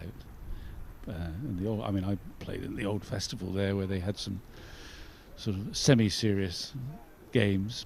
Not necessarily first class, although the captains always try to persuade you they were first class, so you got there on time and you were diligent, disciplined. But that wouldn't have been a problem. Everyone would always have been on time and diligent and disciplined, no? Well, we're talking about late 70s. I'm not sure, but it's been a terrific to sort of see how there's barely a space to sit for a championship match at Scarborough. The wicket usually does a little bit enough to create a game. It's been one of the wonderful things about the Royal London Cup, actually. You can say a lot of things about it, but the resurgence of outgrounds in the last couple of years. And the Isle of Wight is hosting first-class cricket again. Notts played at Grantham. Hello, that's up in the air, and it should be gone, and it is. It's well held, nonchalantly held, and the innings has finally finished. Tom Lammonby will have a long way to run off, because I think he's probably going to open the batting. Luke Fletcher is also moving quite quickly, because he's going to open the bowling, leading wicket taker in the county championship. I think Lammonby's given away. I don't suppose it was absolutely certain how Somerset would line up, but I think I'm pretty sure Lammonby is going to open the batting, because he was at the furthest point from the pavilion and he's now sprinted first up. Either that or he needs to use the facilities desperately. Yeah. No, I think he's opening the batting. He's young. Him and Stephen Davis, you think we might see it? Well, I guess so. I mean, it's not. There's an absence of, if you like, natural opening batsmen in the Somerset lineup. Which I gather as Ali will. Well, I don't know whether he'll open the batting. Actually, he's batted at 3 for Somerset, hasn't he? Yeah, he has. I suspect he might come in and open. I mean, you could. There are various people that might say, well, Tom Abel has been a de facto opener for much parts of this season, given he's been in relatively early. Yeah. But actually, there is a. He might be a quick whiz expert. I don't know. I'm just trying to tell. A quick whiz. Quick whiz. Stats. You're going to stats but me. There is a definite argument that the statistical wizards can put forward that actually being left-handed and opening the batting is an advantage. See, Ben Jones. Did Probably some work Ben on Jones. that. I've seen an article. Somerset have obviously read the book. Actually, Steve Davis has done quite a good job over the years as He a has. sort of an emergency opener. We expect him to come out first, and Tom Yeah. Lamby was brilliant last summer, Wasn't he struggled this summer at the top of the order, but he remains left-handed. He does. And I think he always will remain left-handed, apart from the old reverse sweep. But yes. Well, it's hard to tell sometimes watching him bat. I saw his innings. I've seen two stunning innings, of course, not live, but the last one in that T20 game against Lancashire, where he went from scratching around for about 20 balls and not that many runs, and suddenly just pressed the ignition switch and everything turned to gold. And of course that 90 in 30 odd balls was absolutely against gobsmacking. Gloucestershire, where again he was going along just quite nice, and Yeah. it was the way he hit the ball all round the ground as well. You Mm. couldn't bowl to that. He's a phenomenal cricketer, and you forget, don't you, that after all he did last year, he had actually only played 5 first-class games, so he was still very early in his career. It's just the way he took to it so quickly. Yeah, and the expectations were extremely high this year. But so it's a fascination now for anyone watching to see someone who's got obvious talent, but he's going to be playing, his, I don't know, 12th, 13th first class fixture against a swinging red ball. So it's still a voyage of discovery for Lammonby, but he'll get there. I'm Yeah, sure. it's a testing time in his career, and he did. I felt for him. He got no runs here in a game, and he played 2s on Taunton Vale on the Monday, got Yeah. a duck, and then went up to Leicestershire and didn't get any runs. But he'll come back strong. Well, I mean, he's obviously had his moments, good moments, in one-day cricket in recent times, so he's got to be more confident now. And it'll be fascinating to see him back in this format again. Indeed. We'll see how he goes in a few moments' time. We also hope, how objective one has to be here. Yes, Well, indeed. quite objective, I suppose, but the last hour has not been vintage cricket because nothing's happened. Nothing's happened with the ball. Luke Fletcher has cruised to 50 post-lunch. There seems to be no movement for cricket bowlers who are getting tired, clearly. No spin for the spinners. But that might be slightly different with a new ball that will swing. Luke Fletcher will get it to swing, I'm sure. So the cricket should have a greater intensity from now on. So Yes, let's keep watching. it's not a format for instant gratification, this one, but it is going to go. It could well go the full 4 days, and you think Oh yeah. not to put themselves in a position where they can't lose the game. You wouldn't think, bar a real disaster.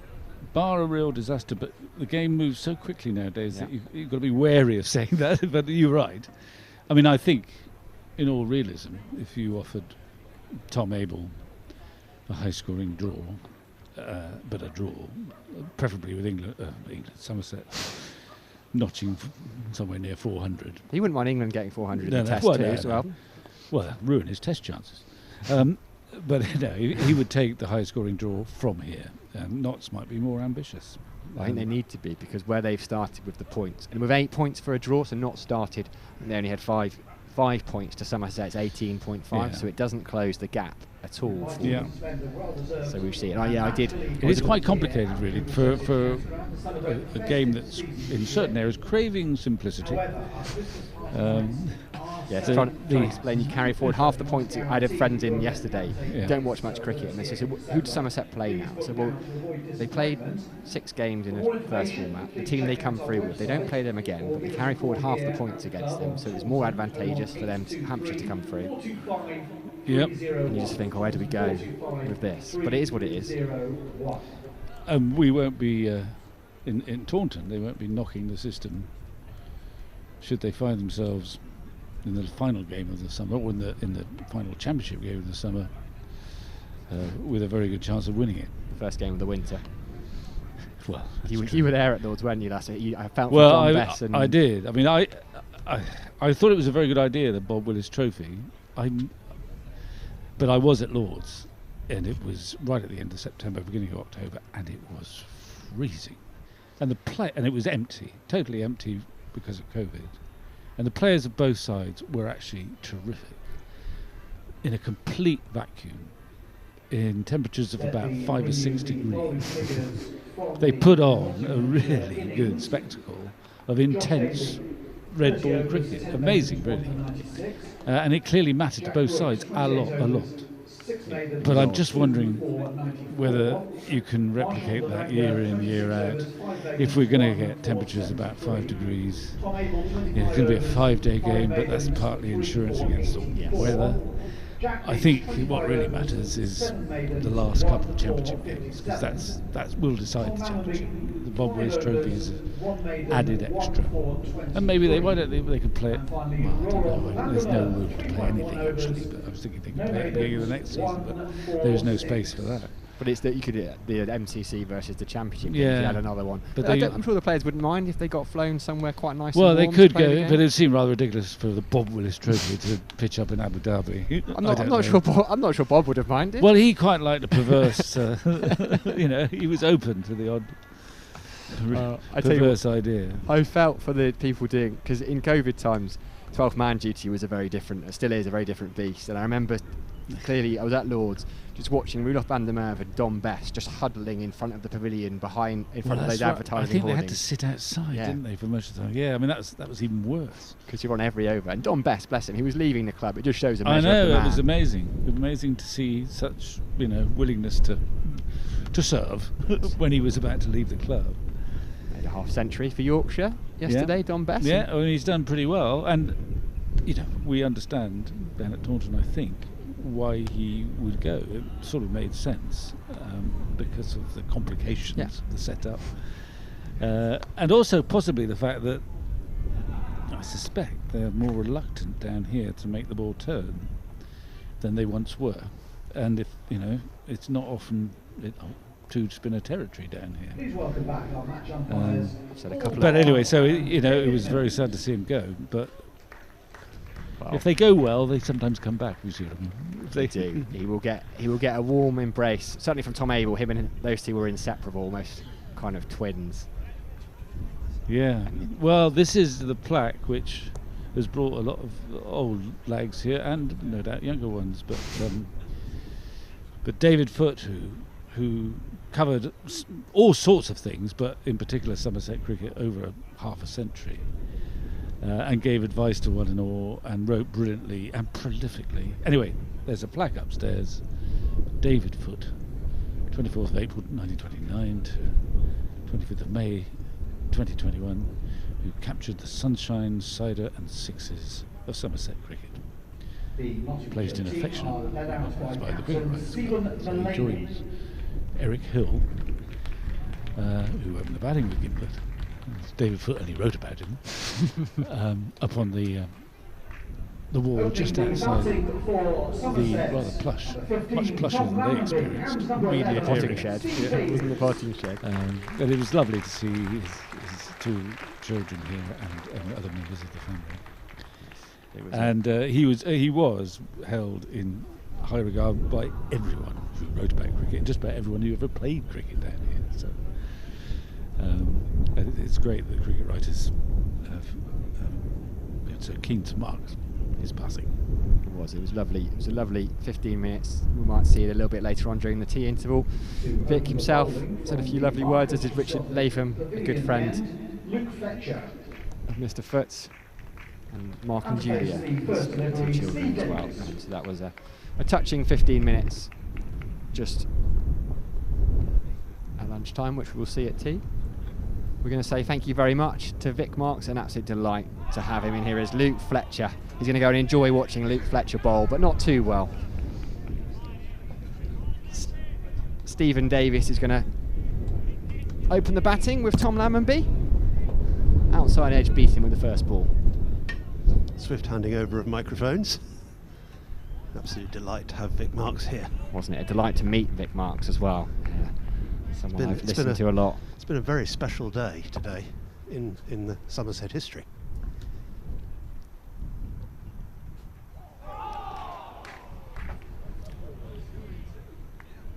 Well beaten by that delivery from Fletcher. You'd expect Notts to go all out now in this period before tea. There'll be 7 overs they've got. Maybe a little bit more, in fact. Coming up to 3:10. It'll be either 7 overs or 20 to 4, the tea interval.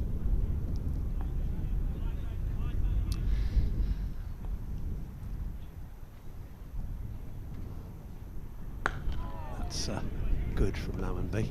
And he's going to get a run for it as well. Davis, beg his pardon, off the mark. First off the mark for Somerset. So 0 without loss becomes 1 without loss.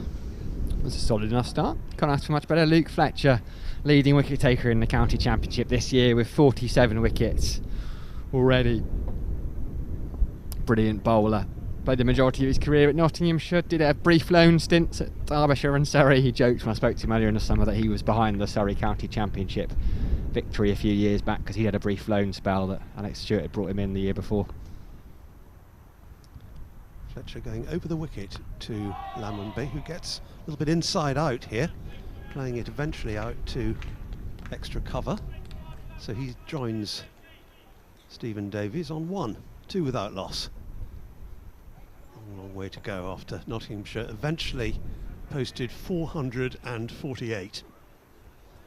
4 batting points for them, just the 2 bowling points for Somerset.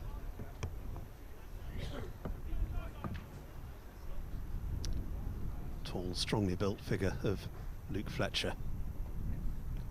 Running away from us. Seems to have decided for the time being that he'll go over the wicket to Lammonby and round to Davies.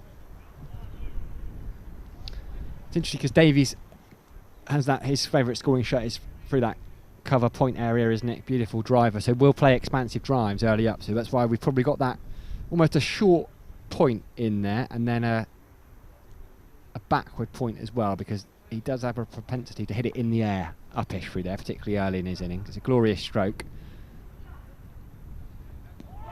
Oh, appeal is given. The wicket has fallen. It's Stephen Davis. That was slanting in to the left-hander. It looked close, and Somerset are 2 for 1. That's exactly the breakthrough that Nottinghamshire would have been hoping for. Early inroads into the Somerset top order. Steve Davies looked round almost in surprise at the decision there. I'm not sure how convinced he was. You don't expect many batters to be that convinced that they're out, but just the way he walked off towards square leg and suddenly turned his head really quickly, but it matters little. He has to go. We will get another look at it, courtesy of WPA, who are sponsoring this live streaming, but Notts will be cock-a-hoop about that. They've struck in the first over. Last ball of it, Fletcher has 1 for 2. Yes, and we talked about, or I just mentioned how Tom Abel is a de facto opener this year, given how often he has come out to the crease within the first 5 or 6 overs. He's in here in just the second over. He's not going to be on strike to Dane Patterson, but once again the Somerset skipper is out there to face the new ball. Tom Abel. Yeah, he was busy enough with the ball, Tom Abel, and now his services with the main discipline are called upon almost immediately. Brett Hutton. In fact, it's going to be Brett Hutton taking the new ball. We saw him bat beautifully. He's going to take on new ball duties from the River End. 4 slips in there. We've got Tom Moores joined by Joe Clark, Ben Duckett, Sam Northeastern at 3rd slip, and Liam Patterson-White, the Centurion from this morning. 22 on his back. Notts made the perfect start. As Lammonby pushes it out to Fletcher, the bowler, who whizzes it into Tom Moores. He just has to take up. He took it fairly comfortably in the end. For a second I wondered if it was just going to cause Tom Moores a couple of issues. Lyndon James at backward point.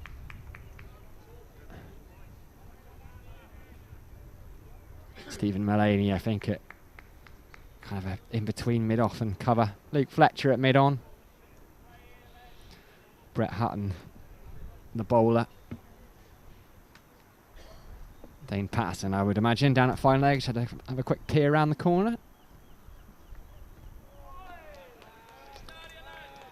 Good line and length there from Brett Hutton, as we mentioned a bit earlier. Back in Nottinghamshire colours. Took 106 first-class wickets for Notts in his first stint. End of that 2017 season.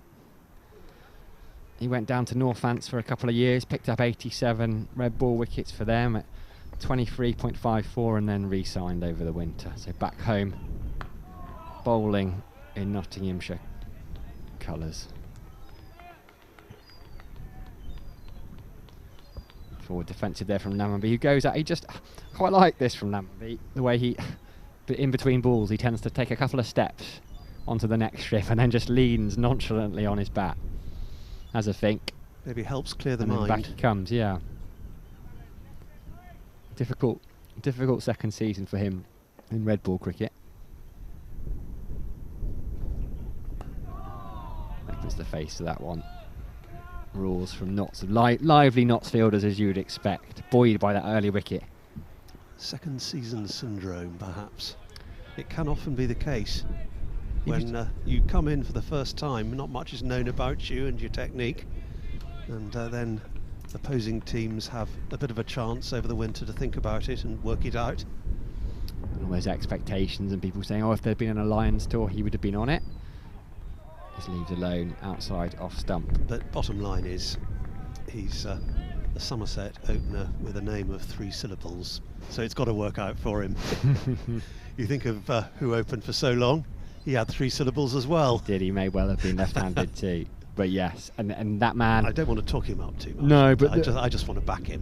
The man, Prascovic, speaks very highly about Tom Lammonby. He's a huge Tom Lammonby fan. Did really well at those 3 consecutive hundreds last season. The one at Worcester and New Road was wonderful, but he's got work to do here. Starting again on 1. End of the over. Good start from Brett Hutton. Somerset 2 for 1. Luke Fletcher picking up the wicket of Stephen Davies in the previous over.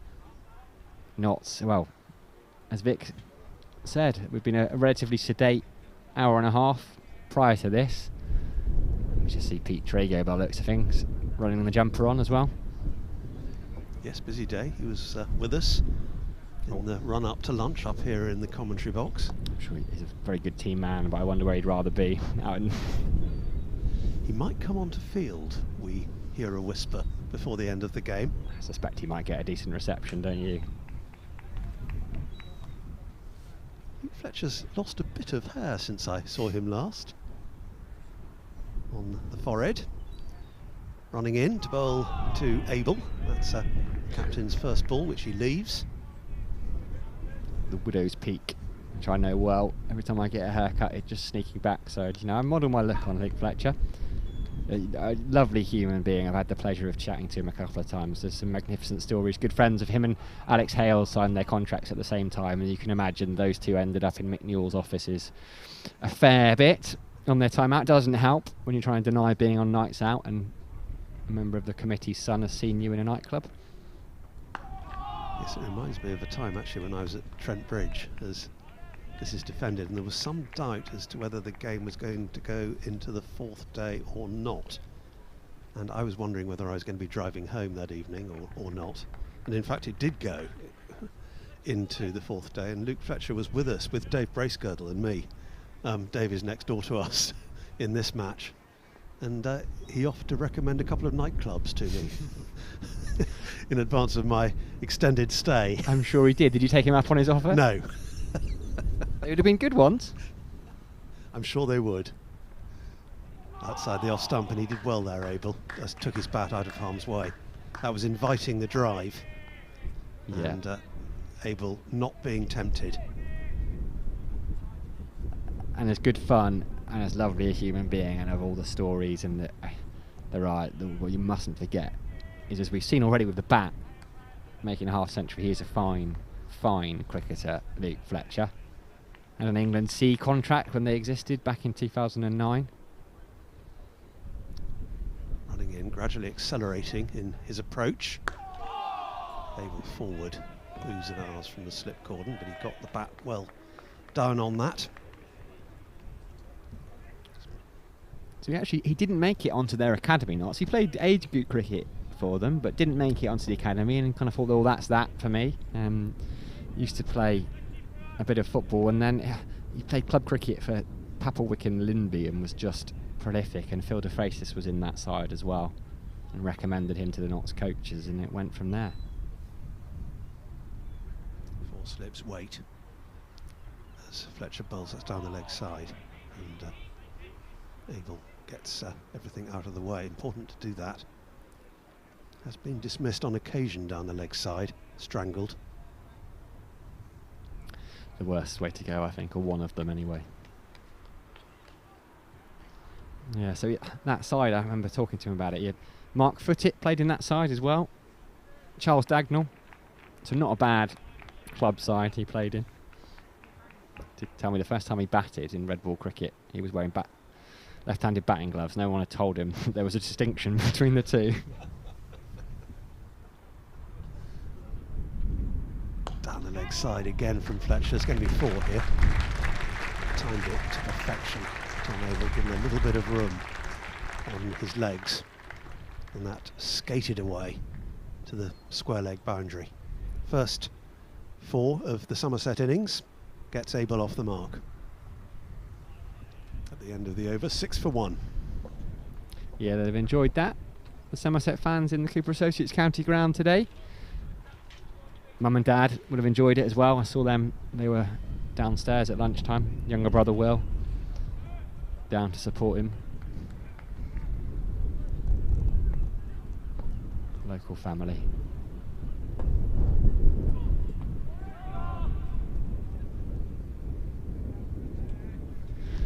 Hutton then continues. Lammonby with a defensive shot to start the over. He's unbeaten on 1. I suspect batting with this new ball will not look quite as easy as it might have done against tired legs and a slightly older ball an hour ago. But just 20 minutes or so, or 4 overs until tea, so they'll be looking to survive that to start. Oh, good bit of shape there from Brett Hutton. It was a good leave from Tom Lammonby. He left it on line, but it did jag back a bit. It caused Tom Moores to tumble away to his right. But early signs of movement for Brett Hutton. Yeah, with this new ball, this is the time to make it count. They already have taken 1 wicket, that of Stephen Davies.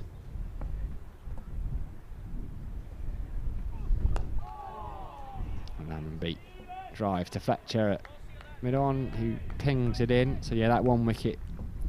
Stephen Davies, who wasn't a fan of the decision, I don't think, the way he turned around. I haven't seen the replay as of yet, but we might have the chance to see that a bit later. It's irrelevant, really, because Stephen Davies is sat. He was out there in his pads for the entire Nottinghamshire innings as wicket keeper, 142 overs, but he wasn't out there very long as a batter, as Hutton holds outside off stump, left alone by Tom Lammonby.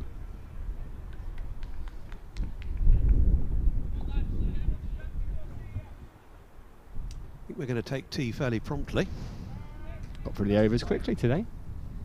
That's what we like to see. You know, other forms of cricket, it sometimes takes a little bit longer to get through the overs, even with 4 seamers bowling, which is what Somerset had. 5 with Tom Lammonby as Hutton comes in. Lammonby gets forward. Solid defensive stroke. How he would love a score here. Stephen Mullaney, the Nottinghamshire skipper, who also batted beautifully. We might see him bowl a little bit later on. Not with the new ball, you wouldn't have thought, but he bowls little away swingers with the keeper up.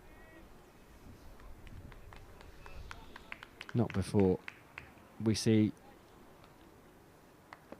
Liam Patterson White, and Brett Hutton as he comes in now. Strong action. Good pace from him. Left alone, good line of length. Good over. Maiden over that for Brett Hutton. So 4 overs gone. Somerset are 6 for 1, and actually it's almost the opposite start to what Notts had, and we're going back a day and a half. They started quite quickly, didn't they? Yeah, they can't get a run off Brett Hutton at the moment. 2-2-0-0 up on the board there. But it's Fletcher who's made the breakthrough. It's a good start by the Notts attack. Just having another look at the Steve Davies dismissal. Ooh, I think that's a bit unlucky. Yeah, we did have a look at it. I think he might count himself unlucky. Appeal here for LBW against Tom Abel, who was on the front foot. I suspect that may have been going over the top.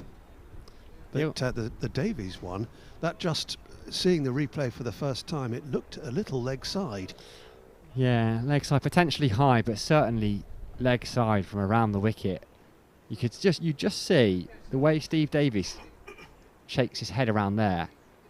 He wasn't a fan of that decision, but it matters not. Luke Fletcher's got 48 wickets, just too shy of 50 in the season for the first time in his career.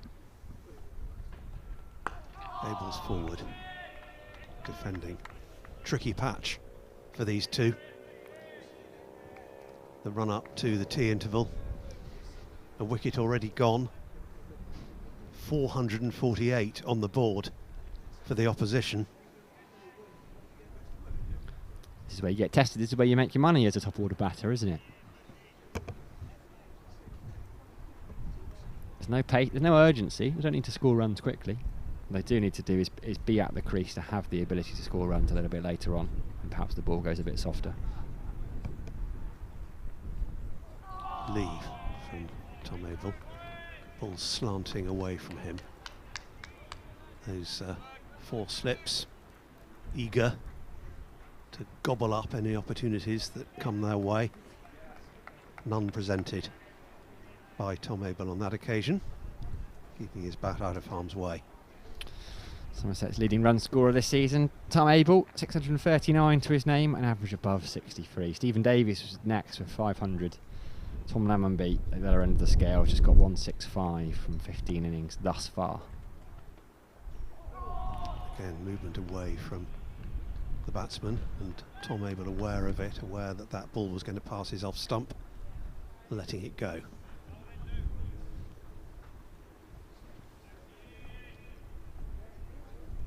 Floodlights still on.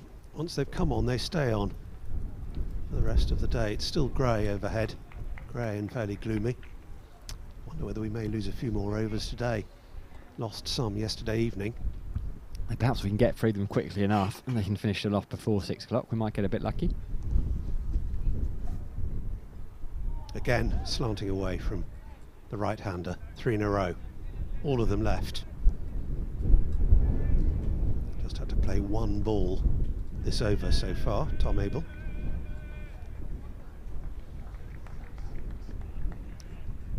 Six for 1, Somerset.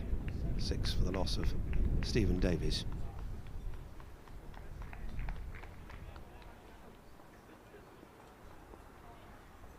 Big figure of Luke Fletcher below us turns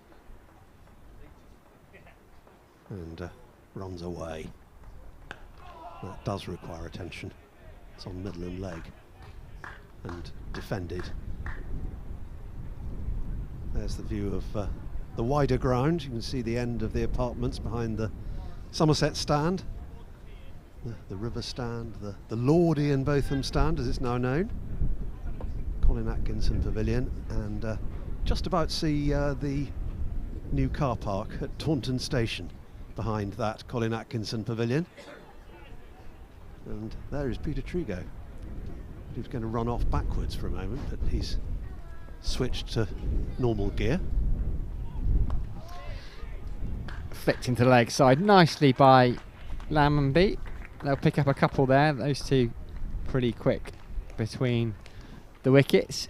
Ben Slater doing the fielding. He'll be a bit disappointed, Ben Slater, won't he? He's the one knots man not to get a start, really. He slashed that ball, it feels so long ago now, from Jack Brooks straight to Tom Lammonby. If you look at the scorecard, I mean, Dane Patterson was 3 not out, so he was the only man not to make it to 24. Remarkably consistent as Lammonby opens the face. James does the fielding at backward point. Yeah, real team effort that. Liam Patterson-White with the 100, but half centuries for Joe Clark, who batted beautifully. A half century for Luke Fletcher too. 40s for Stephen Mullaney and Tom Moores, who were both involved in good partnerships at key times. Sam Northeast 34 looked, and that was a big wicket we thought for Somerset when he was trapped LBW by Josh Davey.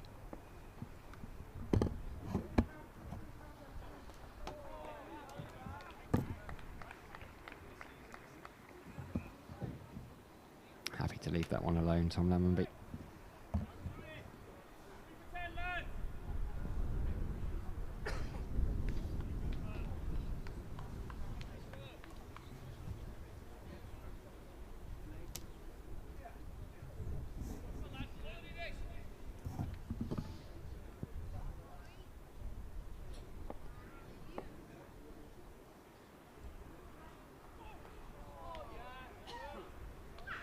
left alone again.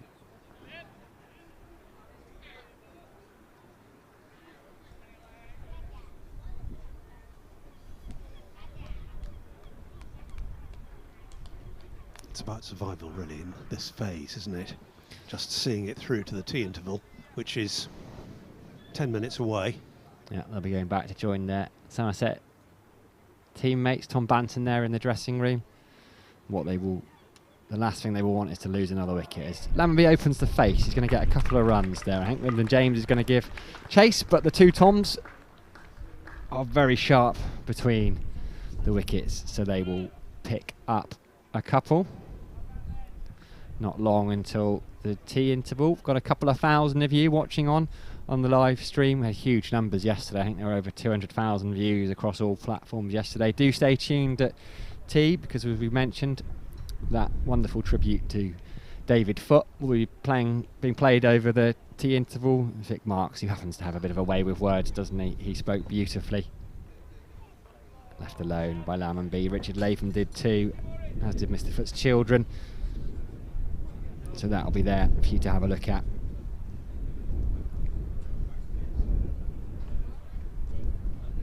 Just going to see that wicket then again. The Stephen Davies dismissal. Luke Fletcher coming around the wicket to the left-hander. Was put in vogue by Flintoff to Gilchrist in those 05 Ashes. And just watch Steve Davies there. That turn of the head suggests he wasn't that pleased with that decision. And got some sympathy. I felt that Luke Fletcher went up just slightly late. You always know, don't you? Sometimes if the bowler thinks it's out, they go straight away. And sometimes if the keeper and slips go, the bowler suddenly goes, "Ooh, I need to go as well."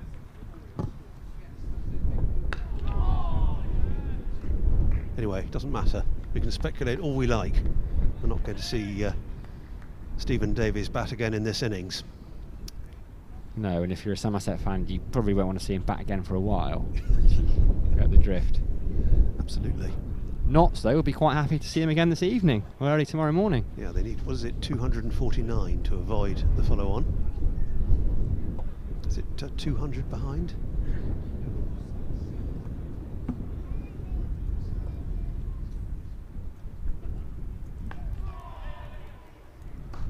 Here's a single for Tom Abel. It's pushed gently into the covers. So he's been looking after Luke Fletcher since he came in. Tom Abel now at the non-striker's end, so it'll be the left-hander. Good bit of running that between the two. Got to still look to find the runs when they're out there. Good running from Abel. Extremely sharp between the wickets. It's very difficult to see Somerset winning the match from here. Yeah, I know there's the kind of never say never mantra, but a draw they would be quite happy with, I think. That's defended. Right, back to the bowler. Dead straight by Lammonby. But still a lot of cricket to be played, still more than 2 days, so you just never know. 5 apiece. Tom Abel, Tom Lammonby.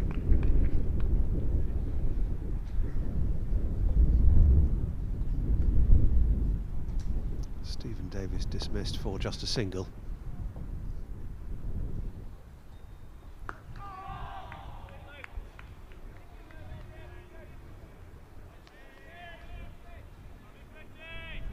Lammonby very much in defensive mode, as you'd expect in this situation.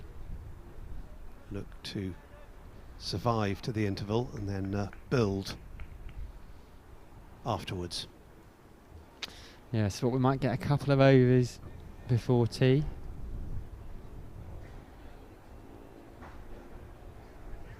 Yeah, we'll get an extra at least. Yeah, one extra, possibly two. Because it isn't it? Yeah, it's minimum of 32, isn't it? Maximum, sorry, yeah.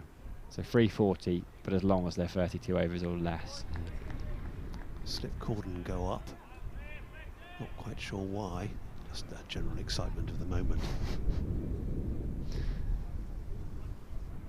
Notts very much on their mettle. They know they've posted a more than average total, 448, safely in the vaults. A long way for Somerset to go to catch up with that.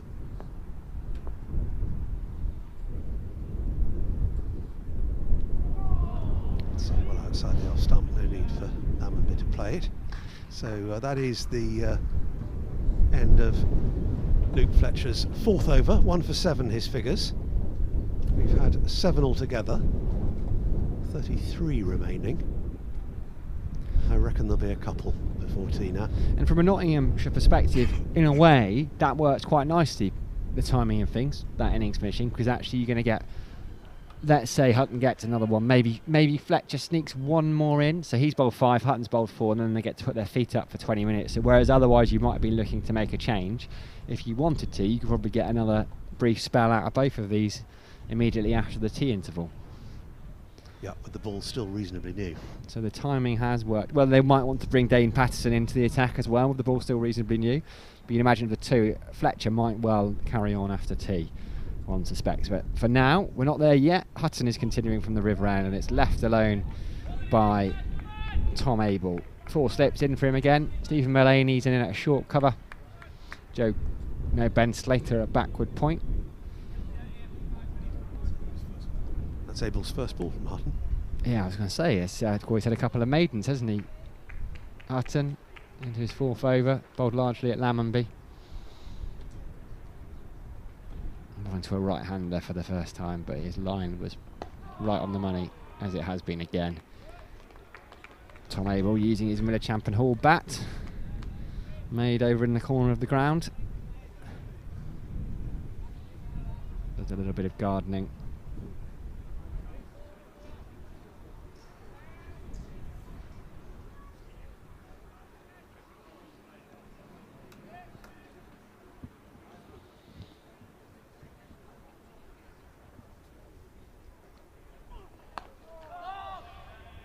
Defensive shot as a look. Think about a single, but no, not to Ben Slater swooping at point. I think Lammonby was the keener of the two, but Abel not convinced, and quite right not to be. Absolutely not. But they always do look, the non-striker these days is never resting in their crease. They're always half looking. So there's always that step when they look at each other. As long as you're clear with your calling, then it's absolutely okay to do that. And you know how straightforward it is to get back. Defence again, and they push. Abel takes half a step and then waves his bat in the direction of Lammonby to say no again. Steve Mullaney's giving Lyndon James in front of us at fine leg a little bit of a wave, asking him to move a little bit squarer. More square.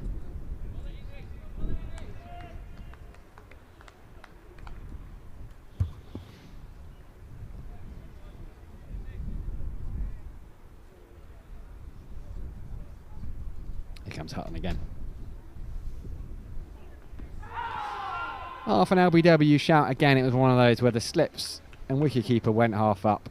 Bowler then followed, and they didn't really follow through with it though, did they?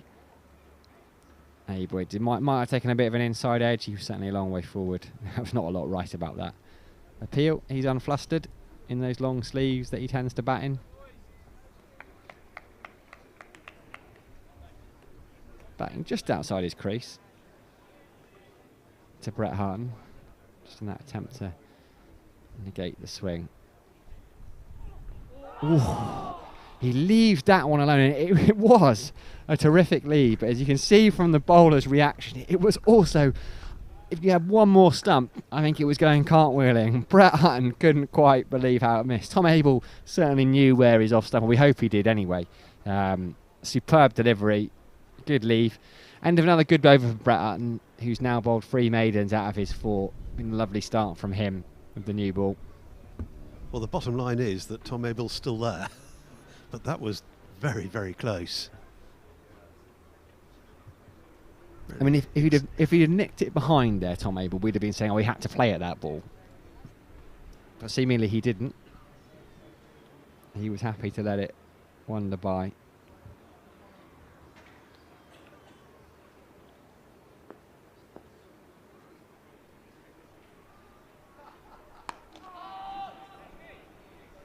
First ball of Luke Fletcher's new over. This is his 5th. gently pushed into the covers by Tom Lammonby. I think it's reasonably certain that this will be the last over before tea. So we have got in 2 extra overs. There'll be just 30 remaining when they come off.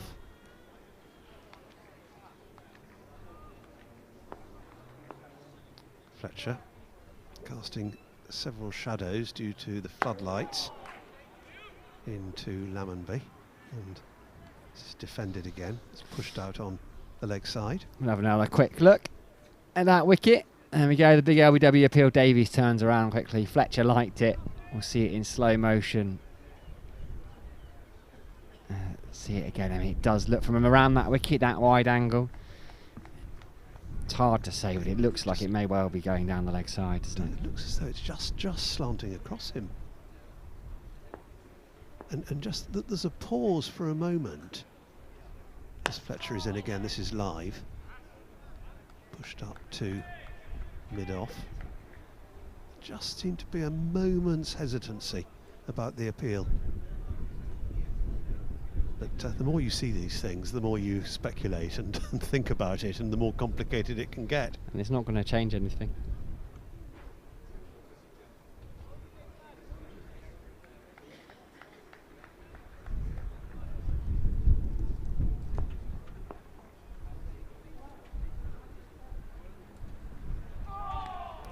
Bowled again from well outside the off stump. That's pretty much the angle from which he secured that LBW decision.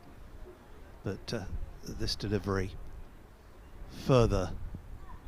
started further outside off stump, and therefore no need for Lammonby to get involved with it. That clock atop the Colin Atkinson pavilion, the minute hand is just ticking round to 22. So tea will follow this over, I'm sure. 2 deliveries remain. Now 1, as that's left alone by Lammonby.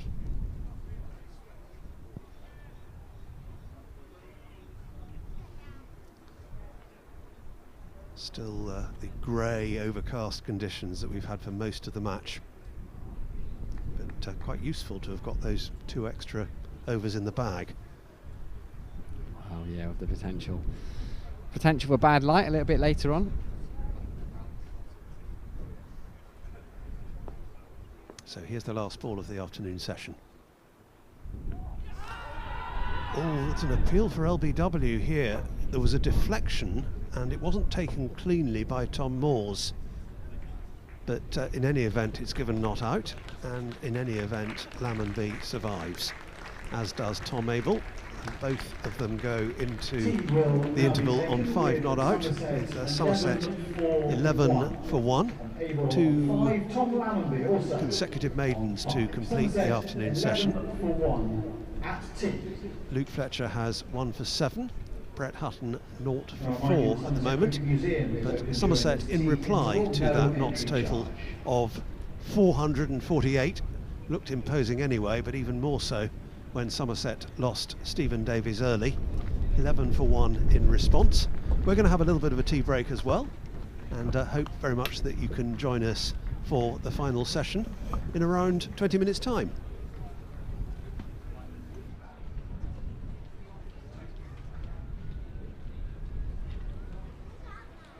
We're delighted to welcome to the Cooper Associates County Ground today the family and friends of the well-known cricket author and journalist David Foote, who sadly passed away in May at the age of 92.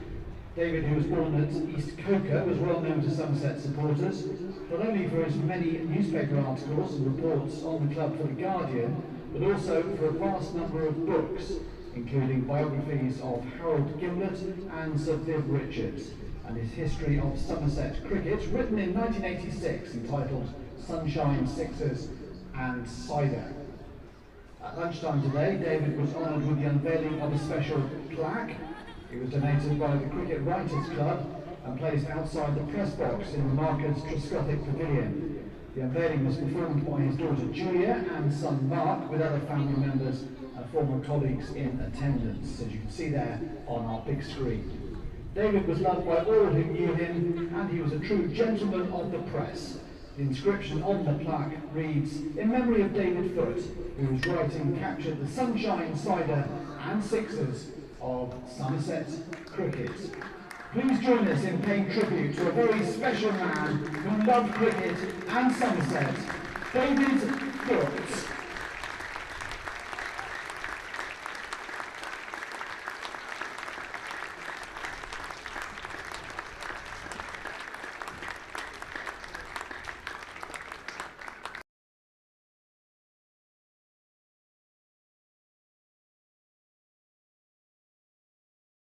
Man we most of us knew very well and very much loved. I'm not going to say very much. We're here to unveil a plaque on behalf of the Cricket Writers Club. We're delighted to have Vic Marks, former Somerset and England player and of course Cricket Writers member, here to say a few words about David, so I'm going to hand over to Vic. Thanks, Richard. Yes, I think I'm here on behalf of the Cricket Writers Club, but I'd like to have come anyway. And I think my role is just to prod us into celebrating the life of David. And I've had to make a few notes because otherwise I'd collapse. But I've got him down here as a proud West Country man. Here. Self-effacing to a fault.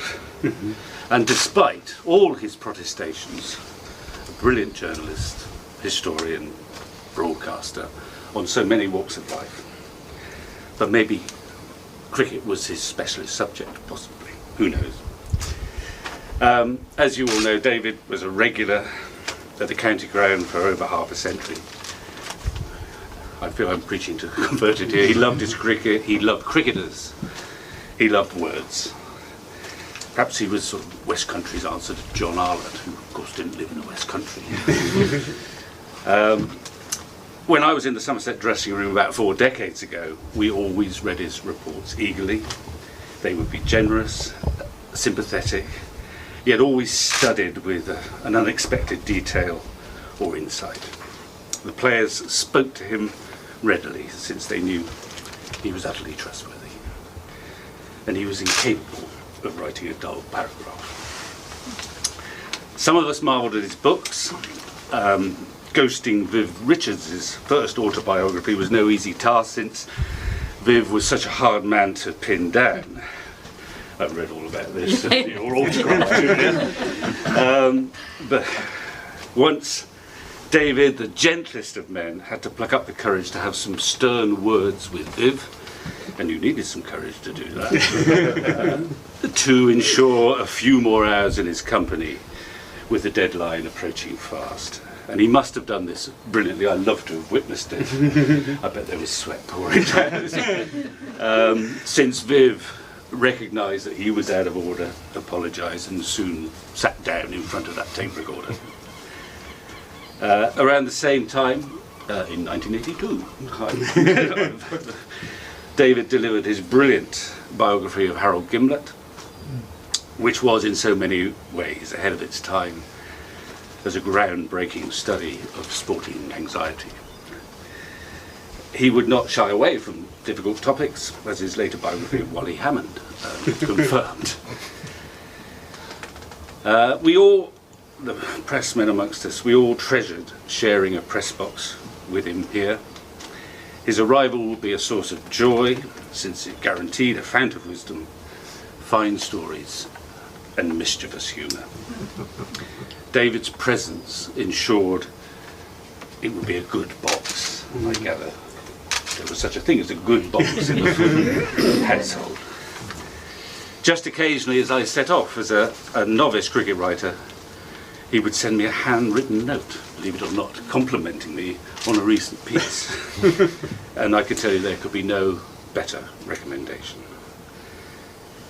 Born in East Coker, before heading all the way north to West beyond Trim, he was a great friend of Somerset and Gloucestershire cricket, as well as a great reporter, and I just feel privileged to be here for the unveiling of this plaque from the Cricket Writers Club, and it remembers David as a man. I didn't write this, but I wish I had, who captured the sunshine, cider and sixes of Somerset cricket. So I think it's your role now, isn't it? Well, thank you, Vin. That was brilliant. Thank you so much. I have to say that Mark and I are both very emotional people, and so we'll probably cry because we cry all the time. Dad used to cry all the time as well, so you've just got to take that as read. But he would have absolutely loved this. You could not have done it a nicer, more a tribute which would have meant more to him, because actually this was his hallowed ground. This was where he felt happy, and we know that all of you made him happy too. And oh my God! Well, I think Dad would have thought he was not worthy. Yeah. He would have been very, very proud and honoured that so many. I mean, Dad really loved writing, and that gave him so much pleasure. But more than that, he loved meeting people and talking to people. And there's friends here, and you know, he's 92, so a lot of his friends are gone. But there's people there who've known him for years and years. And I think with Dad, he loved people, but people actually loved being with him as well. And wherever he went, whenever I went to the press box with him, there's people who would come up and see him and speak to him. And I think as well that although cricket was so important, Dad was also involved in so many walks of life, covering topics of all sorts of things. So wherever he went, he knew people, even from his village days and through Bristol and every, you know, sport and everything. So he was always meeting people. But a lot of friends he's known from very early days were very supportive to him in later life, and that was so important to us all. And shall we do it? Yeah, Gently. 2, 3.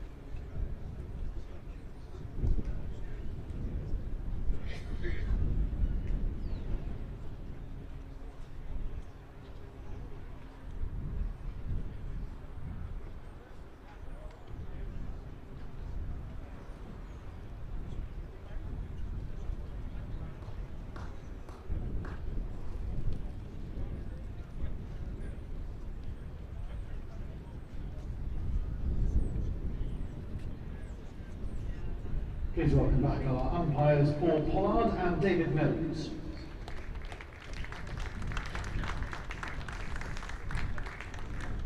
The Nottinghamshire team are led back out by Captain Stephen Mullaney.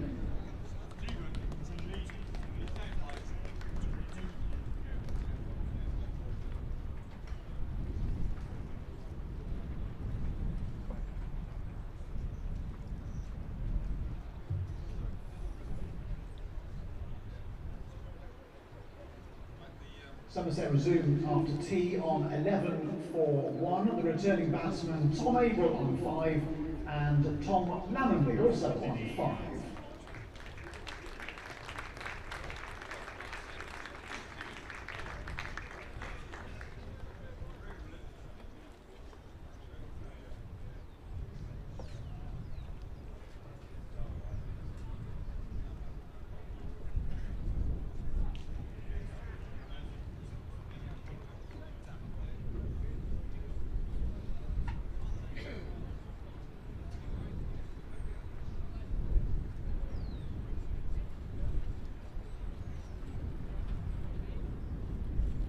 Continuing from the river end, Brett Hutton.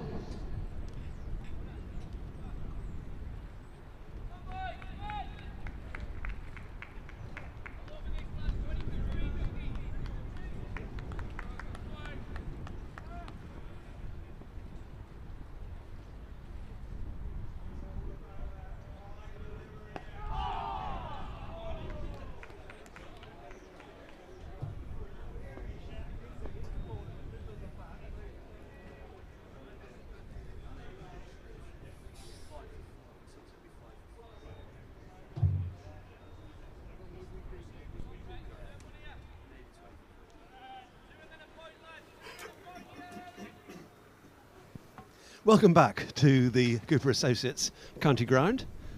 Just one ball into the evening session of play, being bowled by Brett Hutton.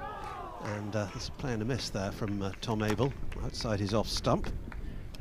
Somerset 11 for 1 in reply to Nottinghamshire's 448. Wicket of Stephen Davies falling before the tea interval. LBW to Luke Fletcher. Tom Abel and Tom Lammonby, both the Toms, on 5 apiece as Hutton runs in towards us.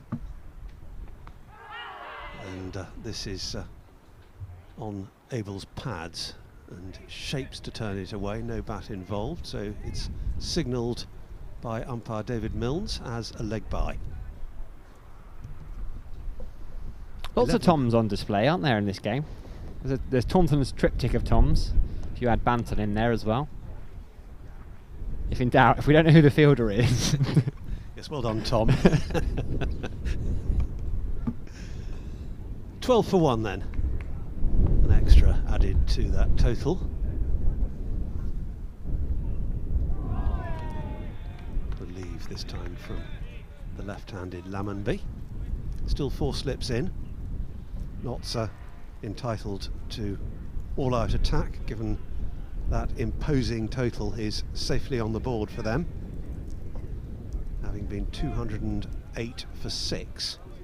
They eventually posted 448.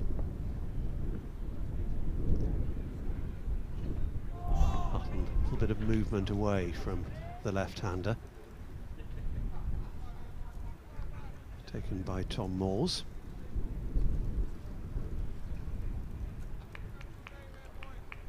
So very much an exercise in survival in the handful of overs that Somerset had before the tea interval. Lammonby's faced 31 balls for his 5. Here is Hutton into him again, and that a comprehensive leave, bat well out of the way. Tom Abel has faced fewer deliveries, just 23. Has a boundary to his name as well, but this attack is all we've seen from Notts so far, the 2 new ball bowlers, and I think that's going to change in short order, because Luke Fletcher with the excellent figures of 1 for 7 from from 5 overs. For Dane Patterson. Is making way for Dane Patterson. Yeah, I did wonder. I thought Fletcher might be the one to continue, but actually it was Brett Hutton who's continued. Dane Patterson, South African international. He was out in the tea interval, warming up, sporting number 4 on the back of his shirt, and he's going to bowl it. Tom Abel with 4 slips in. Flicked through the leg side nicely. Luke Fletcher's going to do the chasing. They'll pick up a couple. That'll probably be it. Didn't quite time it. Slowed up in the ground, but nice couple of runs there for Tom Abel. Dane Patterson, 32-year-old, picked up 5 for 90 up at Trent Bridge earlier in the summer. Those were his best figures of the season. Good signing though. He was initially going to come over as a Colpack player ahead of 2020, but then something got in the way. I think it was a pandemic or something like that. Stopped him coming over. But they've had their eye on him for a while. He's got this very smooth action. Swings the ball both ways, and so there was a school of thought that suggested he might do quite well at Trent Bridge, and so it has proved. But in as an overseas player now.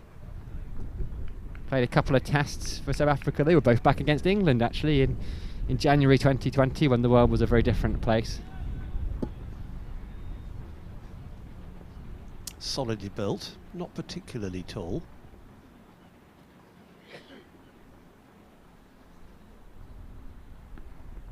It's a strong action. We see some good swing there. It was a very late swing. It was after it had passed Tom Abel. Tom Moores did really well to dive away to his right, get a palm on it, stop it. It went through quite low, didn't it? In front of first slip he was, Tom Moores. See that bit of swing. It's a strong action from Patterson. Oh, he was between first and second. It was good work from Moores. I think first and second slip might have said thank you to him, because you don't really want that coming to you at second slip just after tea, given they are all starting with hands in pockets. It's not particularly warm out there. And they're not wearing gloves. Wonder if there's some hand warmers in those pockets. Patterson, that's a better line from him. Lyndon James swoops in from point. If they can pick up a couple of more wickets in this evening session as we are in now, Notts will be very much in the driving seat, won't they? They've had a good day so far. Tremendous day. Good game. They're in a pretty much unassailable position at the moment, although that could change conceivably. Cricket's a strange game, we know, for turning around. But it's a great position for the visitors to be in the final session on day 2. Oh wow, that beat the outside edge of Tom Abel. It's a no ball, so he overstepped, but again we saw it just dipped in, and then as it pitched it moved away from Tom Abel. Tom Moores again doing really well, because that went through low. He had to dive away to his right, but we're already seeing this swing from Dane Patterson. It's that late swing just in front of Tom Moores. Great delivery. Tom Abel did quite well to not nick that. Didn't get up though. That's the second one from Dane Patterson. And you're saying he doesn't have any great height, but those two really have gone through at ankle height.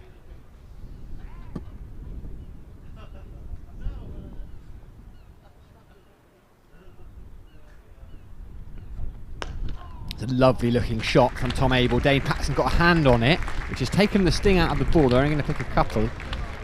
He was down holding his hands. In fact, they're going to grab 3. It stopped just inside the rope. It was a lovely shot from Tom Abel. Would have been a certain boundary, but Dane Patterson did really well to get a hand on it. Hopefully his hand's okay. It's one of those that if it just catches you in the wrong place, you can very easily break a finger. It just looks in a little pain, but hopefully that's just impact for him. It is his left hand rather than his right. Doesn't like it, does he? No, I don't think anyone would quite like that. It's a little bit cold out there. It's a good comeback from Tom Abel, having been cut in half by the previous delivery. It's a glorious shot, wasn't it? So it's encouraging to see that the batter is unfazed by the previous experience. Let's see. Tom Lammonby's going to face Dane Patterson then for the first time. Again, 4 slips. Wonder if it's going to be that in-swinger it'll be to a left-hander. Left alone. This is a really good start from Dane Patterson. A lovely over. There were 3 off it, that drive off Tom Abel, but that is encouraging stuff from Dane Patterson's first over. Yes, well, that painful digit has saved his team a single. So it's worth every throb of pain. Do you think he'll be thinking that right now? That instinctive stuff of your own bowling, or do you think he might have quite... Would he trade an extra run on the board for no pain in that left hand? I don't know. He'd never admit to it. 19 for 1 then, as Hutton continues. Copybook defensive stroke. He's got a very compact style, Tom Abel. You can tell he was well coached. Taunton schoolboy, and that's what he always was. Everyone, he came in as an opening batter in red ball cricket, and a good one, and that's what they thought he might end up being, not playing much white ball cricket. And Matt Maynard just saw something in him, didn't he, when he gave him that captaincy so young. Didn't work immediately. Defending up to mid-on. Yeah, I remember that actually. I remember talking to Matt specifically about that, and Chris Rogers had come in just for one season after the rather longer reign of Marcus Trescothick, and Matt Maynard asked around the squad as to thoughts for the future, knowing that Rogers wasn't going to come back, and there was overwhelming support as Abel leaves that one alone for him, for Tom Abel, as the next captain, despite his age. He was only 23 at the time. Watching in slow-mo here. Tom Abel, that ball from jagging away from him. It did. Tom Moores as well. It moved late on Tom Moores. Sorry. No worries. You were saying about Tom Abel. But no, that was the view in the camp at the time, that he had captaincy potential. And if you're good enough, you're old enough. Outside off stump, left alone. And he had enough senior players around him. Marcus was still there. James Hildreth was in there. And they were going to look after him. It didn't. It was a tough first year because the issue was actually Somerset, the form of Somerset's top order was a huge issue in the early stages of that summer. And he was one of many who were just struggling for runs. Yeah, he really was. That check straight drive we just saw, he ended up having to drop himself. I think it was Hampshire he'd been at. Yep. In comes Hutton. This is shaping to leg and helped on its way. Was the bat involved in that? Presumably so. It's not signalled as a leg by. It went off rather at leg by pace. But given as a run, Abel goes to 11. Yeah, I was covering that game at the Aegeus Bowl, and he got a pair and dropped himself and then came back really well later in the summer. I talked to him about it. He said that coach journey back was an emotional one. He was in tears, having to drop himself. Here is Hutton this time to Lammonby, who drives. That's a nice looking shot, but he's not going to get anything for it. But fielded by Mullaney at mid-off. But from those experiences you do get much stronger, and actually he said, I spoke to him very briefly earlier in the summer about Tom Lammonby, and he was saying, look, I know where Tom Lammonby's been. I know what it's like to have that bad patch, so actually he was able to empathise with him, and that I'm sure has been very helpful to have Tom Lammonby's, or for Tom Lammonby to have Tom Abel's support and someone who actually knows what it's like to be in that poor run of form. Yeah, well, I mean, it was such a joy to see him rediscover his form later that year, because I'm sure everybody felt for him going through a run like that, especially in your first season as captain. But to come back and the team came back with him. Patterson then. We saw the Notts physio had been round, perhaps going to tend to that hand in the previous over. Starts with a dot ball to Abel. Yeah, joy is the right word for Tom Abel. I think he's brought a lot of joy to a lot of Somerset fans and will continue to do so. There was a big stand he shared with Steve Davies when he came back in the side, I recall, which rather set the seal on his reinstatement. It was here against Surrey. Patterson again. Abel plays down the wrong line. I think he's beaten the bat there, Dane Patterson. Encouraging signs for him. He has started really well. Impressed with what I've seen of him, must confess, right, he's a test bowler, so he was always going to be good quality. Not seen much of him, certainly haven't seen him live. Played the majority of his cricket in South Africa for Cape Cobras, 181 first class wickets for them. Also played a little bit for the Dolphins, and then they have that 2-tier system that they did have, so he played for Western Province and KwaZulu-Natal as well. But now plying his trade as an overseas for Nottinghamshire and doing a good job of it. And there's a flick, tickle round the corner. I think it might be runs. Tom Abel's picked up 4. You can see Dane Patterson head in hands. They know it's one of those, if he misses, he's in trouble there, Tom Abel. But as it was, he's turned it around the corner nicely and picks up a boundary. Yeah, that game against Surrey I just mentioned, that was the one when there was that remarkable 10th wicket stand between Jack Leach, who's out there at the moment, and Tim Grunewald. Oh, there's the name. He's retiring this year as well, Tim Grunewald. What a cricketer he's been. They needed 31 to win when they came together. It's Patterson. Oh, good again. Good shape. It was well outside off stump.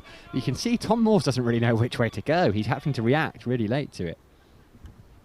But yeah, I mean, it looked like it was Surrey's game, and those two managed to fashion a Somerset win, which brought the season to life for them.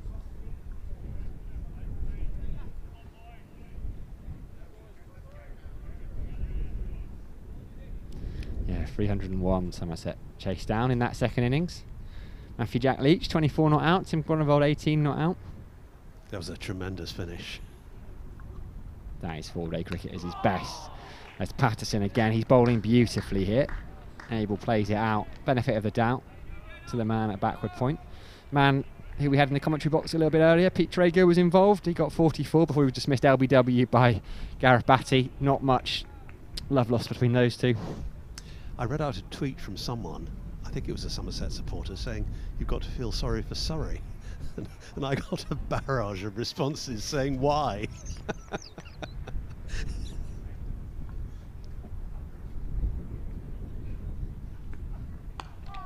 Turned into the leg side there, nicely by Abel. They'll definitely get one. I don't think they're going to get two.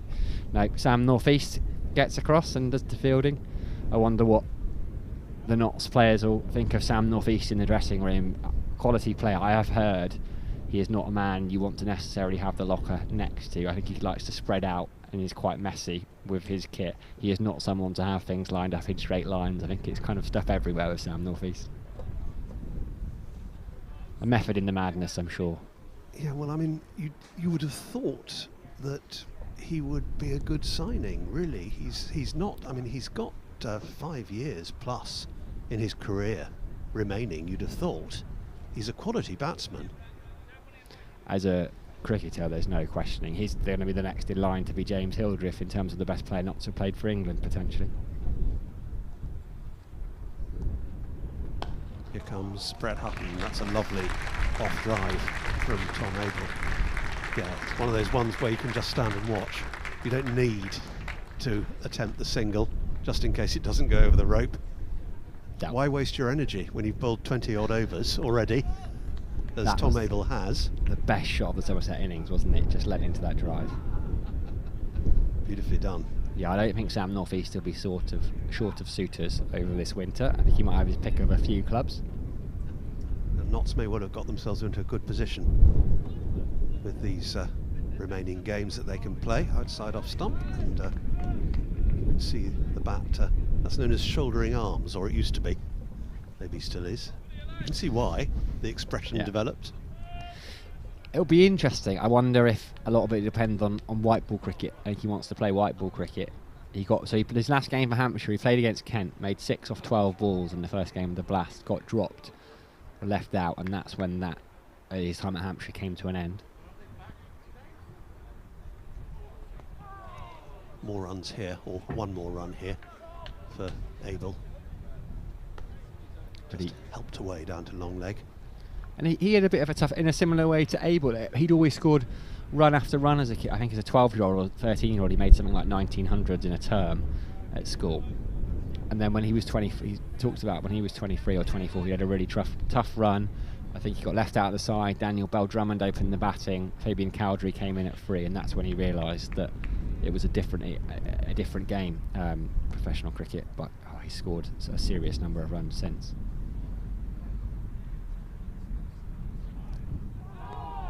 Leave from Tom Lammonby. Hasn't scored since tea. Lammonby. There goes to square leg, just to lean on that bat. Yeah, he's still on 5 not out. He's faced 34 deliveries for that. Well, that'll be 35 now with that one. But no need to panic.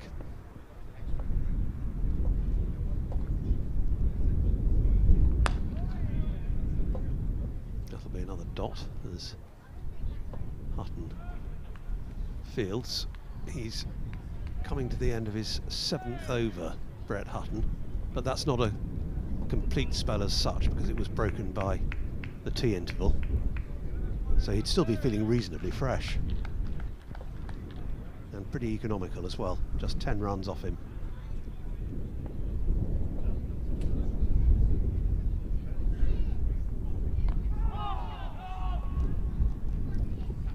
Another defensive push from Lammonby to complete the over. So Somerset 30 for 1 in response to Knott's 448 all out. Floodlight's still on here at the Cooper Associates County Ground. Surprising, in fact, given he's bowled, he's started pretty well as Dane Patterson. He's had 12 runs taken off his first 2 overs. That's without bowling badly. Yes, I wonder if he's going to become this innings' Josh Davey. Somerset fans will be hoping so. Notts fans, not so. He is definitely getting movement, and he's got 3 slips in to Tom Abel. Abel defends, Lyndon James does the fielding. At point, there's the almost obligatory cry from the slips of, oh. Yeah, just having a look. 96 Tom Abel made in that Surrey game in 2017, almost 2 months after he'd left himself out the side. Following the Hampshire game, Stephen Davies made 142 in that one.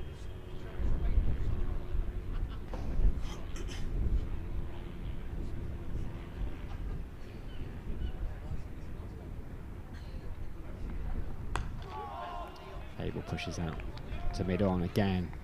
The slips are definitely looking interested here with the swing that Patterson's getting, but Abel has played him quite well these last couple of balls.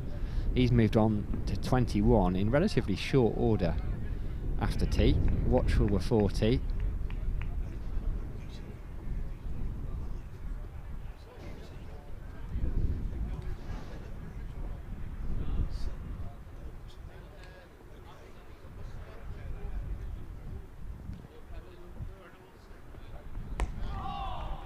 Again, solid in defence. It's a good start to the over from Dane Patterson. He's made Tom Abel play at all 3 of these balls thus far.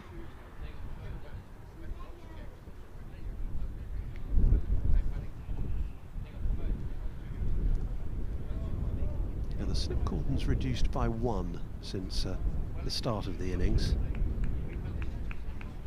The only surprise is James Hildreth isn't standing. Yeah, Joe Clark is the man in that position now. Yeah, an occasional wicket keeper, so probably not a surprise choice as a safe pair of hands as Patterson over pitches and Abel drives beautifully down the ground. It was 2 full that from Dane Patterson. When you won't mind it too much because when you're looking for a little bit of swing and the ball is doing something, you want to get it up there, but that was over pitched and Abel will just see it on the replay. He just holds that checked off drive down the ground. It's not a bad way. Not a bad way to move to 25 for Tom Abel. No chance of getting a left finger to that one. No, not played much cricket, Tom Abel, in recent months since that hamstring injury, but he's come back like he's never been away and is continuing his fine form in the county championship. Umpires are going to have or maybe they're going to sanitise the ball, was it, because a member of the crowd touched it, or are they looking at the shape? Luke Fletcher's taken charge of the situation. He'll sort it out. Maybe it hit something. Yeah, did on it? This side of the boundary. It had the legs, didn't it, to go beyond the rope and advertising hoardings. Yeah, it absolutely raced straight down the ground. Liam Patterson-White, still a little bit of work. Stephen Mullaney, the captain, is interested too. And the ball's back in Patterson's hands, and he's going to go again to Tom Abel.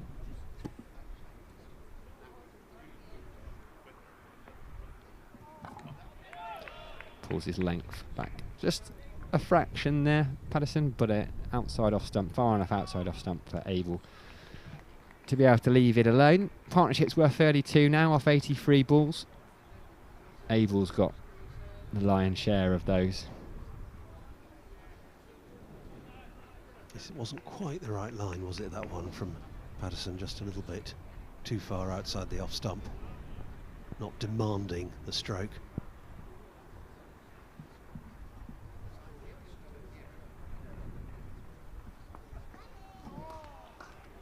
Left alone.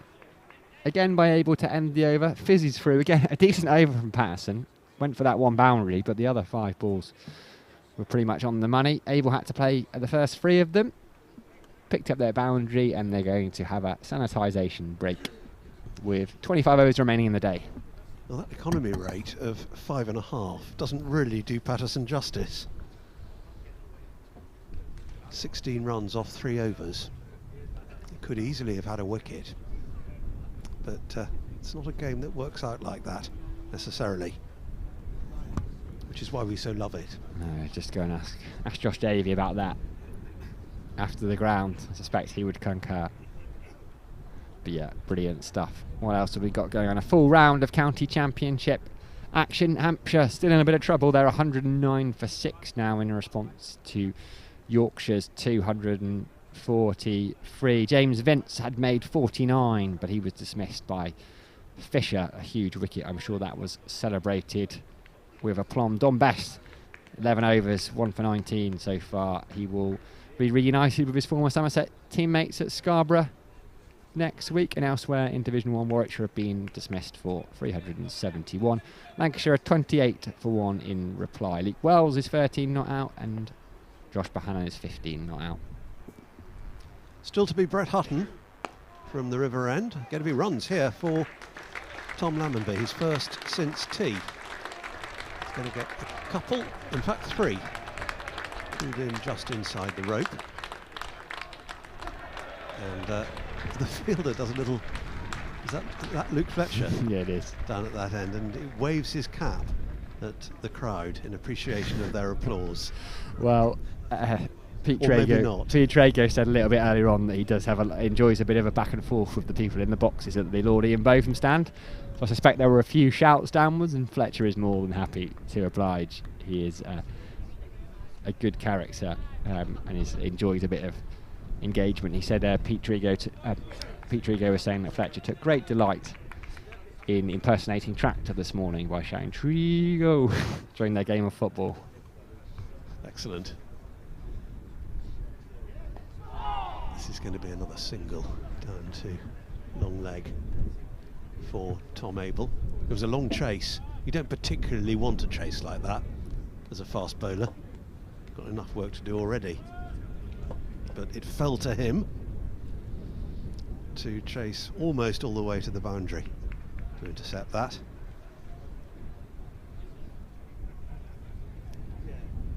Abel 25. Still says Lammonby 5 There's this scoreboard. Harry Everett on screen. You might know his voice from the Royal London Cup action. He's going to come in and do a little bit of a half an hour stint for us very shortly. Am I totally confused? I thought Tom Lammonby had scored 3 runs with that push up to long off, and he's still showing us 5 on the scoreboard. He's also still on strike. He's showing on 8. Abel got a single, Abel sorry, took yeah. a single, yeah. He's got an 8 on our score. I think the scoreboard, there we go, caught up. Yeah. Yeah, our scoreboard was right on our screen. But the scoreboard just taking a little while to draw level. Defended again by Lammonby. Be a relief for him to have added to his pre-tee tally. 38 for 1, Somerset. See Luke Fletcher limbering up again, just touching his toes at mid-on, so we might see another spell from him Doesn't sooner rather need than to, really, later. does he, after that chase? You'd have thought he'd be loose. I suppose there are other bits of the body you've got to loosen, apart from the legs, arms as well.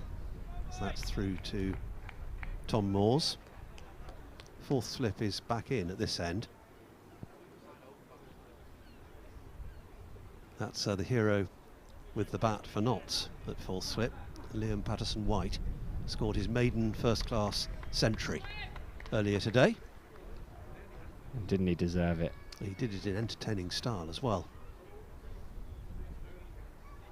A positive innings. It's another dot ball to end the over. Now, will Luke Fletcher... Yeah, he's going to bowl the same end from which he took the new ball before tea. Sweater is off.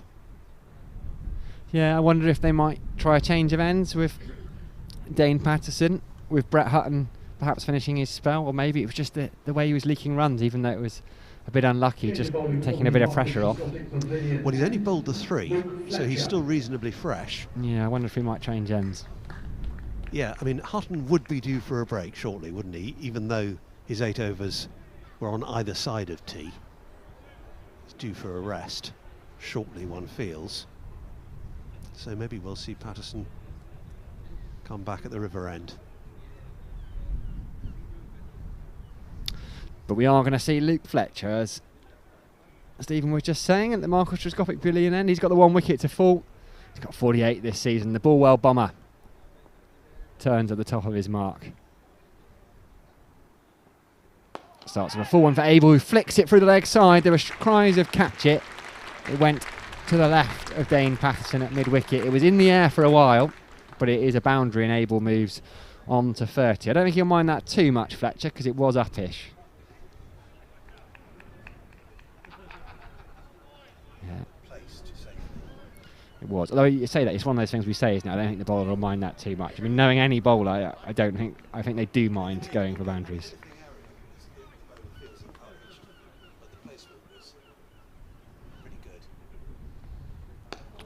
Oh, well bowled from Fletcher. Abel looked to be trying to flick that to leg, and almost not quite a leading edge, but it was straight back at the bowler. He wanders off to square leg.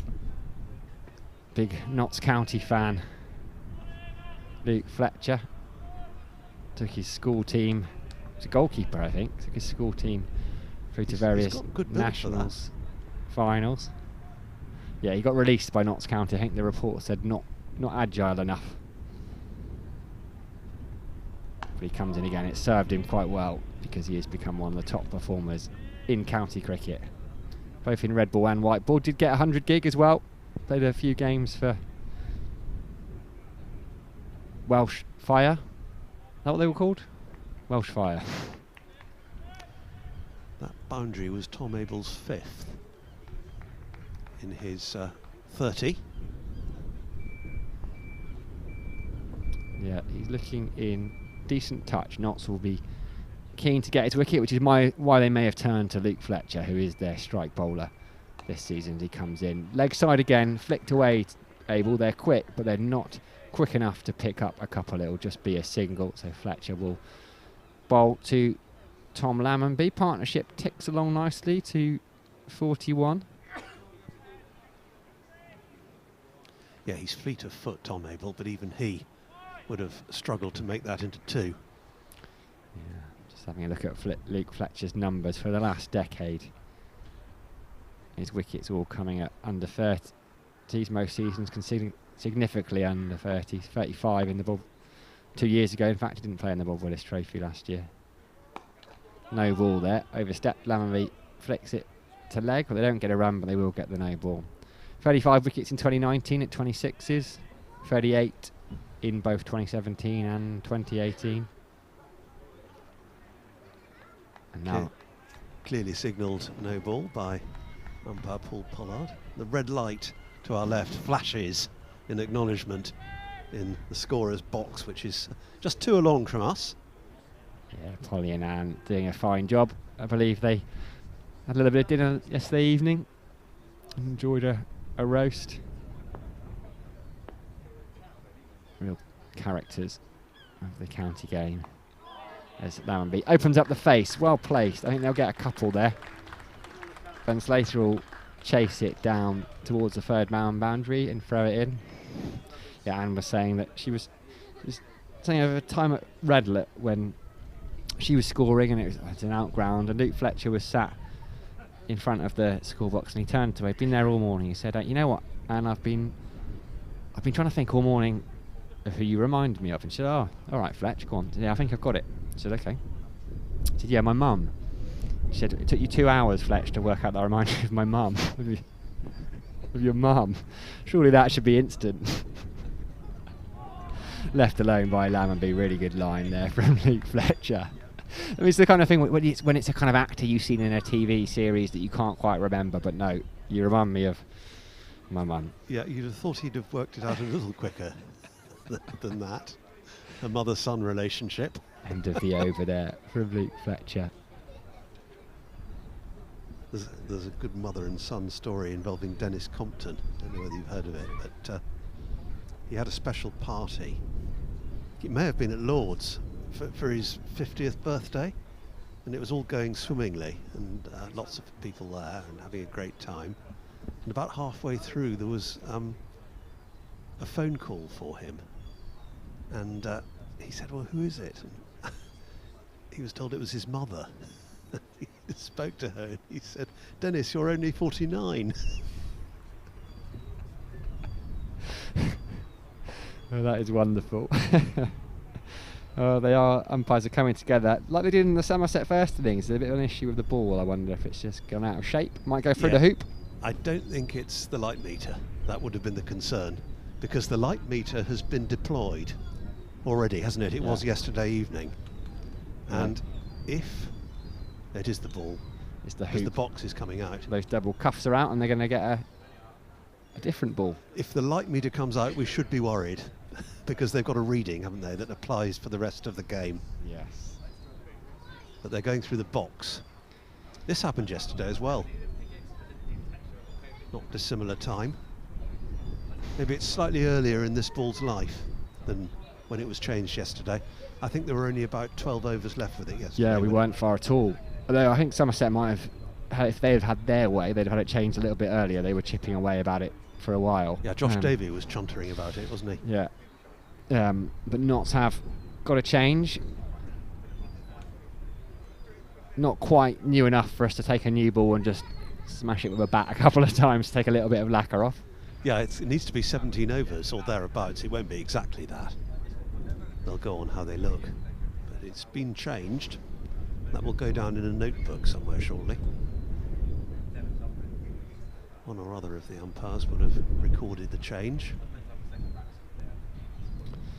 Got a couple of thousand of you joining us on the live stream. Thank you very much to WPA Health Insurance for enabling us to provide this for you. We hope you're enjoying it. Somerset fans, Nottinghamshire fans, just general cricket fans. It's brilliant to have you all with us enjoying fine games cricket. Outside the off stump, the first ball of a new over from Brett Hutton. Abel not interested in playing it.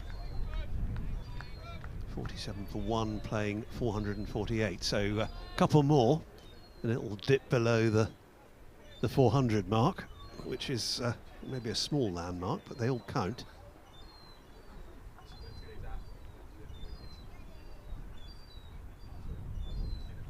And again Hutton from the river end. That's stylishly played.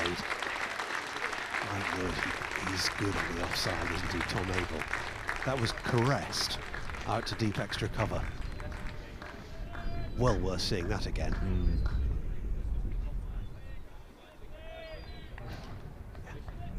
For me, and I have an element of bias to it. For me, Tom Abel is an international cricketer in waiting. And I was just hoping that wouldn't come quite now from a selfish Somerset perspective. The last thing you wanted was for him to suddenly be the 14th man for England for the next 2 weeks. That was a pedigree shot.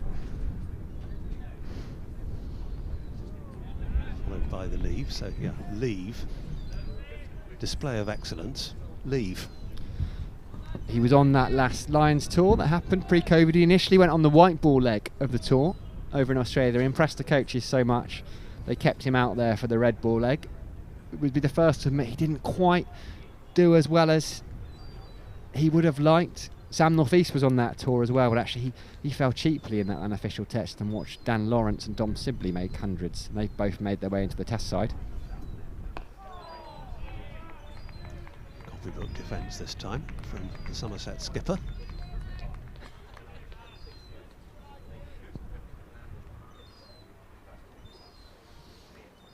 Thomas Benjamin Abel. Indeed. John Shearing, Sherbo. It's good to be back watching county cricket at Somerset County Cricket Club. First time here for a while, so welcome back. Oh, it is brilliant, isn't it?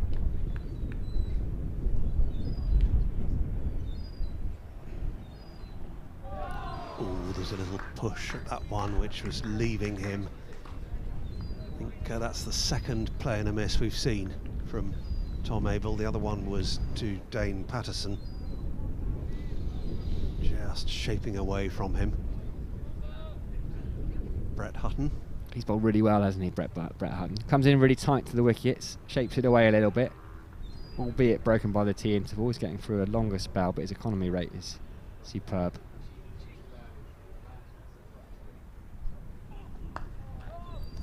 That's secure.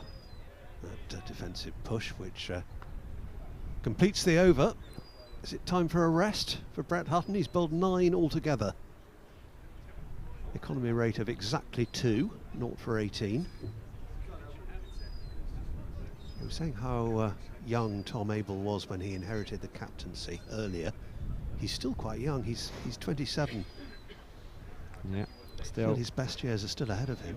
Yeah, still to come into his prime. So Fletcher's going to continue. We might see a bit of Liam Patterson-White later on. He bowls slow left arm, orthodox. Lyndon James as well. He's having a good season with the ball in the county championship.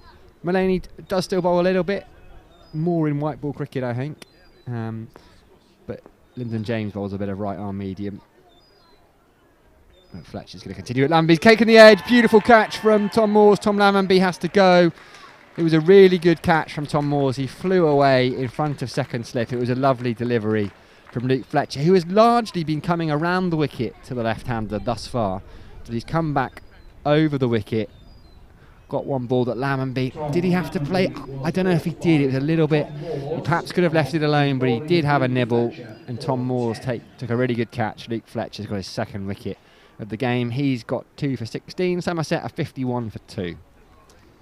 Yeah, Tom Lammonby was very much the quieter of the two partners. Made 5 runs before tea, another 5 afterwards, and that is the end of him disappearing into the Andy Caddick Pavilion.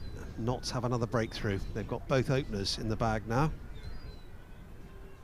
so that will bring in the senior batter, James Hildreth.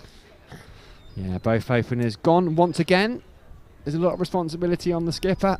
Tom Abel, this man, James Hildreth, we all know how capable that is, and I think that is the perfect time for me to dip out, do a little bit of writing, and I'm delighted to introduce for the first time today and for the first time in this game, driven back from Scotland to be here. It's a lovely week in the Highlands where he said it was beautiful weather. He could have brought the sunshine back for you, Mr.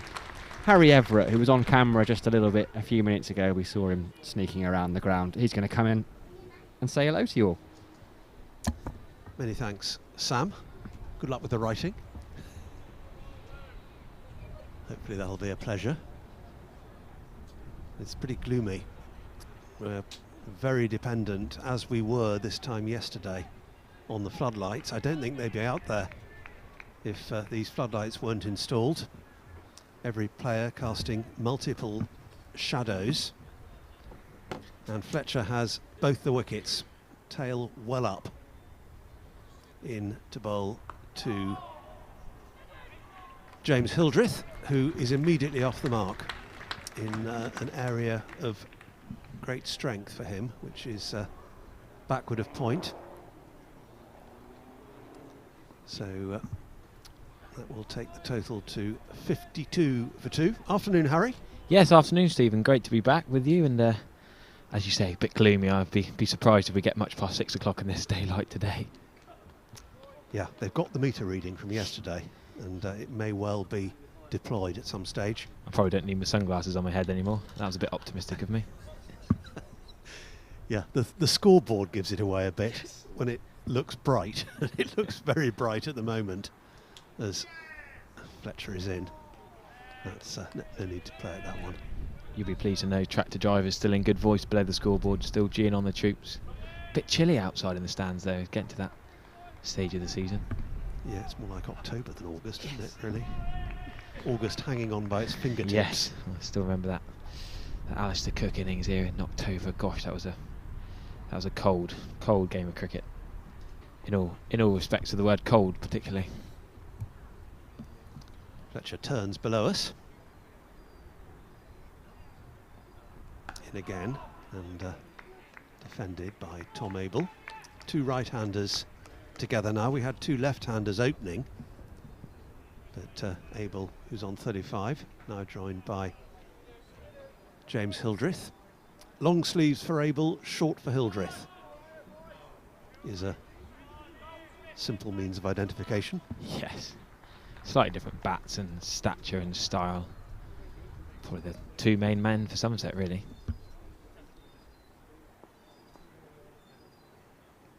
Fletcher then down the leg side. Oh no, it's a strangle. Looking to play it to leg. I've seen it before from Tom Abel, and it's happened again. Fletcher has struck twice in the same over, and that is a disaster for Somerset. A really big wicket. Tom Abel had looked in prime form, and he's the third wicket to fall. He's gone for 35. Luke Fletcher has 3 for 17. Yeah, he's bowled well, Luke Fletcher, top bowler, but I don't think even he would try and say that he's deliberately done that. Tom Abel, unfortunate. Any little tickle, you think that'd normally be 4 runs, but Somerset, bit of trouble now. 52 for 3 in gloomy batting conditions. It's not going to be easy for anyone that coming out to bat. The floodlights have gone out. They've just been switched off, as you said that. And deliberate ploy from Somerset. Well, either there's been a power cut. And we've just been told Sam Dine's got a lovely stat for that. Luke Fletcher, 50 wickets for the first time he's done that. 50 County Championship wickets for Notts this season. Top man. I chatted to him in the Old Trafford car park a couple of years ago. Had a really good chat about all things cricket and his concussion. It's been amazing to see the man. If you watch that video of when he's whacked in the head, to come back from that is phenomenal. I think what they're going to do is put the light meter on the stumps Lewis Goldsworthy. without the floodlights being on. Could that be the answer? You'd probably say you'd guess it'd be too dark without any enhancement from the floodlights. It was bizarre, wasn't it? Just as that wicket fell, floodlights went out. You were just talking about the light, yes, and the floodlights went off. I have this weird power over lights. But I can't see them playing without the floodlights. No, I was just saying to Sam that I don't think they'll play much longer, even with the enhancement of the floodlights. But now, this is pretty disappointing. I suspect depressing this is going to be it for the day. So I come on for 1 over and oh wow! In previous games I've been commentating, I've been the lucky omen, Stephen. Normally I bring the Somerset runs, and Sam I've been telling off for getting all the wickets. As it is, you've dismissed Tom Abel. And the whole day's play. And you've sent all the players off. You've turned off the lights. Oh, how long might it take to rejuvenate or put some money in the meter? But it's just weird, isn't it? I mean, that must have been accidental that they switched off when they did. But then, yeah, it's not a case of just flicking them back on, is it? Wait, we'll need Polly next doors on the phone. Scorer Polly, Polly Rhodes always knows these things. She'll have some information for us. Sam, we're going to have a chat. The umpires have suspended play because of bad light. Well, I think we could have worked that out anyway, but I'm still intrigued by what happened with the floodlights, because they went off yesterday with the floodlights still on, as I recall. A lot of people are taking their bags and going. It's that stage. It is grey, it is gloomy, and they can't play without the floodlights. We've got to be honest. They need the floodlights to enhance the grey evening bad light, but. I don't know whether Sam's gone out possibly to inquire. Is that Stephen Mullaney coming back? Most of the players have left the field. Looks like Stephen Mullaney's just coming back for a chat with the umpires. Yeah, they're still out there, David Milnes and Paul Pollard. And well, not to be key to Pollard's bowl. talking to Mullaney at the moment. Yeah. You can probably see the two of them. What's he gesturing towards? Just on the edge of the square there. If you're Mullaney, you're desperate to stay on because Somerset in big trouble, and absolutely, they could be 4 or 5 down before close if not continue to play on. But In the other Division 1 the longer games, they're off for, the less likely Hampshire it is to see any more play 52 today. In reply to Warwickshire's 371. Yeah, well, and Hampshire 113 for 6. I'm sorry not to be able to in their give you an game against explanation Yorkshire. for why the Yorkshire floodlights went out. 243. But we are going to have a break in play. I guess that we will have a break ourselves because we haven't got much to tell you about at the moment. No, we'll leave you on that sad note. That's probably going to be the close of play, but we cannot confirm. But an assurance that if there is any more play, we we will be back to describe it for you. Thank you very much.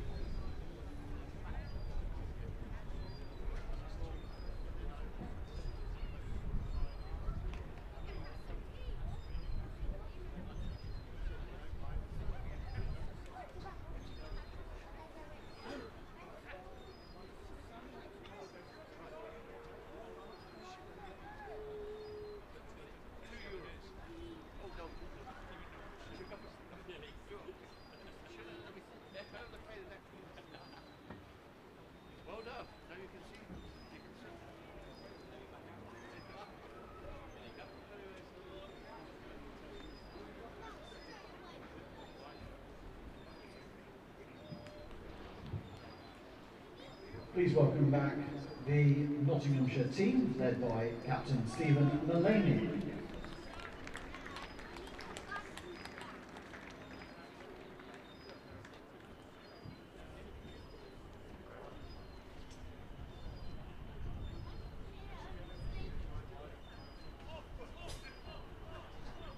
So Somerset resume after that short break on 52-3. Lewis Goldsworthy has joined James Hildreth.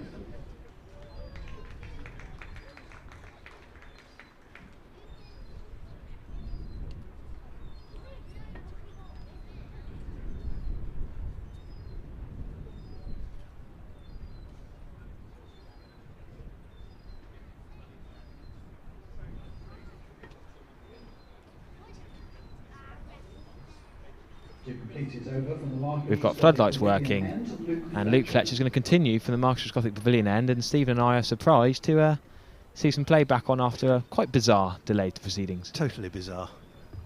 Floodlights cut out, the players went off, they're now back on again. The umpires have taken a meter reading based on what they read yesterday, and have decided that it's fit for play. And Luke Fletcher is on his way in to bowl to Lewis Goldsworthy, who'd come out to bat but didn't face a ball.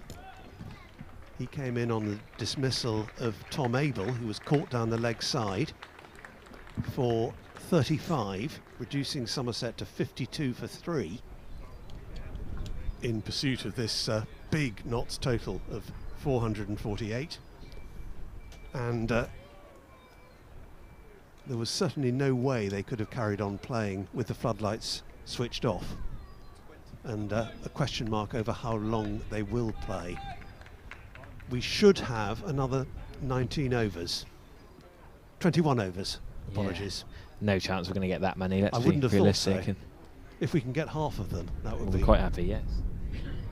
But in any event, Brett Hutton is going to continue. Yeah, Brett Hutton from the River End into James Hildreth, just outside the off stump. Well played by Hildreth, late defensive shot. The 2 runs Hildreth has scored so far, both in that backward point, sort of wide gully region. We've got 4 praying slips, or 3 in a gully, you could call it, in a backward point, an attacking field for Hutton, who will not be easy to face in this light. Both praying and praying. Yes! Yeah. Deep fine leg, mid wicket, mid on, mid off. Shortish extra cover.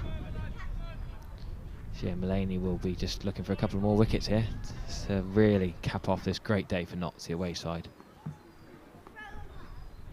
Hutton into Goldsworthy. The Cornishman just tucks it into leg side, so singles taken off the first 2 balls of this over. This the 20th over of the Somerset innings. That's given us a leg bye. Goldsworthy yet to get off the mark, but does get down the other end to... I guess it's difficult for a new batsman coming in to adapt your eyes, open your eyes to a different light out there. I reckon the floodlights switched off in sympathy for the Somerset captain. We were trying to work out if someone next door had pressed a button too far, or someone had enough of the play and decided to just try and get the players off. Hutton with a straight stride into Hildreth. Similar-ish looking bowlers, Fletcher and Hutton, both right arm, both big units. Not express pace, but get it down and can hurry the batsman. It's actually a little bit brighter overhead than much of the surrounds of the ground at the moment. It's very gloomy over the Quantocks. It's gloomy over to our right, and indeed to our left, but overhead not too bad at the moment. Hutton back into Hildreth, that's a dot ball just blocked into leg side. We did see a lot of people leaving the ground, presuming that would be the end of play, but no, they might be on their train or their car home listening back into us. And 1 or 2 might have got to the gate and suddenly realised they were coming back on Well, again. turn round. I wonder how far the tannoy can travel. When they heard the players coming back out, they might have been just over the bridge and quickly turn around and come back.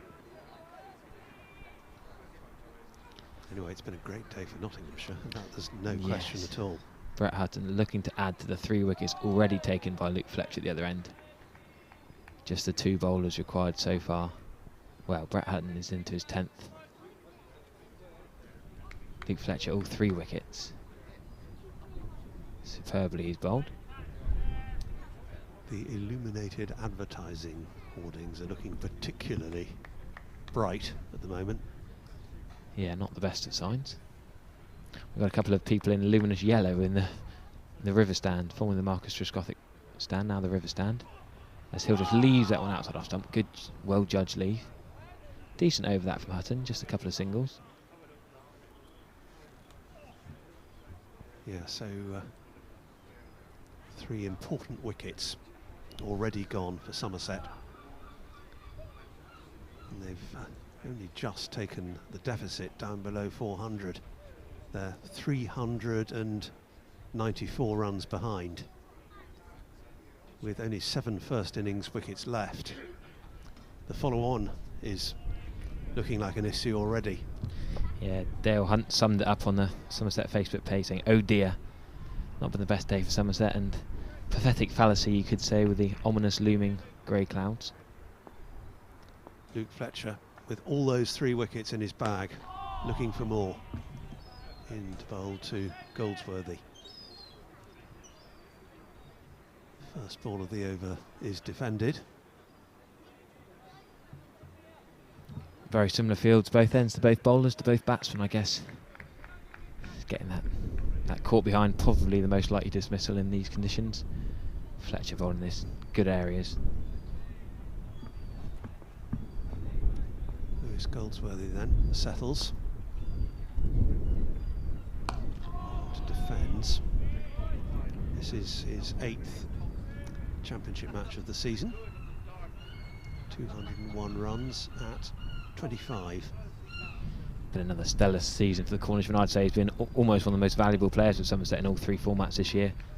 The likes of Overton and Gregory have missed quite a few through injury, and England calls up. Tom Abel, of course, is crucial, but that big long time out injured. Goldsworthy's been almost never present. All 3 formats, been really talented, really come through well this year. Settles as Fletcher is in again. He's going to get off the mark here. Just turning it down to square leg. A little bit of a chase and time to take the single. 55 for 1. Just being for 3, I beg your pardon. Play will continue until 18:08, to be precise, in lieu of this most recent interruption. That's provided the light. Well, yes, exactly. Is yes. good enough. So it could be for another hour, although I think we'll be lucky to get that. Could be an hour and 5 minutes. Yes.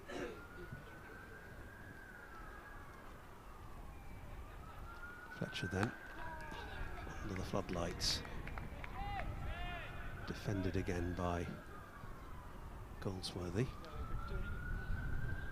When do you reckon is night watchman time? When does Somerset start thinking about padding up a Josh Davey or a Jack Brooks, perhaps, or even Jack Leach? Given that announcement, I would think they probably need to wait a bit, but it's very difficult to judge it. Yeah, with the light, of course.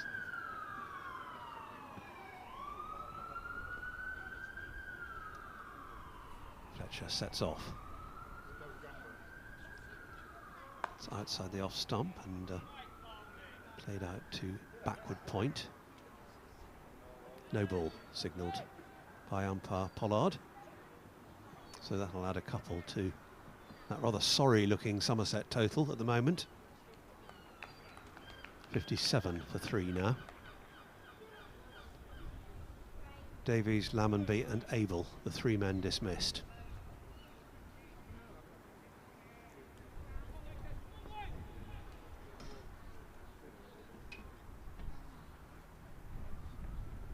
This is driven by Hildreth, but not timed.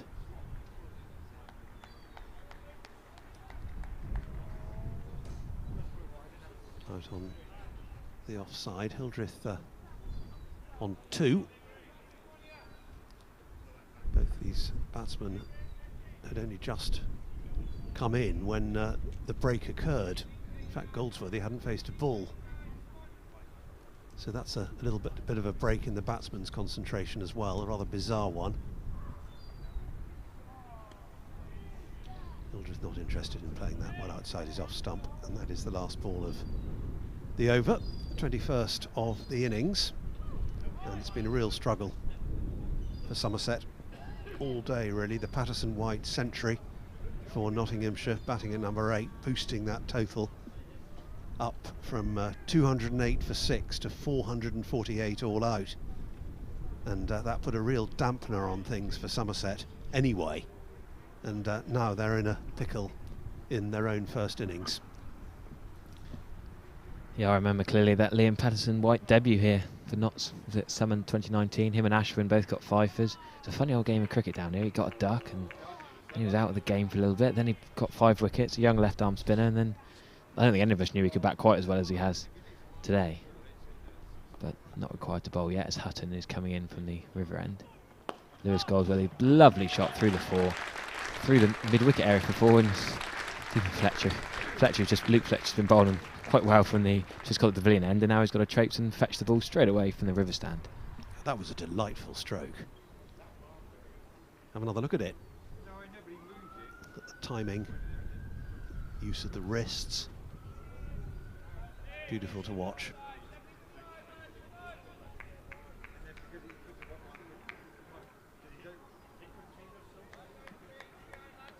Yeah, that was a strange debut for Patterson-White, but really he looked like a better than a number 8.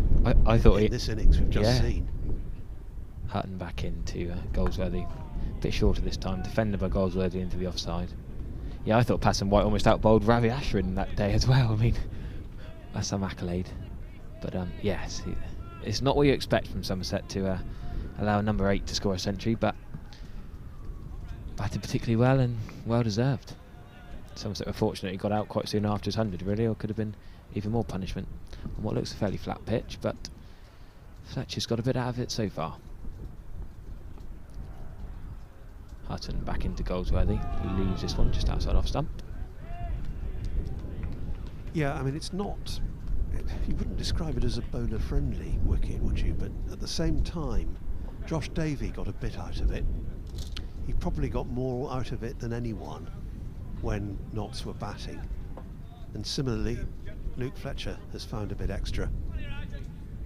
Yeah, very underrated bowler, Josh Davey. He was my pick for the WPA Predictions League. I picked him to be the leading wicket taker for Somerset this year, but just behind Craig Overton at the moment, but got a few weeks to catch that up as Goldsworthy blocks into backward point where there's a swooping Ben Slater. He just throws it in. Nice to see all 11 from Notts in green hats. Nice bit of symmetry, all matching. Not much need for a hat in the sunshine, but good cricketing tradition. A few sunglasses on top of the heads, which definitely aren't required, but I don't think we've seen a sun hat all game.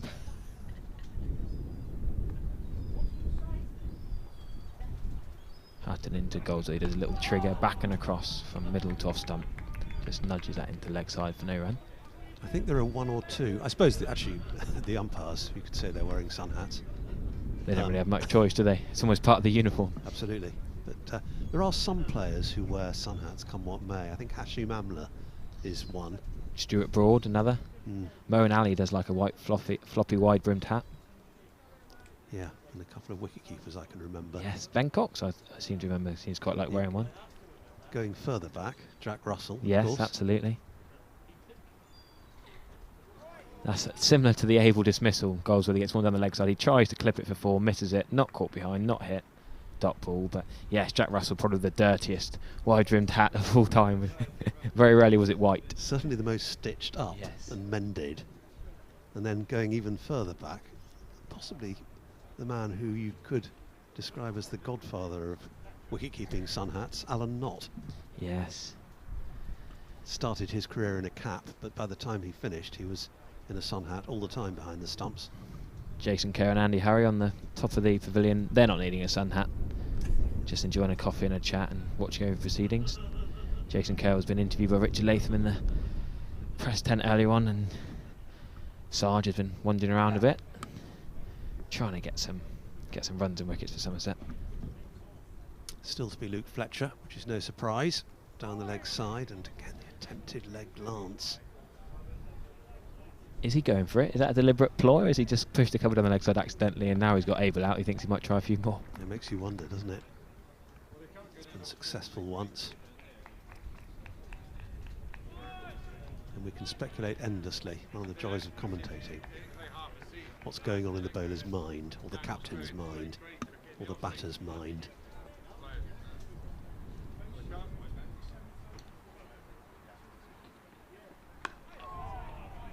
That is needfully defended. That was on a round off stump to James Hildreth. Just looking back at a few YouTube comments and the carnage in that little delay, a few people quite confused. Lady Bladebinder said, Harry, I think you were lucky going off right now in the Somerset's position.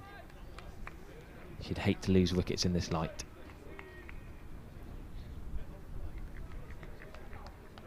Back with Luke Fletcher. Going to try again. And this is turned down to long leg by James Hildreth. Oohs and ahs from the slip cordon.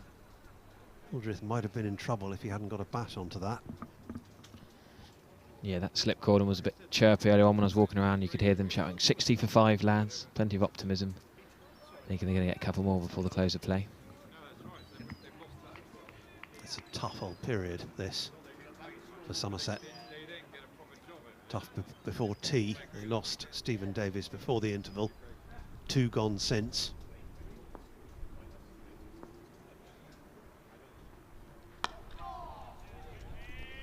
That's just tucked away out to mid-wicket. Won't be a run.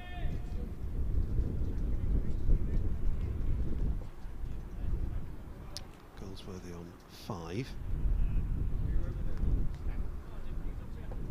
Came in at the fall of Tom Abel's wicket.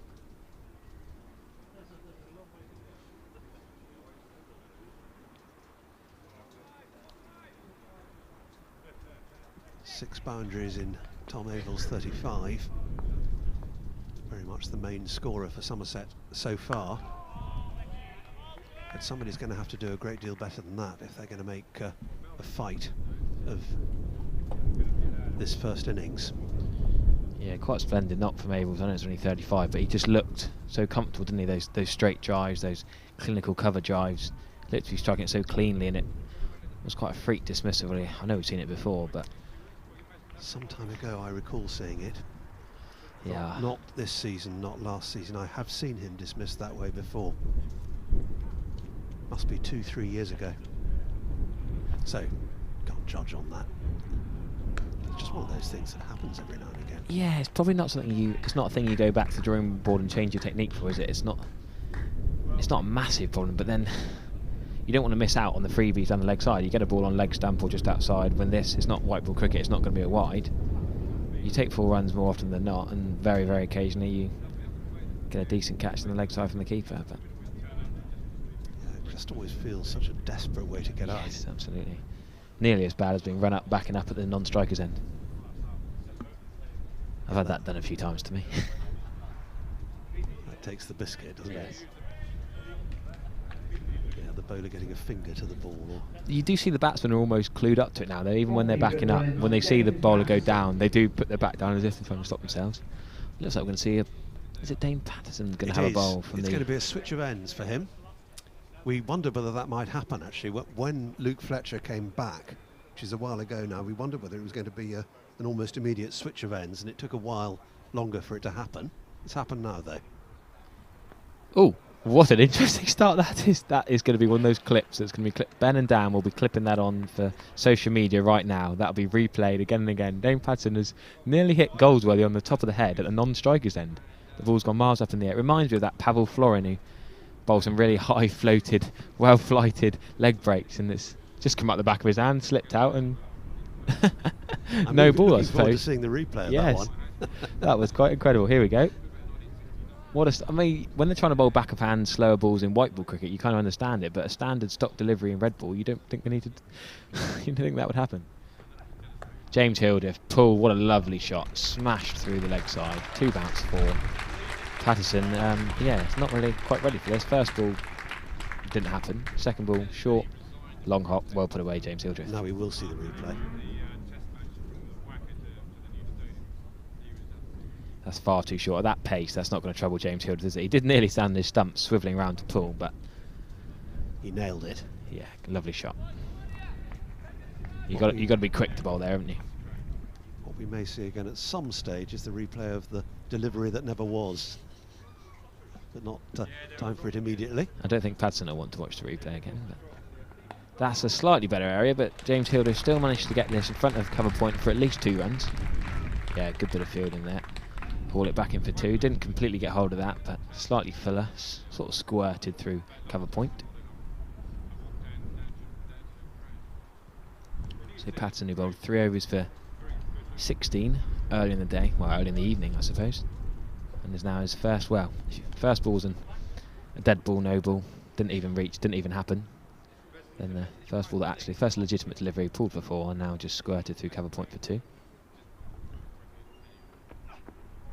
That's outside, wider outside off stump. That's a bit of a nothing ball, really. Hildreth can leave that with no risk, and no way he's going to get out to that. Just the 3 slips now. There were 4 to both Fletcher and Hutton. Just the 3 now to Patterson. Of course, we got a Dane Patterson and a Liam Patterson White, not to be confused. One's a left arm spinner who got 100, and one's a right arm seamer.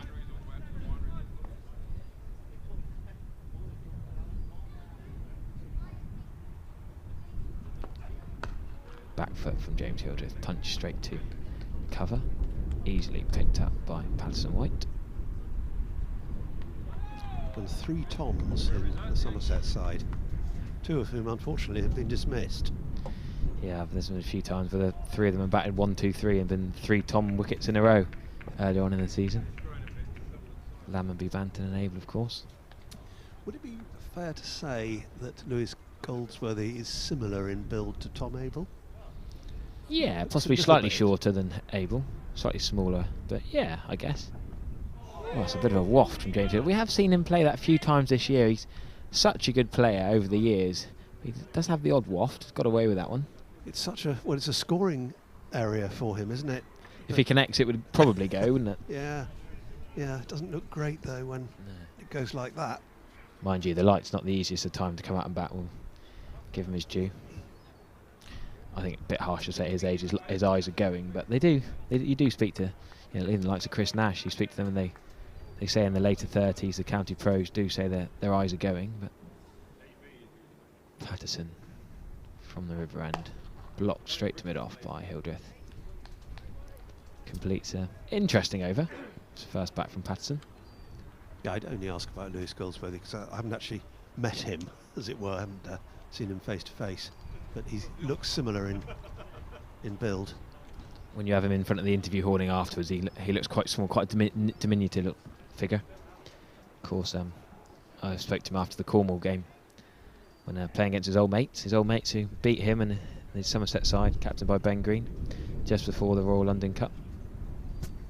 Fixtures, we can see a bit of a slow-mo here of Patterson. This is that bizarre delivery that didn't actually happen. Watch the umpire's face. Oh, where's the ball gone? Goldsworthy doesn't have a clue where the ball is. It's out of the picture. Oh, there it is. Look how close that is to hitting him on the head. Extraordinary. I think that is a clip that will survive. Yes, absolutely. Outside the off stump from Fletcher. First ball of a new over. Remarkable. I remember in the county championship a few years ago, Johnny Bairstow, there's a similar delivery. Bairstow was playing for Yorkshire. It might be 5 or 6 years ago. I was up at Headingley, I think. And a ball like that was very wide. Clearly a no ball or wide, whatever you want to call it, 3 strips away, and Bairstow charged out and whacked it through the covers for 4. He thought, why not, you know? Absolutely, why not? Why not? It was in the Take air the for a runs. long time though, wasn't it? I mean, it went out of the picture and it was a while coming back down again. Hildreth would have to run 23 yards to get to that one. But here's Fletcher again. That's a comfortable lead for Goldsworthy. 68 for 3, playing 448. 380 the deficit. God, that looks daunting, doesn't it? Yeah, big score from Notts. Notts, of course, that team. He didn't win a game of cricket in the county championship for well over a year. That 2019 season, they had arguably one of the best sides in the league on paper, and just kept underperforming. The signings of Duckett from Northamptonshire and Clark from Worcestershire, this gun side they had, and they just couldn't win a game of cricket. Down the leg side. Oh, not another one. No. Oh, this is unbelievable. Another leg side take. Goldsworthy trying to help it on its way, and he has departed in identical fashion to Tom Abel earlier on. Now that's hard to believe. 2 successive wickets that way. That is quite a rarity. Yeah, you could say it's even slightly wider again than the Tom Abel dismissal. That it seems harsh to say that's a poor shot and poor cricket. It's wide outside the leg stump. It's not really a half volley to drive through there. It's just a little tickle, and again, it's a good catch. Let's give credit to the wicketkeeper, but so frustrating for Somerset to have 2 wickets like that. Well, that follow-on figure is looking a long way off. Yeah. 249 they need to make Notts bat again, and at the moment they're 68 for 4. They're nowhere near. People doubting the toss decision now. Ian Cockayne says on Facebook, we should have batted first under huge pressure now. I don't think it comes down to just the toss, does it? There's a lot more to a game of cricket than that. Yeah, but it doesn't feel so good now. No. The pitch is good to bat on, and Notts made the most of it. But another Tom comes in, an exciting Tom. Tom Banton, who's been in sort of odd form this year. That splendid 100 on the Sky cameras in the T20. Not many other white ball runs, which you'd say is his preferred format. George Bartlett, unlucky to be left out the side, scored that brilliant 100 in the One Day Cup in that partnership with George Thomas.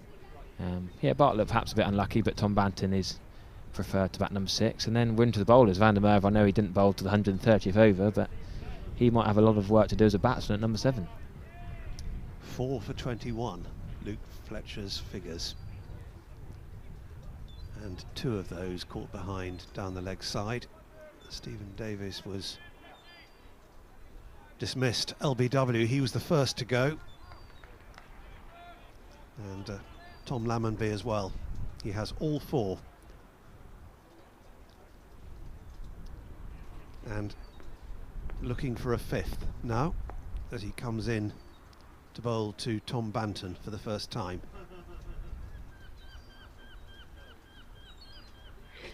Banton defends, pushes it up to mid-off. Somerset in dire straits here at Taunton.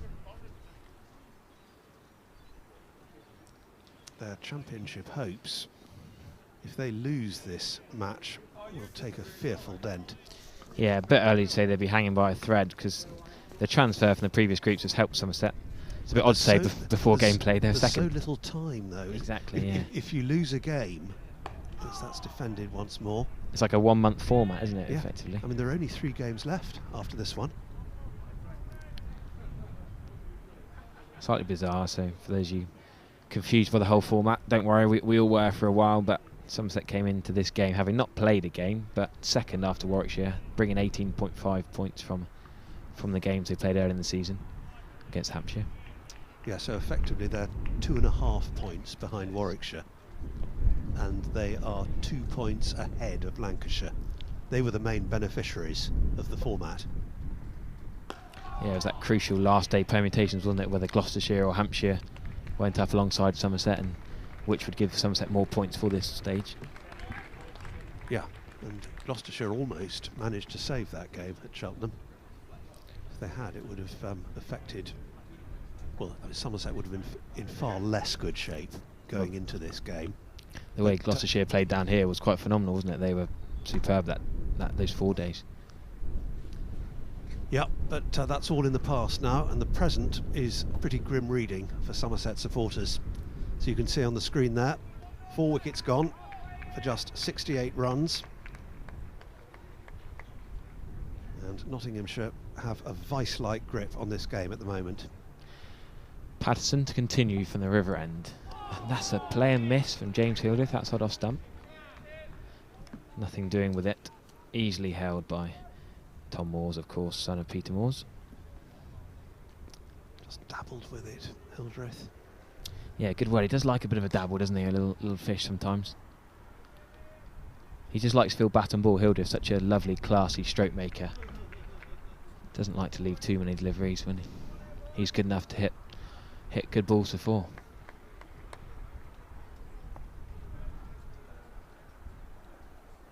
Patterson with a watch on his left wrist, right arm, and that's swung a bit, swung away. Moore's had to dive in front of first slip. Joe Clark lets him take the catch in front of him.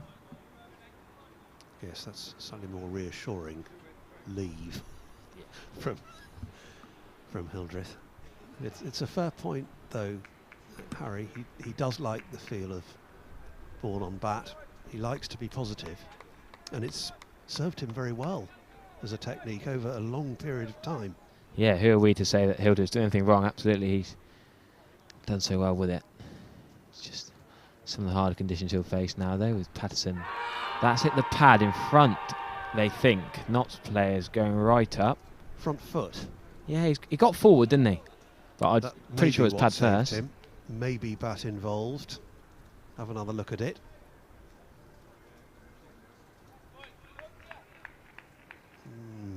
Bit leg side-ish. Far away, possibly leg side, possibly high.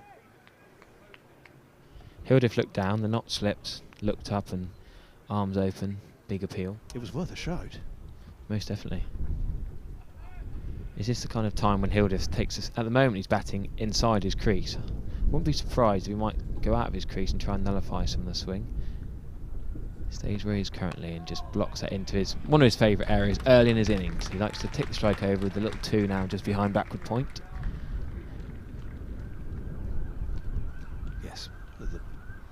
If you had an arc, or what is it, a wagon wheel of James Hildreth runs, I think you would find that that's the richest area. In all 3 formats, yeah.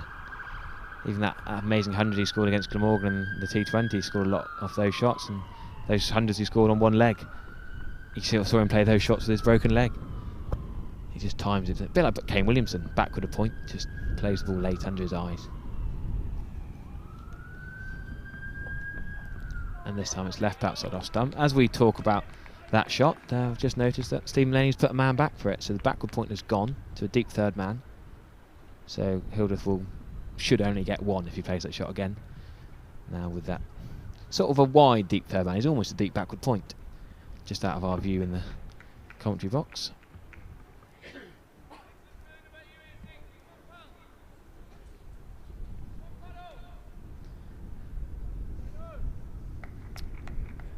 They're up to 70, but they've lost 4 wickets getting there, Somerset. Patterson in, right arm over the wicket, played by James Hildreth straight back to the bowler. Yeah, not still buzzing around between overs a little bit, trying to get through as many as possible. We reckon play should be finished by 18:08 if we can get that far. There are technically 14 overs remaining, but we'll be very lucky if we manage to get all of them in. Yeah, it depends a bit on how the light holds up. It's not great, hasn't been great most of the day. And don't really expect Notts to bowl any spin at this stage with the ball only 26 overs old. I suppose you could argue that Patterson White scored 100. You might try something different for the last couple of overs of the day, perhaps, but it didn't take much spin in the first innings, did it? In the meantime, there's going to be no change, as you might expect, given Luke Fletcher's figures.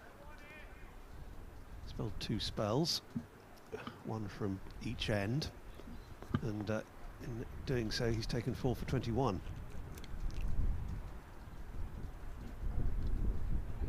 Steaming in again. Outside the off stump, and no need for Banton to play it.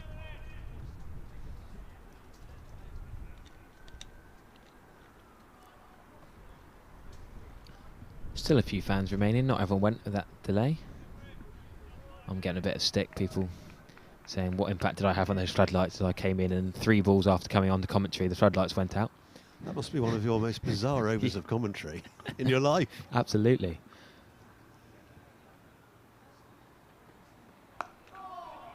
It's squeezed away on the offside again. Won't be a run. It's a ring of 3 fielders in waiting on that side.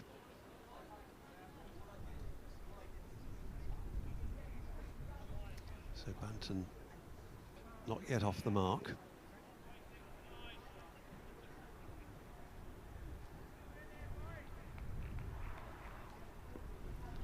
Settling again.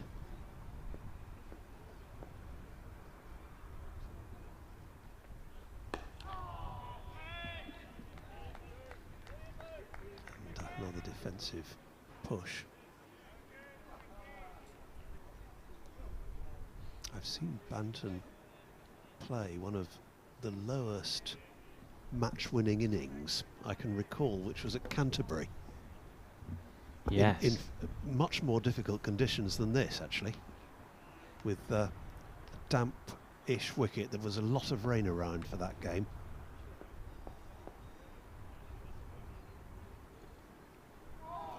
He likes batting at Canterbury. It was Canterbury in the Whitehall, the T20 match live on Sky. We got that 100 a few months ago, and really grey, bizarre conditions, foggy, cloudy.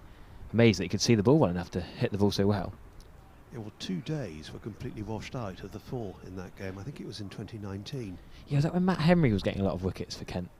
And Yeah. there were so many wickets fell in stupidly low amount of overs, I do remember. Yeah, but he made, I think it was 63 or something like that. And he clung on in adverse circumstances and really played very sensibly. And without that innings, I doubt whether Somerset would have won the game. Yeah, that was quite a remarkable match. If you turned away for a moment, you'd miss another wicket. And Tom Banton, as you say, stood tall when so many other batsmen failed and struggled. A day for the bowlers, or day and a half, I suppose it was. It wasn't even 2 days, was it? So much of the game taken out of it.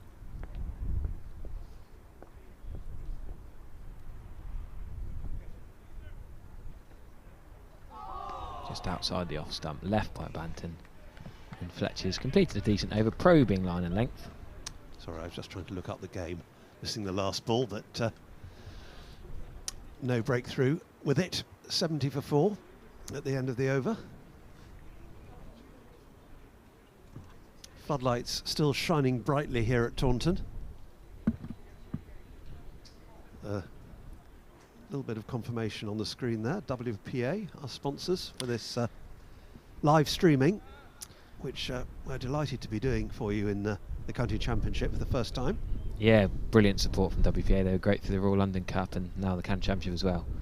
You can see a bit more of the detail of the Quantox in that picture, which has just disappeared actually. And we talked about the man going back at third man, and James Hills has played a lovely punch shot off the back foot, which would have been 4 in any standard field after 27 overs, but because of those dabs he'd played to third man, they put the man back and now it's just 1. Quite middled that ball clean as you like, as we now see a bit of a view over the Quantox. Yeah, it gives you a little bit of a pointer as to what the overall weather's like. They were very murky earlier on today, and now it's quite a lot clearer. Maybe a good sign that we might get through these remaining 13 overs that are up on the board. Patterson yet to take a wicket. This is his 6th over. Tom Banton on strike. Little trigger movement back and across, and he just blocks that forward. He'll just be playing with the close here. Try and keep Somerset's 5th wicket intact. His partnership with Hildreth should be crucial. The last 2 remaining out-and-out batsmen, Van der Merwe, of course, will all remember that game against Surrey in the 50-over competition a few years ago when he batted so well with Dean Elgar. That phenomenal innings. I'll never forget that. But harder against the red ball under lights with a decent Notts attack.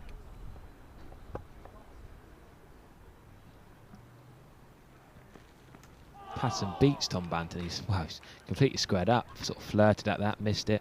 Body went all over the place, hip came forward. Didn't look terribly convincing as a shot.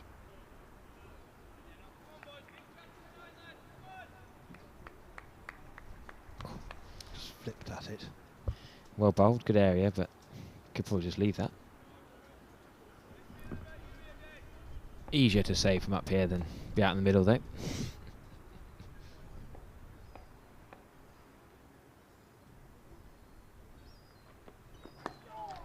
Flicked in the leg side and Tom Banton is off the mark. A nice little to the right of Luke Fletcher at mid-on, and nice little tuck into leg side, and Banton will feel better for that. It's always an important moment to get away from that blob on the scoreboard.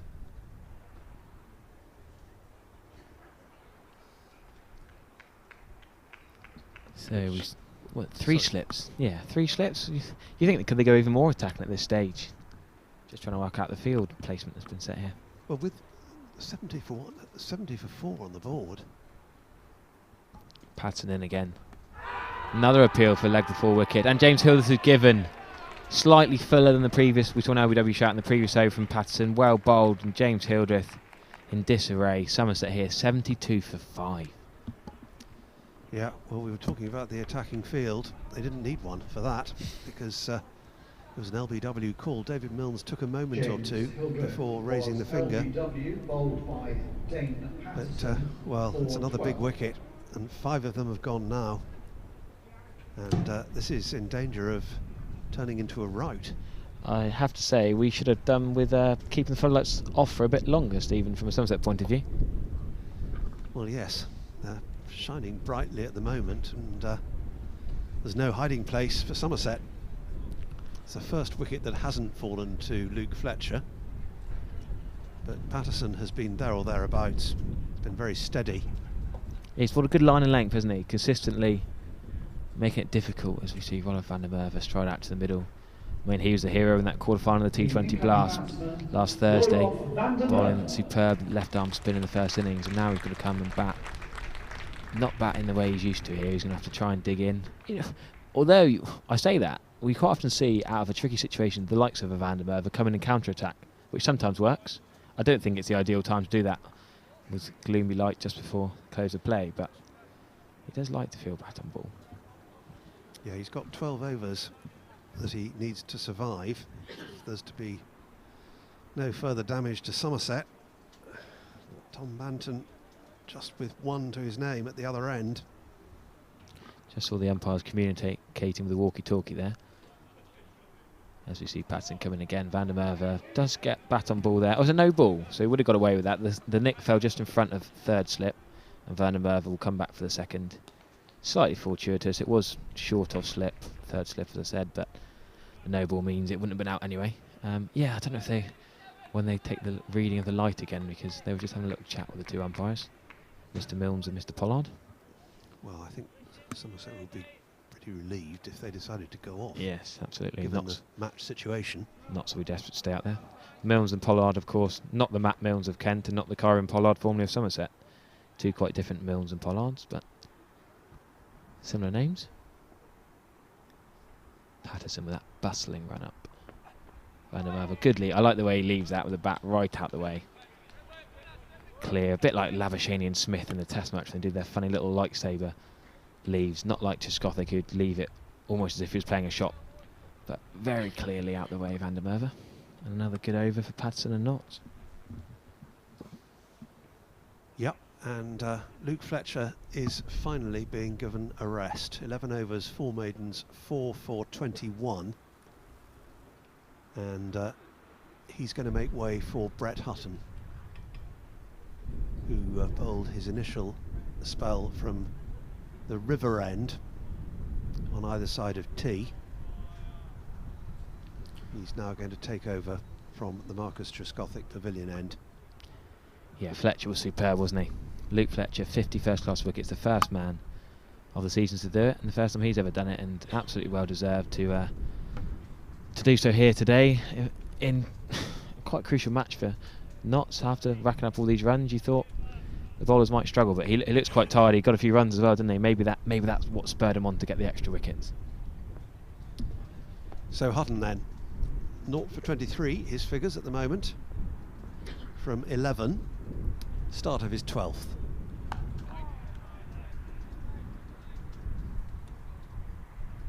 First ball defended. They're being put through the mangle here, Somerset.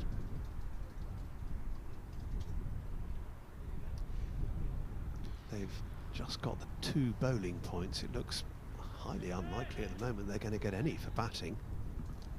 Yeah, that'd be massively damaging, wouldn't it, if the first game of this stage they would only get 2 points from the match.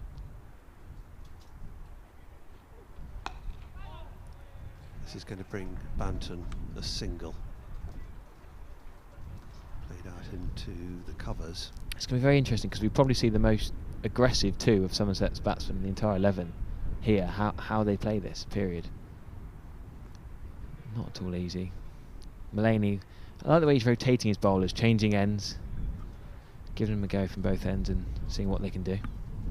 Just give a mention to the other 2 games going on in this division. Warwickshire eventually bowled out for 371. They would be a bit disappointed about that after the day they had yesterday. Lancashire 86 for 1 in reply. So that looks fairly evenly poised. At Manchester. Hutton in, this is number 6, it must be. It looked absolutely plumb. Van der Merwe has gone and it's 77 for 6. I didn't see any way he was going to escape the raised finger there. Brett Hutton has struck for the first time. One of the easier decisions you'll have to make there. I think we could all tell. We're in quite a fortunate position. Of all the wickets we played on, we couldn't be in a better spot. I've everyone on the ground here, the commentary box right behind the bowler's arm. And Van der Merwe slightly got his pad in the way, didn't he? I feel like he's playing round his front pad. He stepped across middle and off stump when he really should have kept his foot leg side so he could get his bat to that. But this is carnage. It really is. 77 for 6. On that note, Stephen, I've come in for 3 balls. They've gone off for 20 minutes. Floodlights are broken. They've lost 7 wickets. I should probably remove myself from the situation. Well, despite all that, it's very nice to see you, Harry. Harry Everett making way to Somerset's relief.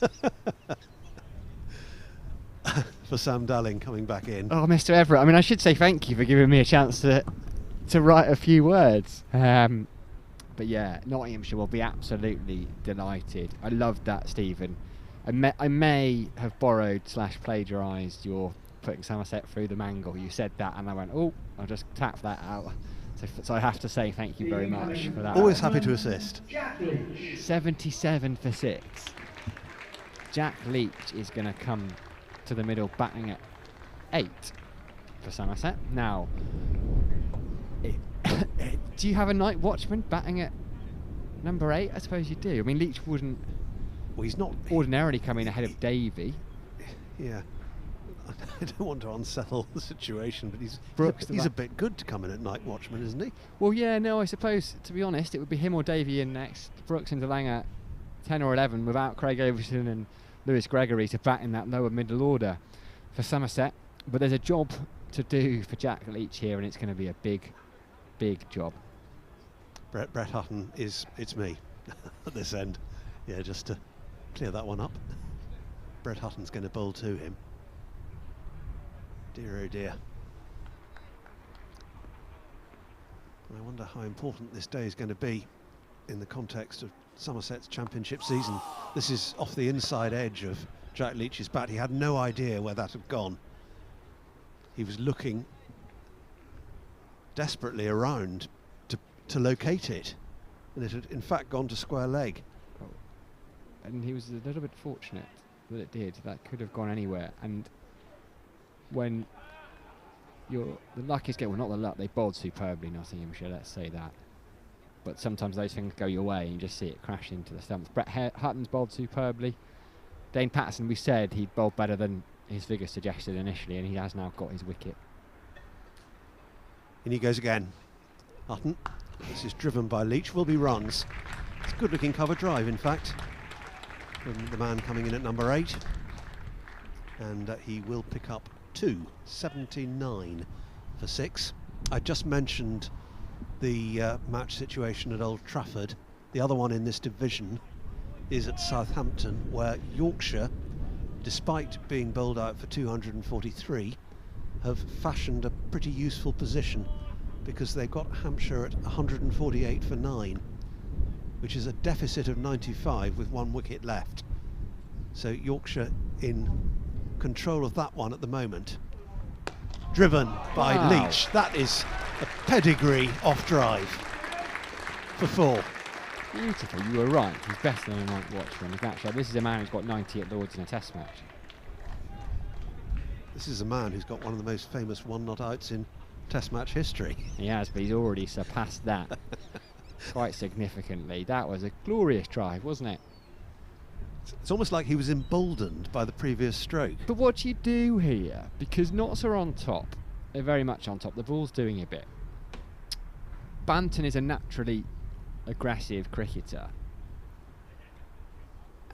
And do you hang around and wait for the bad ball to potentially come for you, or do you just try and, okay, let's get as far out of this situation as we can, let's just get as many runs on the board? I don't know. What they probably quite like, we're going to get a light meter reading, you'd imagine Somerset would quite like to go off right now. Nottinghamshire certainly won't. They've got their proverbial tails up. Well, we had the reading. We're okay to continue. Tom Banton is going to take strike, and Dane Patterson is going to bowl. 3 slips in. Joe Clark, Ben Duckett.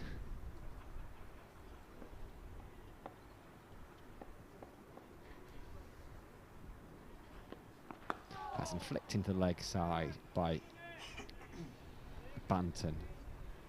Certainly got the impression from Jack Leach from those 2 strokes that he's not going to die wondering. It was glorious, wasn't it? It really was glorious. Brett Hutton in there at 3rd slip as well, bowling now in the grabbers.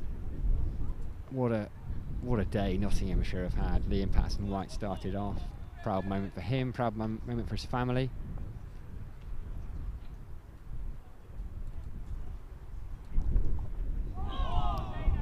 Oh, it was a very good line again from Patterson. Tom Moores did well to stop it. I think it just bounced just in front of him. The carry isn't as true as the wicketkeeper might like it to be there. I think he just turned his head away to avoid any kind of accident there. I think it just bounced just in front of him there. I think Banton may have left that on length rather than line. Went over the level of the bails. It's a good leave. Saw Abel leave one from Brett Hutton from this end that went very close. This one's Patson, driven by Banton. Lovely shot. I think he's going to pick up 4 there. The fielders will chase it. It's going to slow up. It's going to tease them, but it is going to go to the boundary. And there we see Dane Patterson just slightly over pitching. Tom Banton, that little step forward he does, driving through the offside.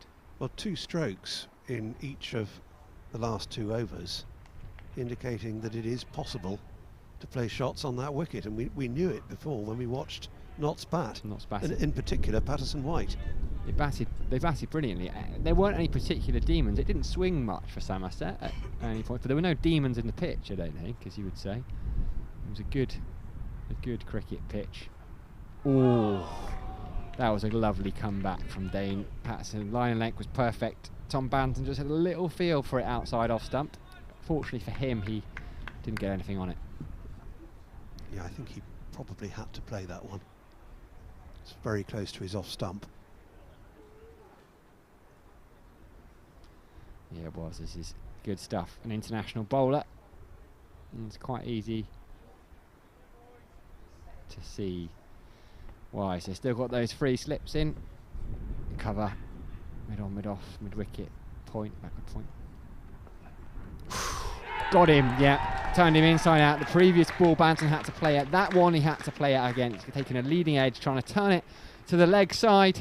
Somerset have just lost their 7th wicket. Tom Banton played a lovely cover drive, but 2 balls later, Dane Patterson, the South African, has his revenge, takes the outside edge. Tom Moore just takes half a step to his right, claims the catch. As Harry Everett said, those floodlights coming back on has not helped Somerset, but Nottinghamshire, what a performance this has been thus far with the ball. All 3 bowlers used have picked up wickets. Yeah, Luke Fletcher to the 4, but 2 for Dane Patterson, 1 for Brett Hutton, 7 in all. Luke Fletcher. And Somerset, sorry, did I say? No, Luke Fletcher quite literally to the 4. Yeah. Of course, sorry. No, it was excellent. To the FOUR. 87 for 7. And, well, that deficit looks truly horrific on the screen now. 361, the follow-on looks inevitable. It is a long, long way away. Josh Davey is going to come out, or has come out, batting at 9. Could Somerset be batting again this evening? It's not inconceivable. No, it's not, with 10 overs remaining. Josh Davey, who shapes up well as a batter, has opened the batting in international cricket, started his career as a batter, and runs are needed from him here for his side. He's got a very good technique, drives well. We're going to see a 4th slip come across, and why not in this situation? Notts can really push Somerset. I mean, we said it was almost impossible for Somerset to win the game a couple of hours ago. It now is, you would imagine, impossible. It's about hanging on. Notts tails up. Patson White beats the outside edge. Oh, that was a beautiful over. It's not Patson White, it was Patterson. I've made the mistake that Harry just said we mustn't make. The left arm spinner is not bowling. Patterson beats the outside edge. Another good over, another over with a wicket. Somerset finished 87 for 7, and you're right, Stephen, 10 overs left. Yeah, well, I mean, once you're 7 down, then it could fall away very quickly. I mean, it is falling away very quickly. We said earlier on that we won't see Stephen Davies with his pads on again today. Just Jack Brooks and Marchand Alanga to come in. Both. He will also not They die can trying. both bat. They will. And they have helped Somerset out. They've rescued Somerset in the past, both of them. But it's going to need something absolutely heroic. Here is Hutton again, and Leach is just pushing that out to mid-wicket. Wow. I mean, all these people, all these remaining batters have contributed in the past. They're good enough to contribute. And let's be realistic as well. Rescuing from this stage means pushing Somerset to 150, maybe 200 at a push to reduce the deficit. and make it a bit more difficult to knots, doesn't it? But Jack Brooks in the first game of the Bob Willis Trophy, I think, here against Glamorgan last season, Somerset were in real trouble. That last wicket partnership he had with Stephen Davis really saved Somerset. I think he smashed his way to 90 odd. They might be saved for the evening by the light, because the umpires are definitely concerned, aren't they? It's going to be another light meter reading. Yeah, it's been put on top of the bails and they're going off. Somerset needed that. Reading must have fallen below the level that was measured yesterday evening, about this time yesterday, in fact. And 9 of the remaining overs will not be bowled, because I don't fancy they'll come back on again. The decision was taken this time yesterday that play was off for the day. Have suspended play because of bad luck. Yeah, all smiles from the Nottinghamshire players as they depart. There'll be a tinge of sadness too, because they would have loved to be out there for another 8 or 9 overs tonight, wouldn't they? Wouldn't Well, that they be? would. They would have loved to polish the innings off and get into the second one. I think they will sleep pretty soundly tonight anyway, but my, if they'd have finished the evening, woken up for breakfast with Somerset having to bat again for the second time, I don't know. We'll find out very shortly if we've just temporary suspension, or if they've said, which they did very sensibly yesterday, didn't they? They said that was the end. It's not going to get any better now. They're still out there in the middle, as you can see, and I fancy that we may see a signal to the scorers, or possibly a word into the shortwave radio. Just noting a few things down, David Milnes at the moment. Doubtless the time play was suspended. The circumstances of the match at the time, which rather grimly, the scoreboard may look bright, but the effect on the morale of those who can see it, if they're Somerset supporters, is far from bright. 87 for 7, trailing by 361. It's a long way back for Somerset. Nottinghamshire have had a wonderful day. It really has been the perfect day's cricket, really. Yesterday was evenish all the way through until that late flourish from Patterson White and Tom Moores. And if that is to be the end of today's play, they will be happy. They came out with good intent, didn't they, Patterson White and Tom Moores? They looked to score quickly from the off first thing this morning. Well, Patterson White just carried on as he started yesterday evening, aggressively and highly effectually. And going through to that maiden first-class century, and that was the outstanding individual Nottinghamshire effort. And then we've had Luke Fletcher taking 4 wickets, Dane Patterson 2, Brett Hutton 1, and Somerset, they're really in tatters. 87 for 7, and we're just waiting to see whether the umpires who are still out in the middle, I'm sure you can see that on your screen, whether they are going to communicate a decision. If you are leaving the ground, what they might not be able to see on the screen is that they are on. I think they're on the radio to the score box at the moment. So we will, I'm sure, hear very shortly. Yeah, Polly Rhodes is talking to them, conversing with them on her shortwave. Don't think we've got a first-hand decision yet. Yeah, we don't know. It's being discussed. Let's see what else we've got going on, because it's not just Division 1. County Ground in Bristol, local rivals Gloucestershire, they're 90 for 6 in reply to Northamptonshire's 327. Adam Rossington, top scorer for Northants with 94 earlier on. Ben Sanderson, what a fine bowler he is in county cricket. Likewise, Luke Proctor both got 3 wickets each. Not in a bit of trouble. Graham Van Buren is 19. Not out at Lords. In the meantime, on the screen, you can see a fine specimen of a young herring gull perched on, I think that may be the balcony below us in the Marcus Trescothick Pavilion here. I think that was the one that was having a sleep on the outfield a few hours ago. It looks pretty alert now. With that flash of the floodlights when they went off, that and was woken up. 9 and Kent 232 and Still, they're not reaching a decision at the moment, the umpires. I fancy that it's very unlikely that they're going to come back on.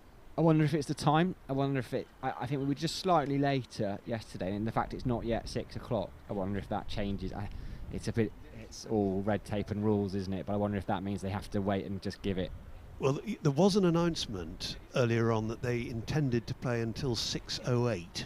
Okay. And we are, 15 minutes short of that. So that could well be right, Sam. They could be thinking, if the meter's still reading below the required level at 6 o'clock, then that must surely be it. It's difficult. They're in a difficult position, isn't it? Everyone around here, everyone knows, and the sensible, pragmatic thing would be say, thanks very much, we'll come back tomorrow. But they are bound by rules as well. If you can see your screen at the moment, you won't want to look. That is a nightmarish scorecard for Somerset. Tom Abel, the top scorer. And in fact, it's been taken off in favour of the Seagull. Why not? Yes, well, if you were a Nottinghamshire fan, that would be a wonderful scorecard to look at. We've got 2 days in theory left. Whether we will need them, time will tell. Well, it's a little bit in question now, isn't it, after this collapse we've just seen, whether the match, it felt like one that was likely to go the distance this time yesterday, but no, not now. Makes you look silly, doesn't it? I'd written last night, well, this was one for a Thursday afternoon finish. It's what cricket so often does. It's one of the reasons why it's so much fun. It's all right, it's lucky, isn't it? It's not on the internet or anything that people can defer back to. So I think that we may be just about done. The umpires are going to go off, and that is a pretty clear indication that play has been called off for the day. I'm just waiting for some kind of visual confirmation of that, but with the umpires going off the field, surely, and the stumps have been drawn as well. Yeah, I think that must be that for the evening. Umpire Milnes has he's got some implement out, whether it's the light meter, I don't think it's the shortwave radio. Polly's on her radio again. So should be able, we haven't got a firm steer at the moment as the umpires go off. A few adult herring gulls flying around in front of us. A little bit of a display of aerobatics from them. Perhaps you better commentate on the seagulls.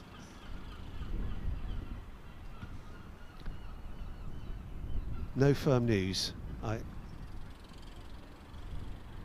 without anything positive to tell you, and we have just heard that the game has been called off for the day. So that is the sorry situation for Somerset here at Taunton. 87 for 7, trailing by 361, and Nottinghamshire rampant in this game at the moment. They've had a fantastic day, and Somerset have had a pretty nightmarish one. Yeah, an hour too late if you're a Somerset fan, probably half an hour too early for the day to wrap up if you're a Nottinghamshire fan. What a brilliant day's cricket. Nottinghamshire, a fine side. Bit of ground to make up coming into these last 4 games, and they may well fancy themselves to start to do that. What a story, what a turnaround it would be from 2019, having got relegated to Division 2, but they are having a wonderful summer thus far, and it has continued. No signs of rustiness from those Nottinghamshire bowlers, Stephen? None at all. And Luke Fletcher, I suppose you could say he had a little bit of good fortune to have 2 caught down the leg side in the way that they were, but there it is. It's happened, and he's been bowling well all summer, and to be first to 50 championship wickets, that's a tremendous achievement, and you can leave the 2 strangles out of that, it doesn't matter. Isn't it just? And he'll have had many a day where he'll have beaten the bat time after time and picked up 0 for 70, so he deserved that, and he did. The second one was the first one was a strangle, the second one was just going down way wide, and he didn't celebrate, he just put his hand up and said, yeah, sorry for that one, but he won't mind really. 4 for, needs 1 more for a richly deserved 5 for, and I think that's probably a good time for us to wrap up for the evening. Yeah, indeed, and we'll be back tomorrow. We'll be back, well, if the game's still going on Thursday, we'll be back then, but we'll have to see what happens tomorrow. But for the time being, thanks for your company. We've much enjoyed bringing the coverage of this game to you with the help of WPA. Our thanks to them as well. From Sam Dalling and from me, Stephen Lamb, a very good evening to you.